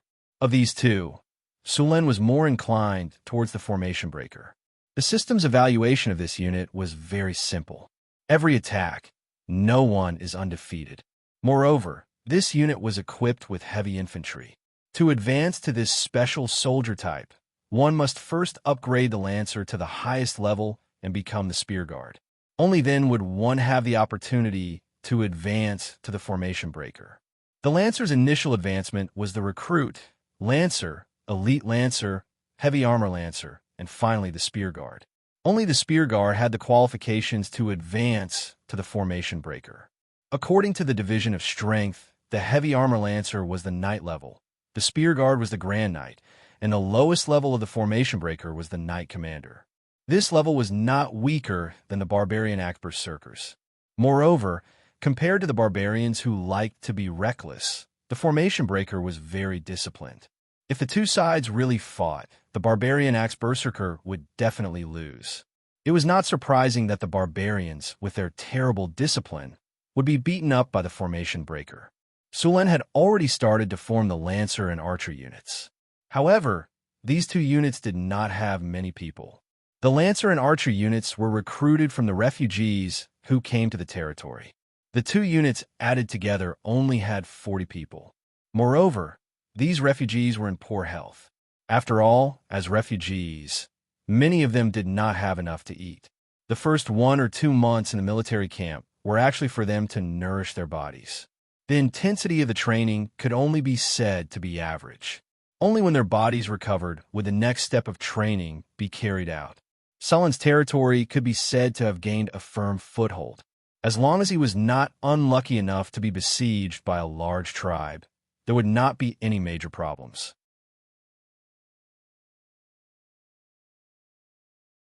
Therefore, during this period of time, he had also begun to explore the surrounding wilderness. Because the Sierra de Lotus was to the north, a group of Cryopterists lived in the mountains, so he avoided this place and explored the east and south. In the northeast of the territory, there was a centaur tribe. Owen's caravan would go there every once in a while to trade with the centaurs. Although Owen was very cautious every time, Sulin still knew the general direction of the tribe, so he planned to open up a trade route with the centaurs. Owen traded with the centaur tribe for food and weapons in exchange for the centaur longbows and horses. When Owen once again led the caravan to the centaur tribe to trade, Sulin also sent people to form a caravan to follow. However, the goods they brought were different from Owen's. Sulin prepared wine. In the northern wilderness, the winter was very cold, so wine was very popular. However, because of the problem of food production, the wine production was not high. Moreover, it was rarely sold in the northern wilderness. After all, wine was not a necessity. Under Sullen's half-forced request, Owen could only agree to bring Sullen's caravan to the centaur tribe. The construction of the territory was in full swing. The slaves and refugees were working hard. No one noticed that a black dot had appeared in the distant sky. The black dot quickly became bigger. In just a few breaths, the black dot became a huge monster with a wingspan of more than 20 meters. This monster was grayish-white.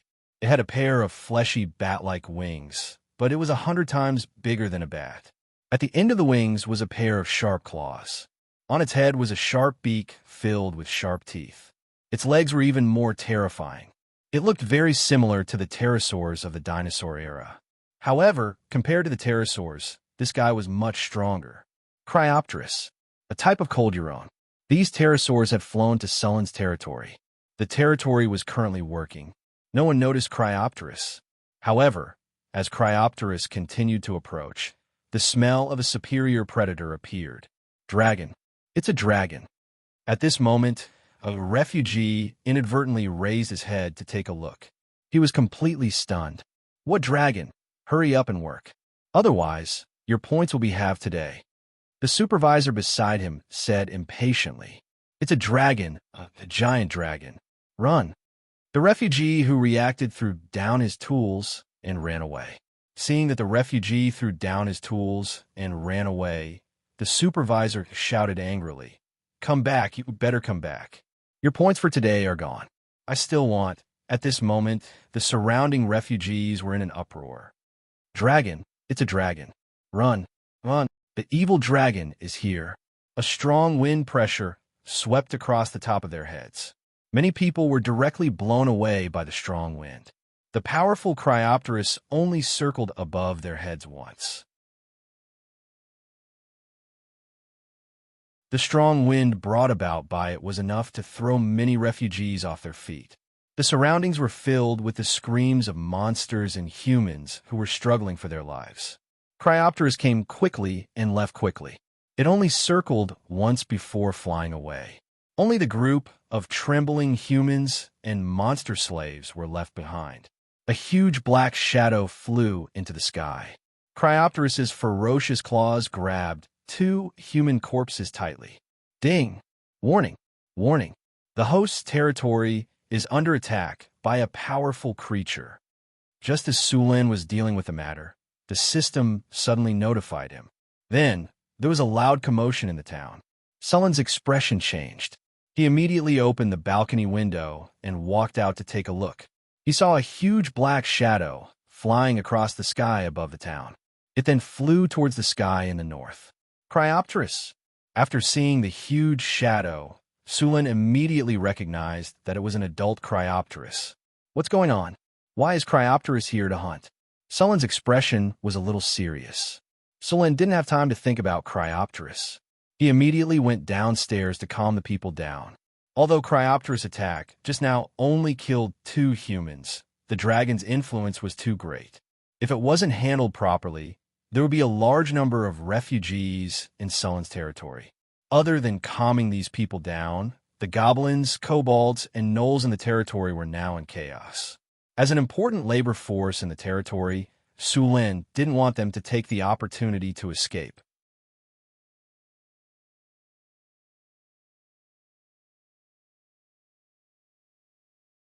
Chapter 111. Luckily, the Cryopteris didn't cause too much damage. All the refugees hid in their rooms. Although many of the slaves had escaped, the situation was quickly controlled by the barbarian guards.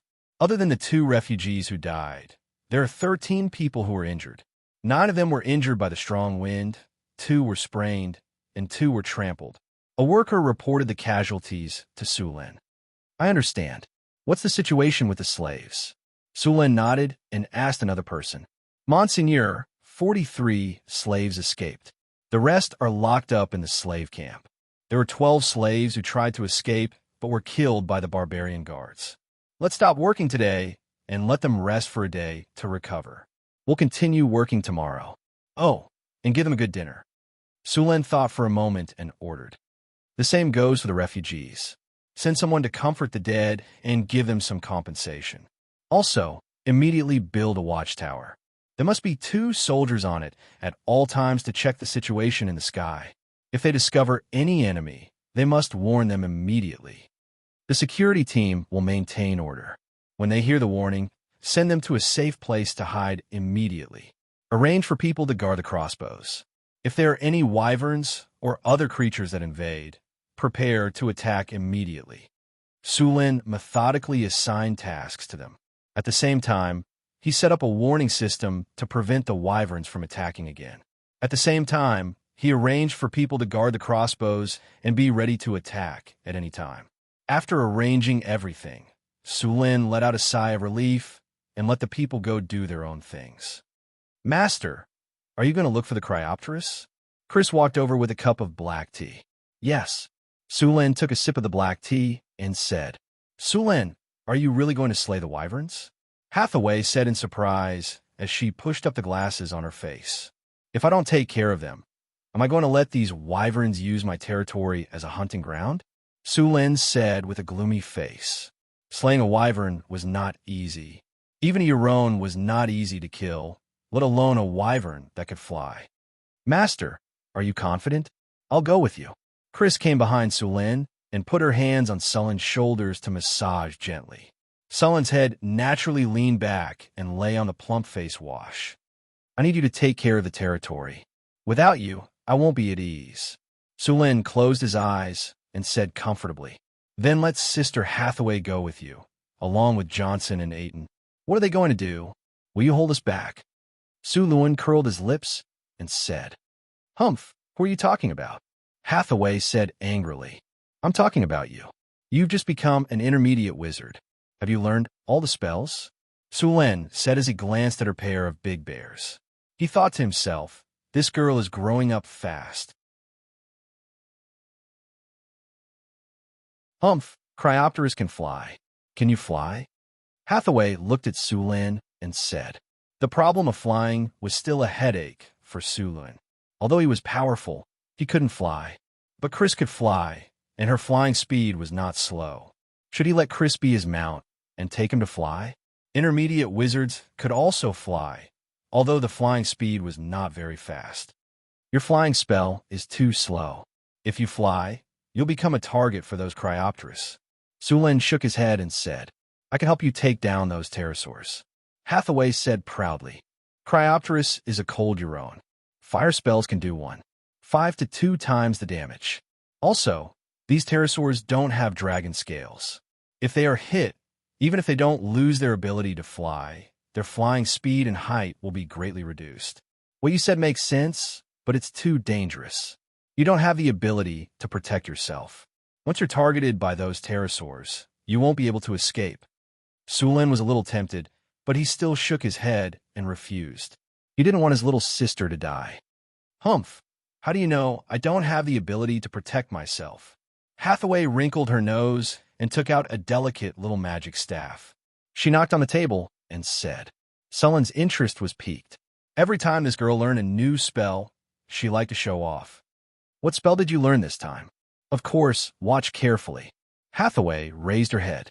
Her beautiful face was full of pride. She gently waved the magic staff in her hand. To Sullen's surprise, a light flashed, and Hathaway suddenly disappeared. Invisibility? This isn't just an invisibility spell. I also cast an erasure spell. Not only is my body invisible, but even my scent and footprints can't disappear. Unless I actively attack or break the invisibility spell, those Cryopteris won't be able to find me. Hathaway's voice echoed in the room. What was strange was that Sulin couldn't find her location through her voice. Hee, you want to use sound to find my location? I used ventriloquism. You won't be able to find me, Hathaway said proudly. Sulin scanned the room and indeed didn't find any trace of her. There was no scent in the air either. It was as if she had really disappeared into thin air. At this moment, Sulin suddenly felt a sharp pain on his scalp. A strand of hair was pulled out. You can't find me, right? Hathaway's proud voice sounded again. Sulin could already imagine her smug look now. Since he couldn't see Hathaway, Sulin directly opened the system map and zoomed in on the room he was in. The map clearly marked the location of the three of them. After glancing at the map, Sulin knew where she was hiding. He then got up and pretended to look for her in the room. Just as Hathaway was about to sneak up on him again, Sulin suddenly turned around and hugged her. You can't run away now, right? Hathaway didn't react at all when Sulin suddenly hugged her. Where did you find me? Hathaway looked at Sulin in surprise. Sulin nodded and said, Your magic is pretty good. I promise you can come with me. You still haven't answered me. How did you find me? Hathaway asked. That's a secret. Tisk, if you don't want to say it, then don't say it. Who cares? Hathaway snorted and turned her head away. However, her white and delicate ears perked up. Since he had already decided to slay the dragon, Sulin began to prepare the tools needed to slay the dragon. Fortunately, it was a pterosaur. Although its body was tough, it didn't have dragon scales. The pterosaur's defense would be greatly reduced. Even so, it wasn't easy to hunt this kind of monster. Sulin needed to prepare some things to limit their flying ability. If it was close combat, Sulin was confident that he could kill those pterosaurs.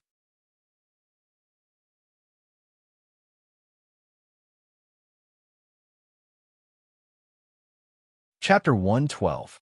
After the javelins, food, ropes, clothes, and other materials were prepared, Sulin left the territory with Hathaway. The Sierra de Lotus, where the Cryopteris lived, was about 300 kilometers away from Sullin's territory. To them, it was just a matter of a few flaps of their wings, but to Sulin, it would take a few days. Fortunately, the black-maned horse that the system had won was very powerful. It could gallop across the wasteland like it was flat ground. Sulin carried Hathaway on the horse's back. Hathaway originally wanted to ride the horse herself. According to her, her horsemanship was very good, but she gave in to Sullin's excellent marksmanship. The black-maned horse ran very steadily. Although Hathaway was tall, she looked small and delicate next to Sulin. She was just right in Sullin's arms. Her whole body was hidden in Sullin's cloak, and only her palm-sized face could be seen. A faint fragrance wafted into his nose. It was an indescribable floral scent. It smelled very comfortable. It was Hathaway's unique scent. Occasionally, a strand of naughty hair would come out of the cloak and run to his neck to tickle him. Hathaway was very interested in the wasteland. Her body leaned against Sullin's warm embrace, and her eyes constantly looked around. However, she soon felt a little bored, and her body moved back to lie more comfortably. Should Sulin open the strategic map to compare and adjust their route? Sulin had obtained the approximate location of Cryopteris from the giant rock. Their barbarian tribe had been forced to move because they were in Cryopteris hunting range. With the arrival of these Cryopteris, the other races and predators in the wasteland would choose to leave. Cryopteris would consciously hunt these people and animals who competed with him for food. It was a bit ironic. The ice Quetzalcoatlus drove away the other predators, and then the number of bison, spotted antelope, and giant antler deer increased. Although the ice Quetzalcoatlus was hunting them.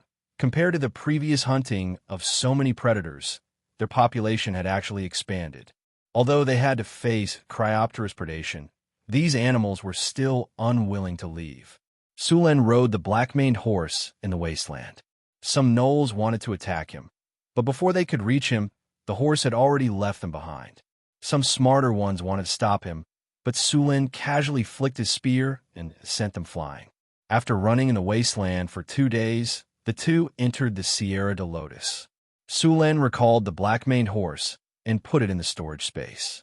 He then started climbing the mountain with Hathaway. The mountain path was steep and difficult to climb. Sulen was worried that Hathaway would not be able to adapt, but after a while, he realized that Hathaway was even more familiar with it than he was. Sulen later found out that Hathaway had made him a full set of equipment with all kinds of buffs. The mountain where the ice Quetzalcoatlus lived was very high. In fact, there was no road at all. Fortunately, the two of them were not ordinary people. Although the mountain was steep, it was not difficult to climb up. The ice Quetzalcoatlus was very powerful. They were one of the few subdragons that inherited the true dragon's breath ability. Their breath of ice could directly freeze a Grand Knight, and their explosive strength could lift an elephant. They were also much more intelligent than normal beasts.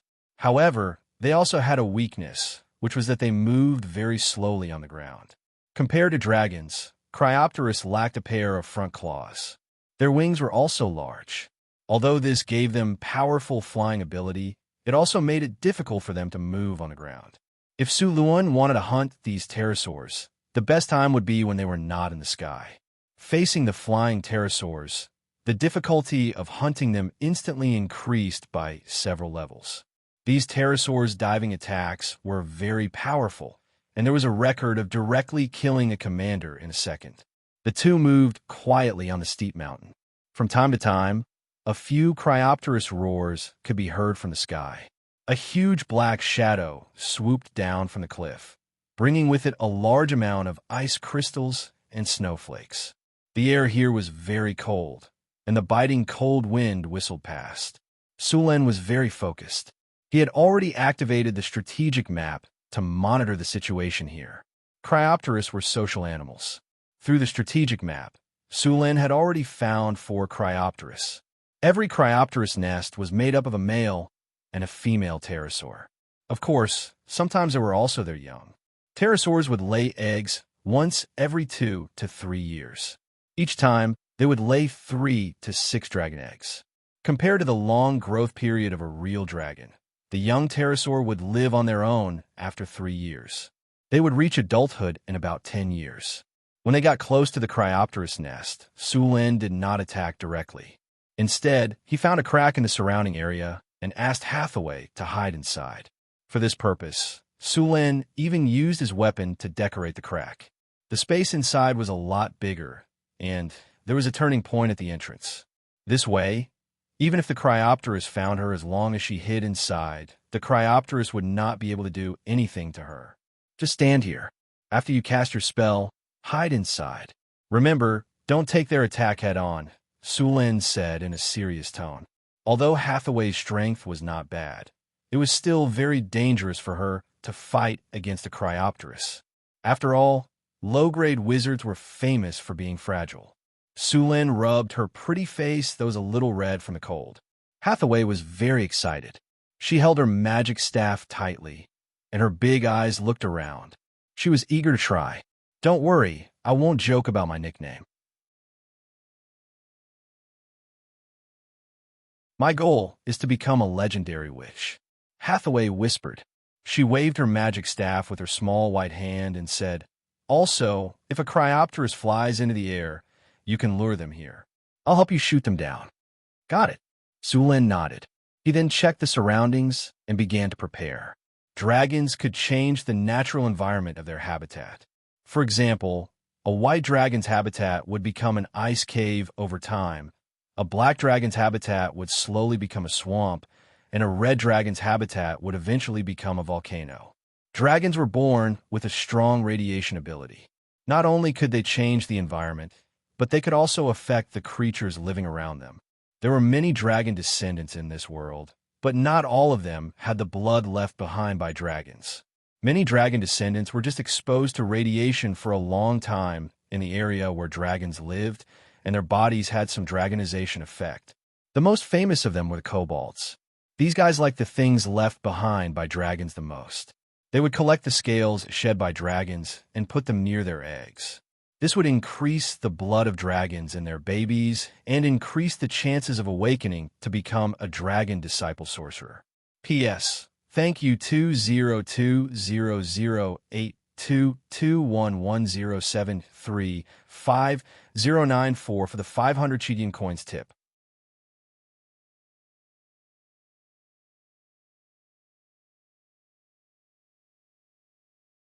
Chapter 113. After finishing his preparations, Su Lin stretched his body and prepared to hunt the dragon. Ding! Defend the territory quest activated. After your tireless efforts, your territory is finally on the right track. However, a group of Cryopteris has set their sights on this place. They're using this place as a hunting ground. Please take care of the Cryopteris as soon as possible. The cold voice of the system rang in his ears. Su Lin took out the steel-made javelin and checked if it was damaged. Then he put the javelin in a place within reach to make sure that he could throw the javelin as soon as possible. After preparing the javelin, Su Lin took out some other things he had prepared. There were a few steel chains. He wanted to use ropes before, but after testing the strength of the ropes, he found that ropes were not strong enough. There were no chemical materials like nylon in this era. The strength of ropes was too low. Cryopteris were very strong. They often hunted large herbivores. Many animals like bison and giant antlers weighed more than a ton.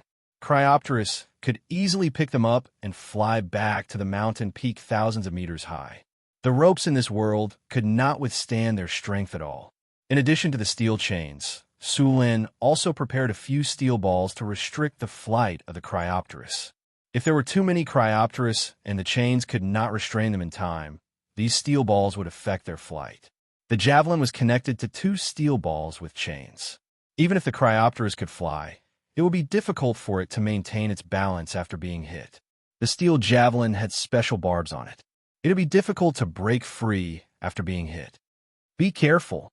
Hathaway looked at the figure and then clenched the staff in her hand. The cold wind on the mountain peak whistled and rolled up countless ice crystals. There was a layer of steel like ice under their feet. It was very slippery when they stepped on it. In addition to the whistling cold wind, there was a bottomless abyss just a few meters away. Without enough courage, they would not dare to move in this environment. This area was very narrow. It could only accommodate a few people at most. It was impossible to use human wave tactics. Moreover, even if there were many people, there was no space to dodge once the Cryopteris attacked in such a narrow environment. The biggest possibility was that they would be swept directly into the cliff next to them. Cryopteris hunted once every 2 days. Normally, the male hunted while the female stayed at home. Su Lin saw Cryopteris returning from a hunt when he was climbing the mountain. They were most likely in their nest now.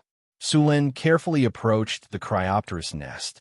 The Cryopteris was very confident in its nest. Building a nest in such a dangerous place could stop 95% of the attackers. Walking slowly along the cliff, the whistling mountain wind completely blew away some of the sound. After bypassing a few steep rocks, a stone platform appeared in front of him. The stone platform was more than 10 meters high, and on top of it was the nest of the ice Quetzalcoatlus. It was a nest made of animal skin and some unknown materials. It looked like an enlarged bird's nest. There was a Quetzalcoatlus inside, and outside the nest, there was an even larger Quetzalcoatlus. Passing through the gap between the Cryopteris wings, Su Lin saw a white dragon egg. It seemed that the Cryopteris had built their nest here to hatch their offspring. This was good news for Su Lin. With the dragon egg as a restraint, the Cryopteris would not all rush up to attack when they discovered an intruder. This would greatly reduce the pressure on Su Lin. Furthermore, the winged dragon egg was very precious. It was very difficult to tame an adult pterosaur. Only by hatching a dragon egg could one tame a pterosaur. In the human world, the price of a winged dragon egg was very high. An egg that could hatch a pterosaur was worth around 3,000 kinnar. Even a dead egg that could not hatch could be sold for 500 kinnar. The winged dragon egg contained a large amount of elemental energy that could strengthen the body. It was very popular among the nobles. There was no place to hide on the platform. As soon as Sulin appeared, the Cryopterus noticed him. Seeing that someone had invaded its nest, the male Cryopterus roared and immediately flapped its wings and flew down. The Cryopterus flew into the sky with a gust of wind. After circling in the sky, it dived directly towards Sulin. A foul smell came from its bloody mouth full of sharp teeth. The ice Quetzalcoatlus dived very fast. Just as it was about to reach Sulin, Sulin rolled to the side in an instant, and then waved his hand to throw a 2-meter-long, fine steel javelin. In such a short distance, the Cryopterus only had time to turn its body sideways. The steel javelin instantly pierced through its wings. The Cryopterus cried out in pain. Dragon blood splashed everywhere. Its body tilted and fell to the ground. However, the pterosaur's flying ability was very strong. It quickly regained control of its body and struggled to fly higher. How could Sulin give it the chance? He pulled the chain behind the javelin hard and then pulled hard. The huge force made the chain very tight. The pterosaur's wings were very strong. Although the wings were injured and the dragon blood was spilling, its strength was not reduced at all. The steel chain made creaking sounds as it was pulled, and many parts of the chain had been deformed. Bang! In the end, the steel chain could not withstand the huge pulling force and broke. The ice pterosaur, freed from its shackles, wanted to fly up.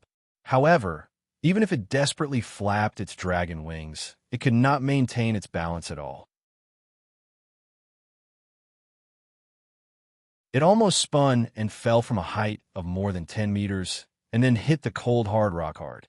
Sulin threw away the broken chain in his hand, took out the spear from the storage space, and then rushed to the place where the Cryopterus fell.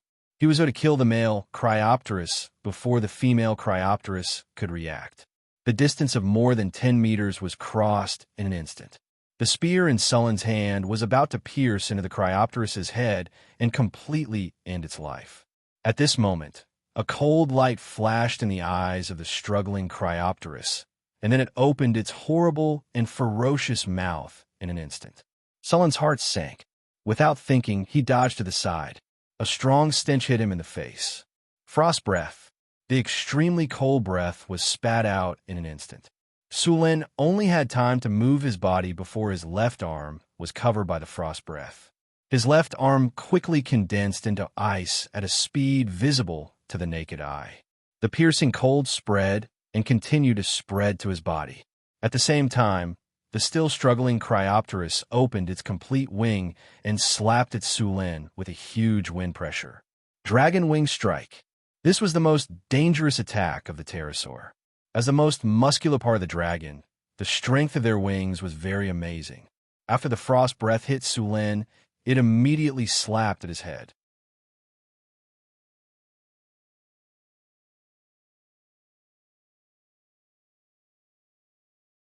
Chapter 114. Sulin continued to attack. The energy in his body exploded instantly, shattering the ice on the surface of his body. He exerted force on his feet, shattering the rock that was as hard as steel. His body rushed to the left at an even faster speed than before. Boom! A loud noise was heard. The sharp wind cut off a few strands of his hair. Sulin dodged the dragon wing attack by a hair's breadth. Cracks appeared on the rocks behind him, and the hard ice shattered into powder.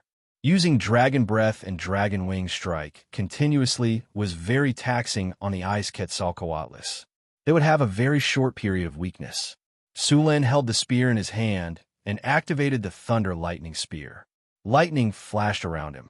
His body flashed, and in the next second, he appeared beside Cryopterus. The spear in his hand pierced through its jaw. The sharp spear pierced through the tough dragon skin, and then went all the way up along the gap between the frontal bones, tearing through the muscles and piercing towards the brain. Boiling dragon blood gushed out, dyeing his body red, and a piercing pain came from his skin. The blood of dragons in Euron was corrosive. For example, the blood of the red dragon was almost as hot as magma. An ordinary person would be burned to death by the dragon's blood. The 3-meter-long spear pierced the ice Quetzalcoatl's brain through the gaps between its bones. The lightning attached to the spear paralyzed the ice Quetzalcoatl's. In the end, half of the spear pierced into the ice Quetzalcoatl's brain. As a viper, its brain was still very fragile. After being pierced by the spear and destroyed by the lightning, the ice Quetzalcoatl's body shook a few times in an instant and then collapsed. The sound of wings flapping was heard. The female Cryopteris in the nest saw that the male Cryopteris was severely injured. She immediately became restless and flew up. Then, she pounced on Sulin. Hearing the strange noise behind him, Sulin picked up the other spear without thinking. The lightning in his body instantly covered his whole body. He exerted force on his feet and turned around abruptly. The spear that was covered with lightning flew out like a bolt of lightning and hit Cryopteris' abdomen directly. The powerful power of thunder and lightning instantly detonated in its body. The ice Quetzalcoatl's body stiffened instantly, and then it fell directly from midair. With a bang, it hit the cold rock, and then slid to Su Luan under the action of inertia. Taking out another steel javelin, Su Luan jumped up. Strong lightning flashed back and forth on his body, and the javelin in his hand was wrapped in thunder and lightning.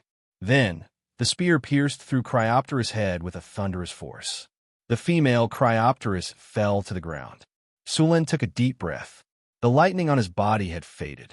It was not easy to kill 2 Cryopteris in a row. These Euron had high damage. If Sulin was not careful, he would be injured. The male Cryopteris was also very cunning. If it was not for his quick reaction, he would have been severely injured by the pterosaur's full-force wing attack. Sulin took out the spear and the spear that was buried in the skull. He used ice to freeze the corpses. He did not have time to deal with the 2 pterosaur corpses. Although the battle was short, it had attracted the attention of the other Cryopteris. At this time, 2 more Cryopteris were flying towards him. Behind them, 2 more Cryopteris were approaching. Without stopping, Sulin quickly jumped off the platform and ran back to where he came from. Facing 4 Cryopteris at once was very stressful for Sulin. After killing 2 Cryopteris in a row, Sulin gained a lot of experience. However, he was still some distance away from leveling up to 21. After seeing Sulin rushing over, Hathaway stared at the Cryopteris in the sky, ready to attack at any time. Thunder Lightning Spear. The violent power of thunder and lightning instantly erupted from his body, and an energy field appeared around him. Even on this mountain peak that was thousands of meters high, the perennial wind and snow stopped. The sky was shrouded in dark clouds, and lightning flashed from time to time, illuminating the dusky sky. The 2 Cryopteris circled in the sky and then swooped down toward Sulin.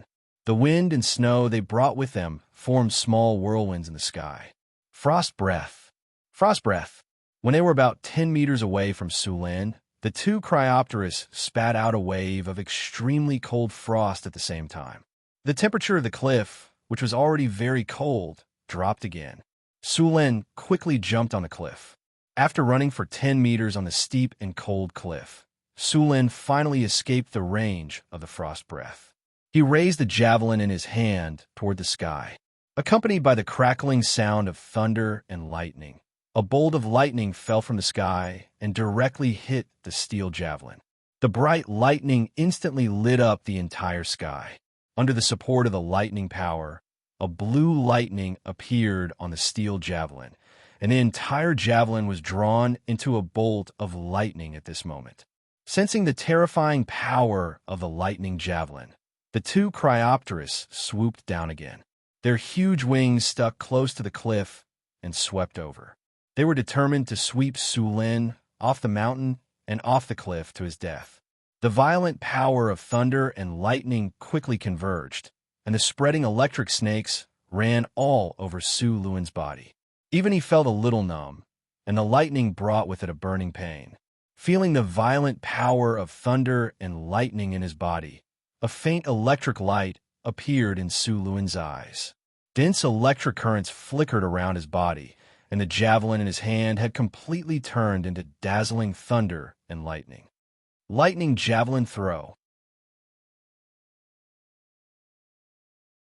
Su Luan instantly threw out the lightning javelin that had reached its limit. The two Cryopteris were very close.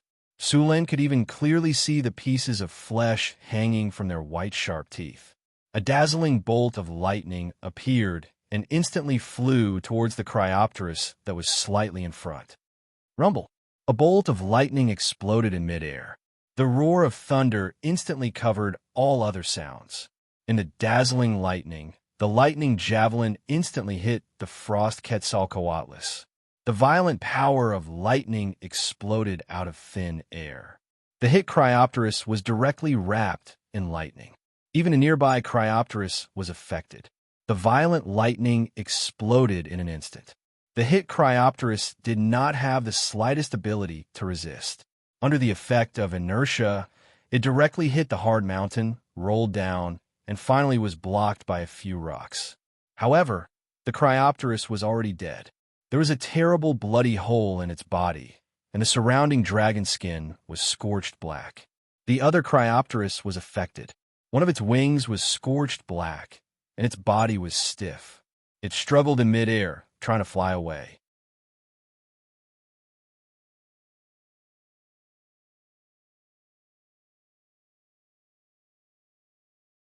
Chapter 115. Fireball. An orange-red fireball the size of a basketball suddenly appeared and flew directly towards the injured Cryopteris. The Cryopteris, which had not fully recovered from its paralysis, had no time to dodge and was hit by the fireball. Boom! As a cold Euron, their resistance to fire spells was very low. Although Fireball was a level 3 evocation spell, it was the most powerful low-level spell. Many level 4 spells were not necessarily comparable to it. Otherwise, the Five Fires sect would not have emerged. The orange-red fireball exploded after hitting the Cryopteris. The scorching flames instantly caused serious damage to the Cryopteris. The Cryopteris, which was barely flying, was directly hit by the fireball. Its huge body fell from the sky and hit the cold rock with a bang. Ice and gravel flew everywhere, and blood slowly flowed out under its body. The Cryopteris cried out a few times, and its struggle became weaker and weaker. It seemed that it would not live for long. Before Su Luan could catch his breath, the other two Cryopteris had attacked again. The death of their companion made them even angrier, and because of the previous battle, they were very vigilant against Sullen's javelins. The biggest advantage of the Cryopteris was not their powerful dragon breath, but their ability to fly. With the ability to fly, they had the opportunity to attack and retreat. The best way to kill them was to make them lose their ability to fly. The two Cryopteris took turns to attack Su Luan. Every time Su Luan was about to throw his javelins at one of them, the other Cryopteris would immediately attack him. If Su Luan insisted on attacking, it was very likely that he would be severely injured by the claws or wings of the other Cryopteris. The two Cryopteris cooperated very well, which gave Su Luan a headache. He wanted Hathaway to launch a sneak attack, but the two Cryopteris were very vigilant. Cryopteris, who could fly, would have a high chance of dodging the fireball if he couldn't sneak an attack. Hathaway had tried it once before. However, there was still a solution. A few pieces of rock and ice hit his face, causing him a slight pain. Su Luan dodged the Cryopteris' wings again and continued to dodge. Spells like Flame Arrow or Scorching Ray could be used to attack, but they weren't very effective against First Circle spells. Haste, Cat's Grace, Bear's Endurance, Elemental Resistance. Several spiritual lights entered Su Luan's body in succession, which improved his already sensitive body again. Even if he was walking on the smooth and steep rock wall, he could now walk on it as if it were flat ground. The two Cryopteris were very cunning. They cooperated with each other to exhaust Sullen's stamina. In such a steep and cold environment, a fierce battle would consume a lot of stamina. Once Sullen's stamina ran out, the two Cryopteris would swarm him and tear him apart. Sulin took out another chain from his storage space. The two ends of the chain were connected to two metal balls. They were specially made by Sulin to disrupt the balance of the Cryopteris. Compared to the javelins, the chain balls were almost useless, but they could disrupt the balance of the Cryopteris. Compared to the javelins, the chain balls had a much larger attack range and were harder to dodge. Soon, the two Cryopteris swooped down again. Sulin rolled away and threw the chain in his hand. He jumped up again and dodged the attack of the other Cryopteris. Life and death were decided in this moment. The Cryopteris swooped down on Sulin. He had no room to dodge. Suppressing the soreness in his muscles, Sulin took a deep breath and rolled back along the ground. The hard and cold rocks hit his body, causing him pain. When the ice Quetzalcoatlus saw the chain coming towards it, it flapped its wings and adjusted its direction to avoid it. But this time, it miscalculated. Sulin pulled the other side of the chain in his hand and shook it slightly to change the direction of the chain ball. Then the chain wrapped around the ice Quetzalcoatlus again. After loosening the chain, the adjusted chain hit the long and narrow neck of the ice Quetzalcoatlus. Under the effect of inertia, the chain wrapped around the ice Quetzalcoatlus's right wing and upper claws. Although it was only one round, it was a big problem for the ice Quetzalcoatlus. As it flapped its wings, the two heavy chains began to sway around irregularly, which seriously affected the ice Quetzalcoatlus's flying state. The ice Quetzalcoatlus, which could fly freely, suddenly became like a baby eagle that had just learned how to fly, wobbling. After wrapping the chain around the Cryopteris, Sulin ignored the pterosaur because the other pterosaur was about to attack him. A steel spear appeared in his hand in an instant. He blocked the pterosaur's sharp claws with a horizontal sweep. Then, he used the momentum to dodge the pterosaur's wings. Fireball! While Sulin was fighting with the other Cryopteris, Hathaway immediately attacked the pterosaur whose flying ability was greatly reduced. Cryopteris, whose flying ability was greatly reduced because of the chain, watched in horror as the fireball hit its wings. With a shrill cry, Cryopteris fell from the sky and smashed heavily on the cold rocks. No one knew if it was dead or alive. The Cryopteris that was fighting with Sulin realized that all its companions were dead. It spat a breath of ice at Sulin and flapped its wings in an attempt to escape. However, it was already too late. Faced with the bone-chilling frost breath, Sulin had no intention of dodging. After activating Bear's tenacity and elemental resistance, the frost breath's power had weakened significantly. He could now take a head-on. Thunder Lightning Spear. A violent power of thunder and lightning gushed out of his body. Bolts of lightning jumped in the sky and then directly hit the spear in Sulin's right hand.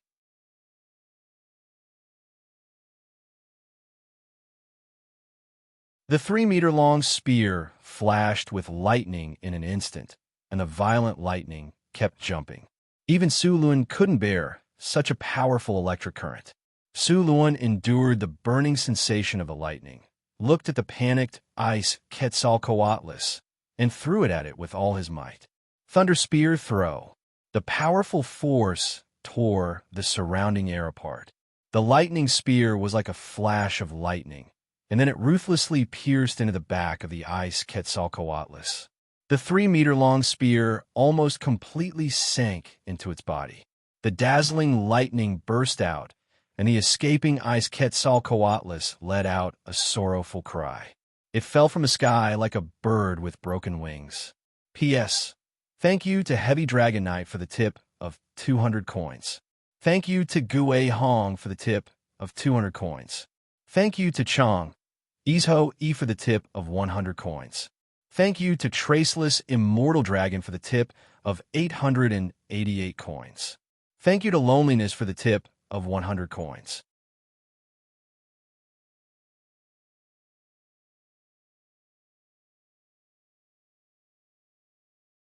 Chapter 116. Ding! Congratulations, host. You have killed Cryopteris and completed the Territory Guard quest. You have obtained a golden treasure chest. You have completed the Territory Guard quest. You have obtained 10,000 experience points and +1 to all attributes.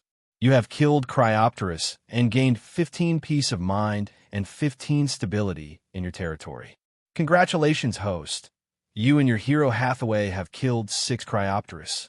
You have obtained 60,000 experience points. Congratulations, host. You have leveled up.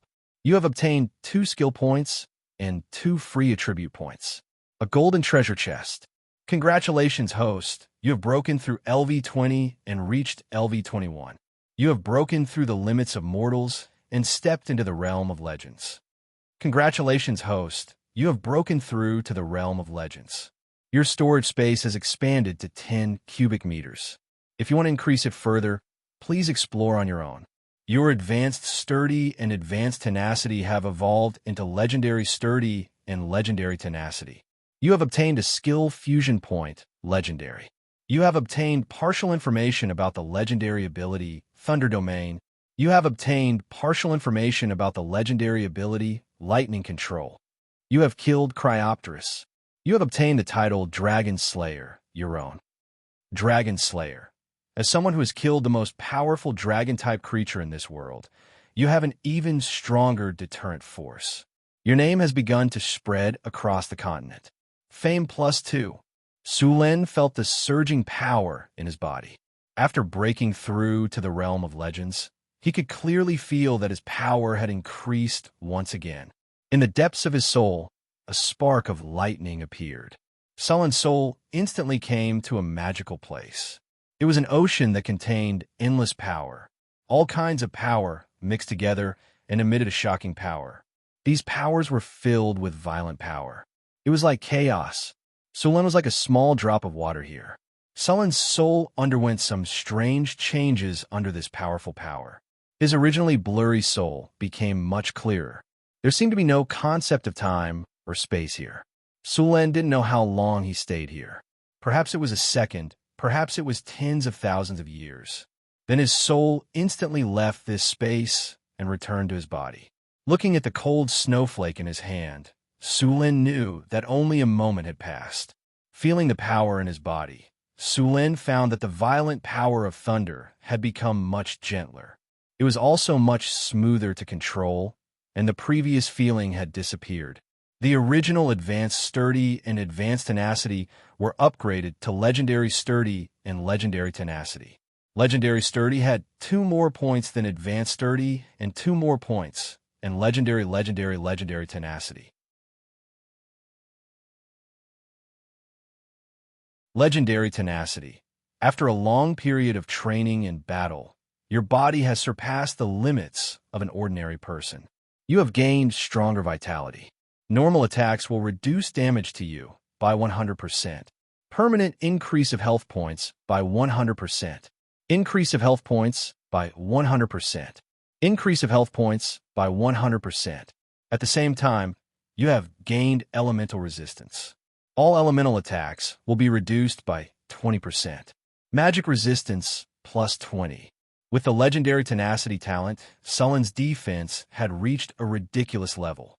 In addition to elemental resistance and magic resistance, he would have no problem taking on normal spells. He could even try taking a bath in lava. Advancing to legendary wasn't a simple matter of stacking data. Although data was important, it was more important to start touching the power of laws. He had a deeper understanding of the power of thunder. Originally, he thought that he was very familiar with the control and use of thunder. However, after touching the power of laws, he realized how crude he used this power in the past. Many times, he would waste a lot of unnecessary power. After feeling the power in his body, Sulen began to collect the spoils of war. After becoming a legendary, he still needed time to familiarize himself with the power he gained. The corpses of Cryopterus in front of him had to be dealt with as soon as possible. Although Cryopterus was a Euron, as long as it was related to dragons, all kinds of materials would become very valuable. Hathaway also ran out from the gap where she was hiding.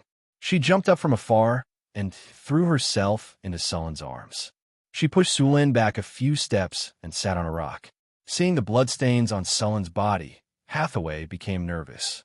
She touched his body with her small white hands. "You're hurt." "Okay, I'm fine. This blood belongs to the Cryopteris." Sulen grabbed Hathaway's small hands. If she continued to touch him, he would lose control. This place was cold and not a good place. He still liked to go back and sleep on the blanket. Seeing that Sulen was fine, she was relieved. Then, she let out a cheer and ran to the corpse of a Cryopteris. Sulen tidied up his tight clothes and walked over. So many Cryopteris, so many magic materials. I'm rich. Sulen walked to Hathaway's side and found that she was touching Cryopteris wings and muttering to herself. Her eyes were shining with the light that belonged to Kinnar. Sulen realized for the first time that this girl was a money grubber. "Wake up, your saliva is freezing." Sulen pinched Hathaway's delicate little face and teased her. "What?" Hathaway subconsciously wiped the corners of her mouth with her hand and then realized, "You lied to me." Then she was ready to fight with Sulen. Sulen reached out his hand and pressed Hathaway's head. Hathaway, who was squatting on the ground, could not stand up at all. Her two arms were swinging back and forth, as if she was swimming. As a wizard, her strength was no match for Sulen, who was in human form. "Okay, stop fooling around. It's getting late. We have to get rid of these Cryopteris quickly. The value of these corpses will decrease if we delay any longer." "Humph, I'll remember this. I'll deal with you when we get back," Hathaway said angrily. Sulen laughed in his heart. "You want to deal with me? You become arrogant after a few days of not fighting. When we get back, I'll let you have a taste of my advanced plasma cannon."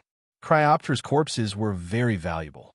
The smallest of these Cryopteris had a wingspan of 15 meters, and the largest was 18 meters. It was basically impossible to transport all of them back. Sulen's storage space was only 10 cubic meters. There was no way he could fit so many Cryopteris corpses. Hathaway also had a few storage items on her, but they still could not fit all of these big guys. She could only disassemble these corpses and throw away the worthless and low-value parts. She could only bring back the valuable parts. P.S. Cryopteris attributes. Cryopteris, your own, grade 4. Gregarious, monster level, 17. Strength, 28. Will, 10. Vitality, 25. Agility, 15. Charm, 12. Skills, dive, dragon's bite, frost breath, dragon's wing strike. Talents, advanced strength, advanced tenacity, dragon's skin, frost resistance, dragon's bloodline, flight, poison resistance. Difficulty, B+.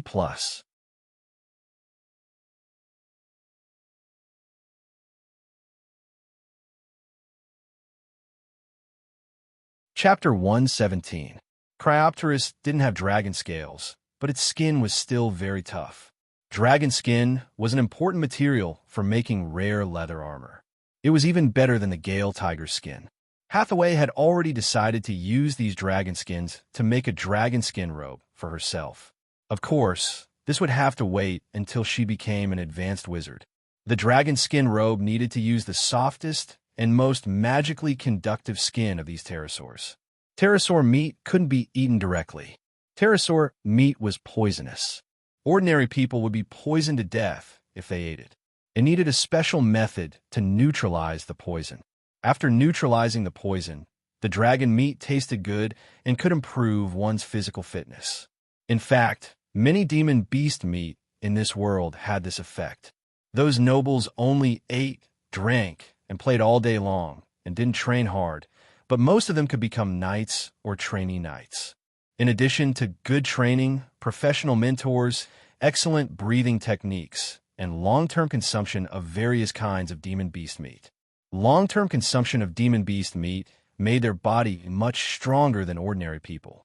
With professional training and excellent breathing techniques, as long as they were not too useless, it was not too difficult to activate their life energy and become a knight when they reached adulthood. However, it was very difficult for ordinary people. Knight training required a lot of meat, and ordinary people couldn't afford to feed a knight. Most of them could only rely on the nobles and become their servants. Sulin took out a skinning knife and began to skin the Cryopterus. Because of the previous battle, many parts of the dragon skin were damaged. Those damaged parts could only be thrown away. The dragon skin on the wings was not suitable for making leather armor. Those parts were more suitable for making blank scrolls. The most valuable part was the heart, which was an important material for making lesser dragon blood potions. As for the other organs, they could also be used as alchemy materials. The dragon blood could be made into magic ink and used to make scrolls. Among them, there was also the dragon penis, which was the favorite of the nobles. This thing was very popular among the human nobles. With all the bits and pieces added up, one pterosaur could earn about 20,000 kinner. It was a little troublesome to deal with the Cryopterus. It took Sulin a lot of effort to divide up the 6 ice pterosaurs. There were only a few Cryopterus corpses and some worthless items left. Sulin's 10 cubic meter storage space had been completely filled. Even Hathaway's spatial equipment had been filled. Sulin felt his heart ache when he saw that there were still some low-value materials on the ground that could not be taken away. Apart from the corpses of the pterosaurs, they found a total of 13 Cryopterus eggs in the 3 nests. Sulin used a piece of dragon skin to make a simple net to hold it. The storage space was unable to store living things. If these winged dragon eggs were placed inside, they would quickly become dead eggs. The price of a dragon egg that could hatch a pterosaur was not bad. Of course, the prerequisite was that you had a way to tame a dragon. Apart from the drows in the Underdark, the best taming method was the wizards. It was very easy for the drows in the Underdark to tame a dragon. They just needed to find a male pure-blood dragon. It could be said that the drows in the Underdark were very similar to the succubi and lustful demons. Sulin planned to tame a few pterosaurs. When they grew up, they would not only be powerful, but they would also be very good as mounts. In addition to these dragon eggs, there were some kinner and some damaged things in the nests of the pterosaurs. They were probably left behind by the pterosaurs or by the hot-blooded young men who came here to be dragon slayers. These things were of average value. It was the nature of the dragons to collect wealth, and the same was true for these Euron. Sulin also found some nugget gold, crystal agate, and some gemstones in these nests.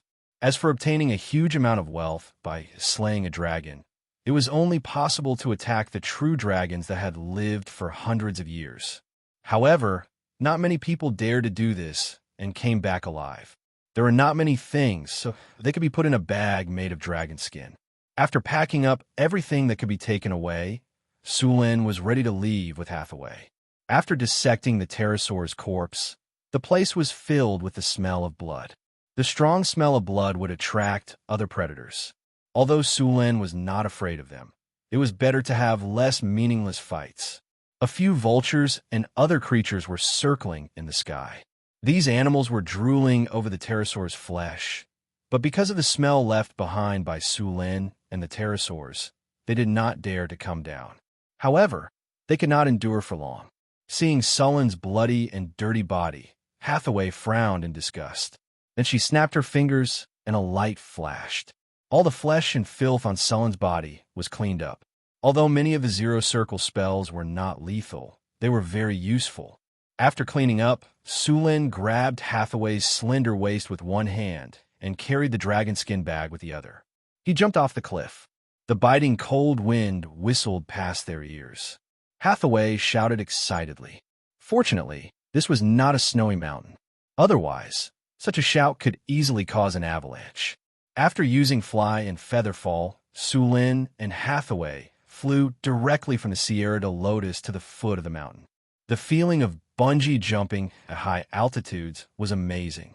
After arriving, the two were not in a hurry to leave. Firstly, it was not early. Secondly, they had just experienced a fierce battle. Although they were not injured, they were mentally exhausted. After finding a rock wall to shelter from the wind, Sulin used the petrified mud to make a small house. They would stay there for the night. After putting down the things, Hathaway began to prepare food. Sulin then opened the system list to check his rewards. He had obtained 2 gold treasure chests from this mission. Sulen opened both of them. 2 lights flashed, and the system's cold voice rang in his ears. Congratulations, host. You have obtained the skill Floating Lightning Array. Congratulations, host. You have obtained the item Reinforcement Order. Floating Lightning Array. After use, 8 lightning balls can be summoned around the body. The lightning balls can move according to the host's command. They will also cause lightning damage of 2 to 5 strength to surrounding enemies.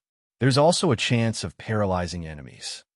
Reinforcement Order, a special magic item created by the system's skill Ambush Array series, after combining with the laws of this world, can be used to summon a team of soldiers.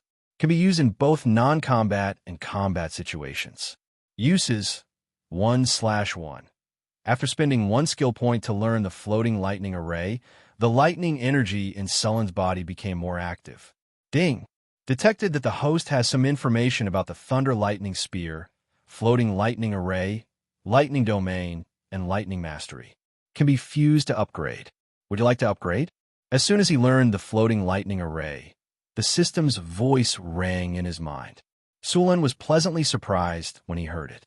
After confirming with the system, he agreed to the fusion.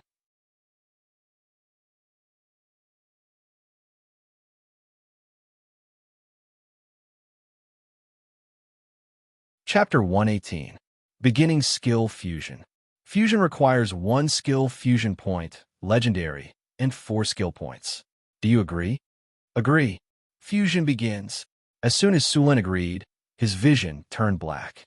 In the next second, his soul once again appeared in the strange space that he entered when he was advancing to legendary.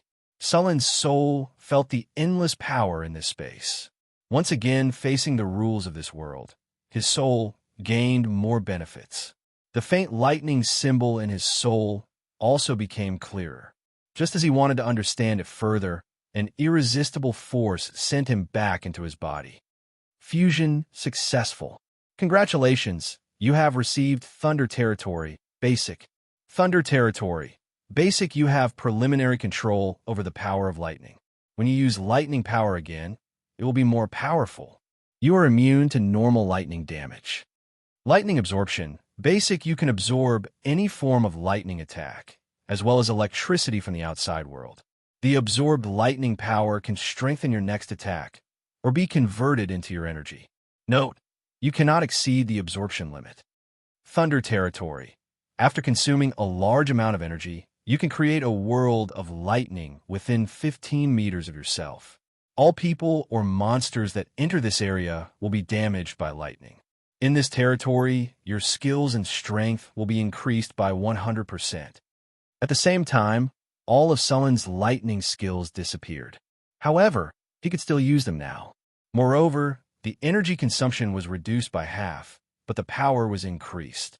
It could be said that after mastering the Thunder Territory, Sulen could be considered a true legendary. He opened the attribute panel and added the remaining free attribute points to his strength. His strength broke through 40 points and reached 42 points. Name: Sulen Legendary. Race: Human. Level: LV21 268 544 1000. Strength: 42 Agility, 31 Spirit, 26 Vitality, 32 Charm, 20 Command, 73 Characteristics. Talent: Valiant, Thunderbolt, Pegasus, Legendary Sturdy, Legendary Tenacity, Calm, Elemental Affinity, High Lightning Affinity, Iron Will, Body Hardening, Beast Face Armor. Skills: Dark Ice Slash, Physical Healing, Life Healing, Red Flame, Forbidden Magic, Mechanical Control, Stone to Mud, Morale Boost, Basic, Earth Spring Sure Kill Skills.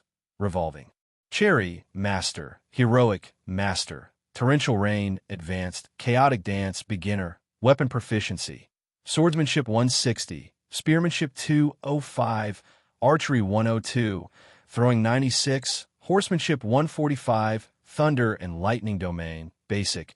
Omitted: free attribute points, 0, skill points, 0. Sulen opened his eyes, and a bolt of lightning flashed across his eyes. The room didn't change much compared to before.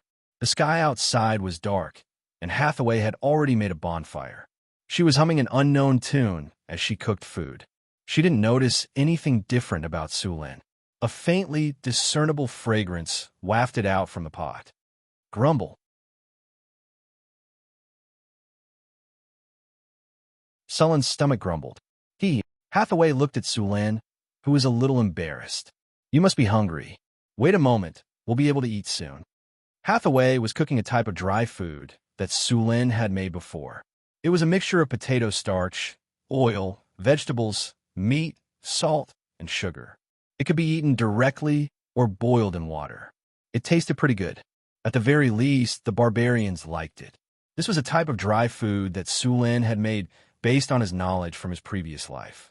However, he had only made a small portion of it.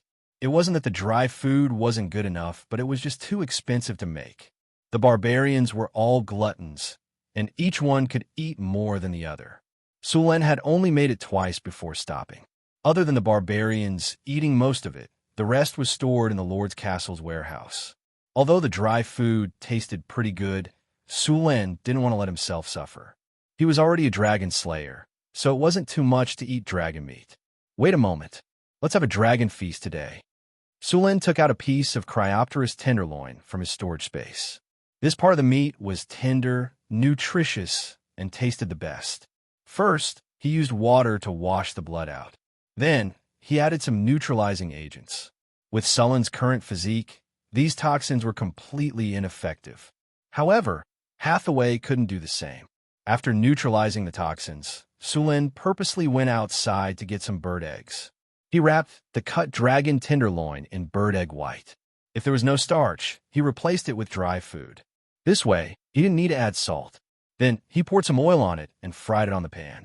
As an experienced foodie in the foodie empire, although the conditions were poor and he could only find substitutes for many things, he could still make a delicious meal. Animal fat was more fragrant than vegetable oil. The smell of frying was very tempting. The dragon tenderloin wrapped in egg white and starch slowly turned golden. The oil sizzled, and a tempting fragrance wafted out from the tenderloin. Okay, it's ready to eat. Try it first. Sulin picked up a piece of cooked tenderloin with chopsticks and put on a stone tray.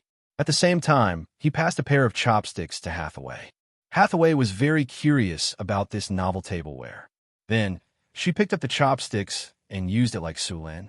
However, as she had just started using chopsticks, she didn't know how to use them. She spent a lot of effort and still couldn't pick up the piece of fried dragon tenderloin. Sulin, on the other hand, picked up a piece of golden tenderloin with his chopsticks and ate it happily. Bang!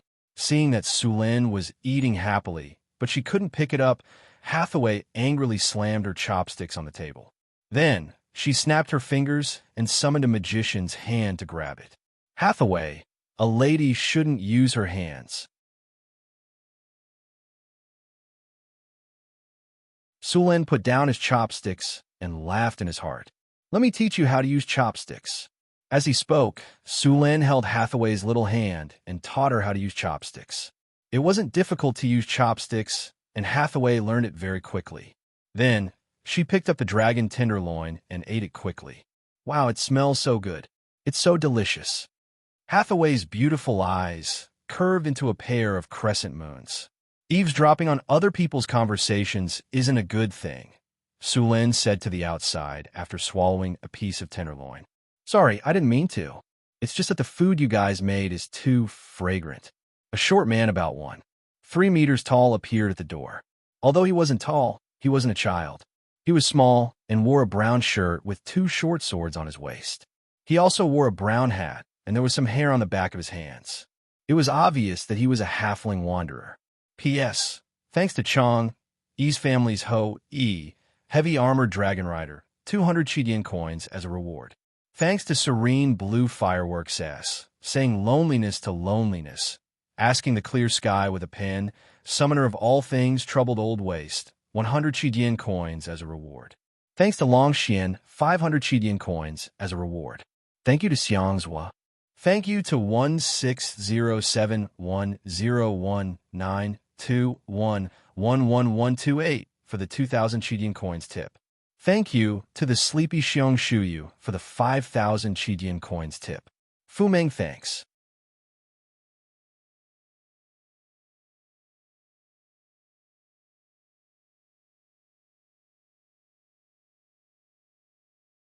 Chapter 120. Halflings were a rare and popular race. They lived in the Shire Mountains in the north. They were not tall, but every halfling was a gourmet. These little fellows were naturally optimistic and loved to travel. Most travelers liked to meet them. A halfling. Sulen raised his eyebrows and said in surprise, "Hi. Hello. Can you give me some food to try?" The halfling waved at Sulen. Hathaway looked at the halfling with a smile. It was her first time seeing this race.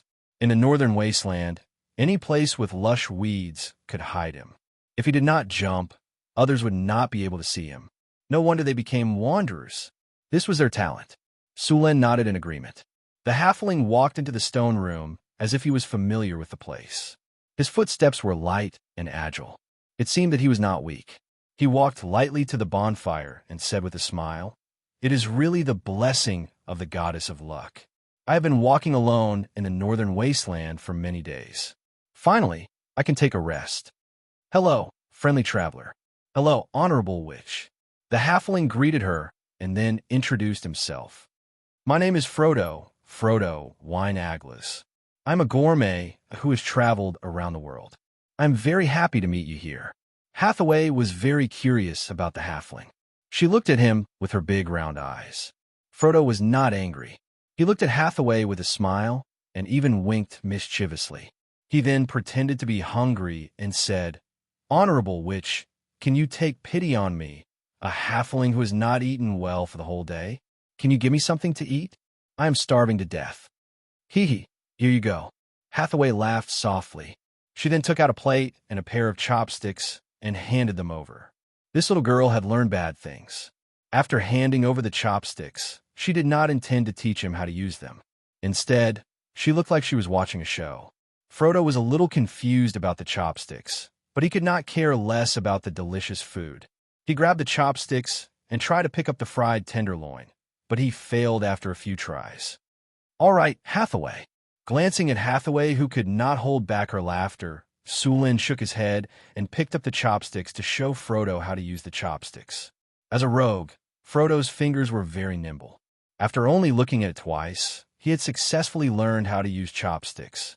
He was much better than Hathaway. Frodo picked up a piece of pan-fried dragon tenderloin with his chopsticks and bit into it impatiently. Then, he savored the delicacy with a look of enjoyment. Halflings were a very optimistic race. They liked good food, tobacco, and wine. They also liked to party and hated boredom. They were a race that was naturally optimistic. Unlike the stubborn dwarves, halflings were gentle. Of course, they were also very curious and clever. They received the favor of many gods and were also a race that respected the gods. They were much more pious than humans. Even if they were facing some weak gods, they would still express their respect. Halflings loved good food. So many of them would travel around the world. These small people were naturally very agile. In addition, they were thin and small.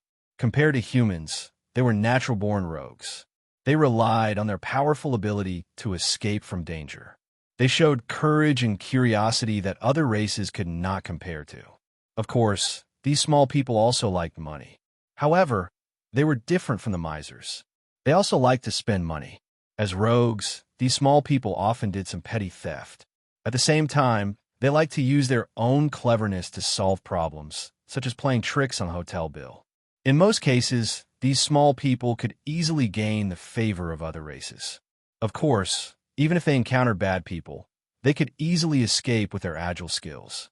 Halflings were the kind of race that didn't make big mistakes, but had a lot of small habits. They liked good food, tobacco, and wine. They didn't have their own country. In their homeland, these halflings lived in villages. They were protected by the halfling guardian goddess, Yodala. She was an ancient great god with great divine power. The halflings had been living under her protection for countless years. Their strong curiosity often led them to do some suicidal acts. This race often appeared in epics and legends. They were often the good companions of the protagonists in the stories. They were excellent rogues who helped the protagonists to complete their tasks. Basically, every halfling was a chef. It was very popular to have someone who was proficient in scouting, traps, stealing, and cooking in the team. Of course, in addition to these, the halflings also liked to boast. Because they had traveled to many places, these halflings were very knowledgeable. So, it was often seen that some halflings would boast about their experiences to others. Wow, it's so delicious. Frodo swallowed the fried dragon tenderloin and kept describing it with all kinds of praises.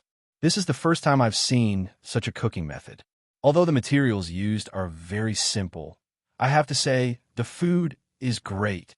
This tableware is also very novel. It's very convenient to make, and it's more flexible than a fork.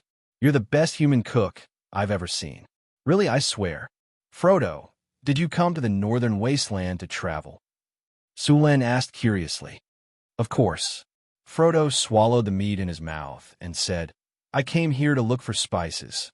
Last time, I met a caravan, and the caravan accidentally got some spices. I bought them to try cooking, and they tasted very good. But when I wanted to buy more, the merchant didn't have any more.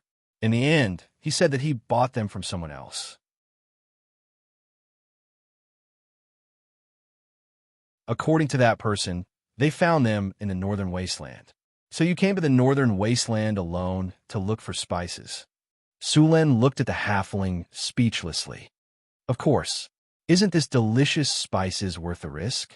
Frodo said, with conviction. Sulen didn't know if other people would do that, but he knew that these halflings would really do that. By the way, what kind of meat are we eating? How come I've never eaten it before? Frodo suddenly asked. You're in luck. This is the tenderloin of Cryopteris. How does it taste? Sulen said with a smile. This is dragon meat? Frodo looked at Sulen in surprise, his face full of disbelief. Sulen shrugged. Of course. Don't you feel the energy in your body? Eating dragon meat can improve your body's quality. It's really dragon meat. Frodo looked at Sulen and Hathaway in surprise. Did you slay a dragon?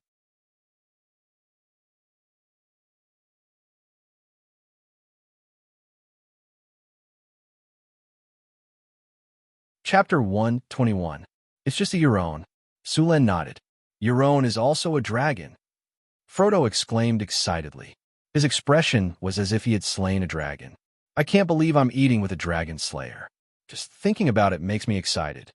Can you tell me how you killed that ferocious Cryopteris? Sulen realized that apart from enjoying good food, tobacco, and wine, these halflings were also very talkative. Ever since he came here, he had not stopped talking even when it was time to eat fried tenderloin. Sulen had no choice but to edit out the details of how he had slain the dragon and tell it to Frodo as a story. Frodo was obviously very satisfied with the story. Since Sulen had become a legendary, his appetite had increased again. With the addition of a halfling, the food he had prepared this time was obviously not enough. When he took out another piece of dragon tenderloin, Frodo volunteered to show off the halfling's cooking skills. As the race with the best cooking skills on the continent, Sulen was also very interested in the halfling's cooking skills. He agreed without hesitation. Frodo first took out a few jars and mushrooms from his pocket. I picked these up in the forest today. I've tasted them, and they taste very good.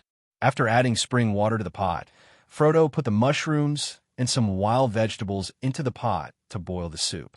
He then carefully opened the jars. The jars were filled with powders made from various spices, some of which he did not recognize. These are the spices I was talking about. I came to the northern wasteland to look for these spices. Frodo picked up a small jar and opened it.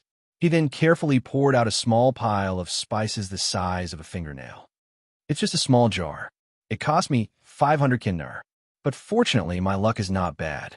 Under the protection of the goddess, I finally found these spices. I don't have to worry about not having enough of them in the future. Sulen was also very interested in the spices that fascinated the halfling. As soon as the spices were poured out, Sulen smelled a familiar scent. Wasn't this cumin? It turned out that the halfling had come to the northern wasteland to look for cumin. While Sulen was still in shock, The halfling began to prepare the roast meat. Soon, a rich meat aroma wafted out, and the halfling began to sprinkle various spices evenly on the surface of the loin meat. "All right, have a taste of my cooking." Frodo passed the roasted tenderloin to Sulen. Sulen took it and shared half with Hathaway. Then, Sulen began to taste the halfling's cooking. Sulen had to admit that halflings were really good at cooking. Although the conditions were simple, the tenderloin roasted by Frodo tasted delicious, especially after adding cumin. Sulen ate a few pieces in a row. It could be said that this was the most delicious meal he had ever eaten since he came to this world. It could already be compared to some of the chefs in his previous world. Hathaway's belly bulged. She pouted her red lips, which made Sulen want to take a bite. Frodo was also happy that his food was recognized. After the three of them finished their dinner, they had a bowl of mushroom and vegetable soup. Although they were in the wilderness, the dinner was very sumptuous. After the meal, Sulen opened up another room in the stone room, and the three of them went to rest. After eating cryopterous meat, Hathaway and Frodo's bodies felt a wave of energy slowly strengthening their physique. Sullen's physique was already very strong, and the Euron meat could no longer increase his physique. However, it could slightly increase his resistance to the cold. As the last wave of energy slowly merged into his body and disappeared, the system's voice rang in his ears. "Congratulations to the host. After the battle with Cryopterus and bathing in the dragon's blood, your resistance to the cold has increased. Finally, after eating Cryopterus meat, your resistance to the cold has reached a critical point. You will be able to adapt to most cold climates, and your resistance to special cold climates has increased. When you're attacked by all ice spells or similar spells, as well as attacks with ice effects, your damage will be reduced by 5 points. You have received the talent Lesser Ice Resistance." After Sulen received the talent Lesser Ice Resistance, Hathaway and Frodo received the effect of +2 in strength and +1 in physique. This kind of increase in attributes would only occur when eating the meat for the first time. After eating the meat again, it would at most increase some temporary effects or the talent Lesser Ice Resistance. There were many restrictions on the increase in attributes of the meat, other than the fact that it could not be eaten multiple times. If the user's attributes were already very high and exceeded the range of the food, the user could only taste the meat to recover their energy. Hathaway's physique and strength were not high. As a wizard, close combat had always been her weakness. Now, she had consciously trained her close combat ability. The next day, Sulen woke up to a tempting fragrance. He lowered his head and looked at Hathaway in his arms. She was curled up on his chest like a kitten. He then pinched her little face. After a simple wash, he walked out of the stone room. "You're awake. Come and try my secret fresh fish soup," Frodo called out enthusiastically. The Cryopterus meat last night had brought him a lot of benefits. Although halflings were born with great agility, their strength was also not high. When a human reached adulthood, their strength could reach 8 points, but halflings could only reach 6 points. "It smells so good." Hathaway, who was still sleepy, immediately woke up after smelling the fish. "Beautiful witch, come and try the breakfast prepared by the gourmet Frodo." Frodo took out the cutlery and began to distribute the food.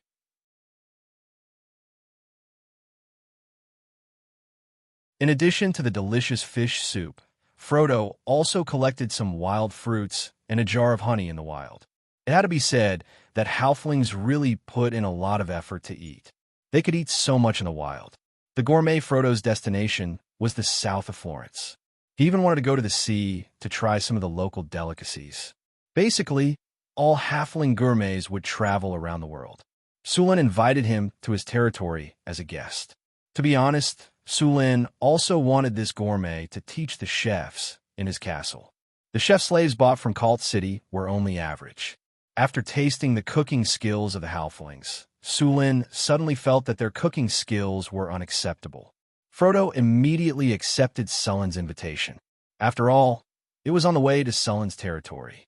Sulen also said that his territory had just brewed a new kind of wine. It was too tempting for a halfling who loved good wine. You're tuning into the Romance Rendezvous YouTube channel. We're so grateful for your support, and don't forget to subscribe to join us on this incredible journey through captivating stories. Your generosity through donations truly makes a world of difference, as it's the primary source of revenue that allows me to expand and enhance this channel for you. Thank you from the bottom of my heart for being a part of this adventure.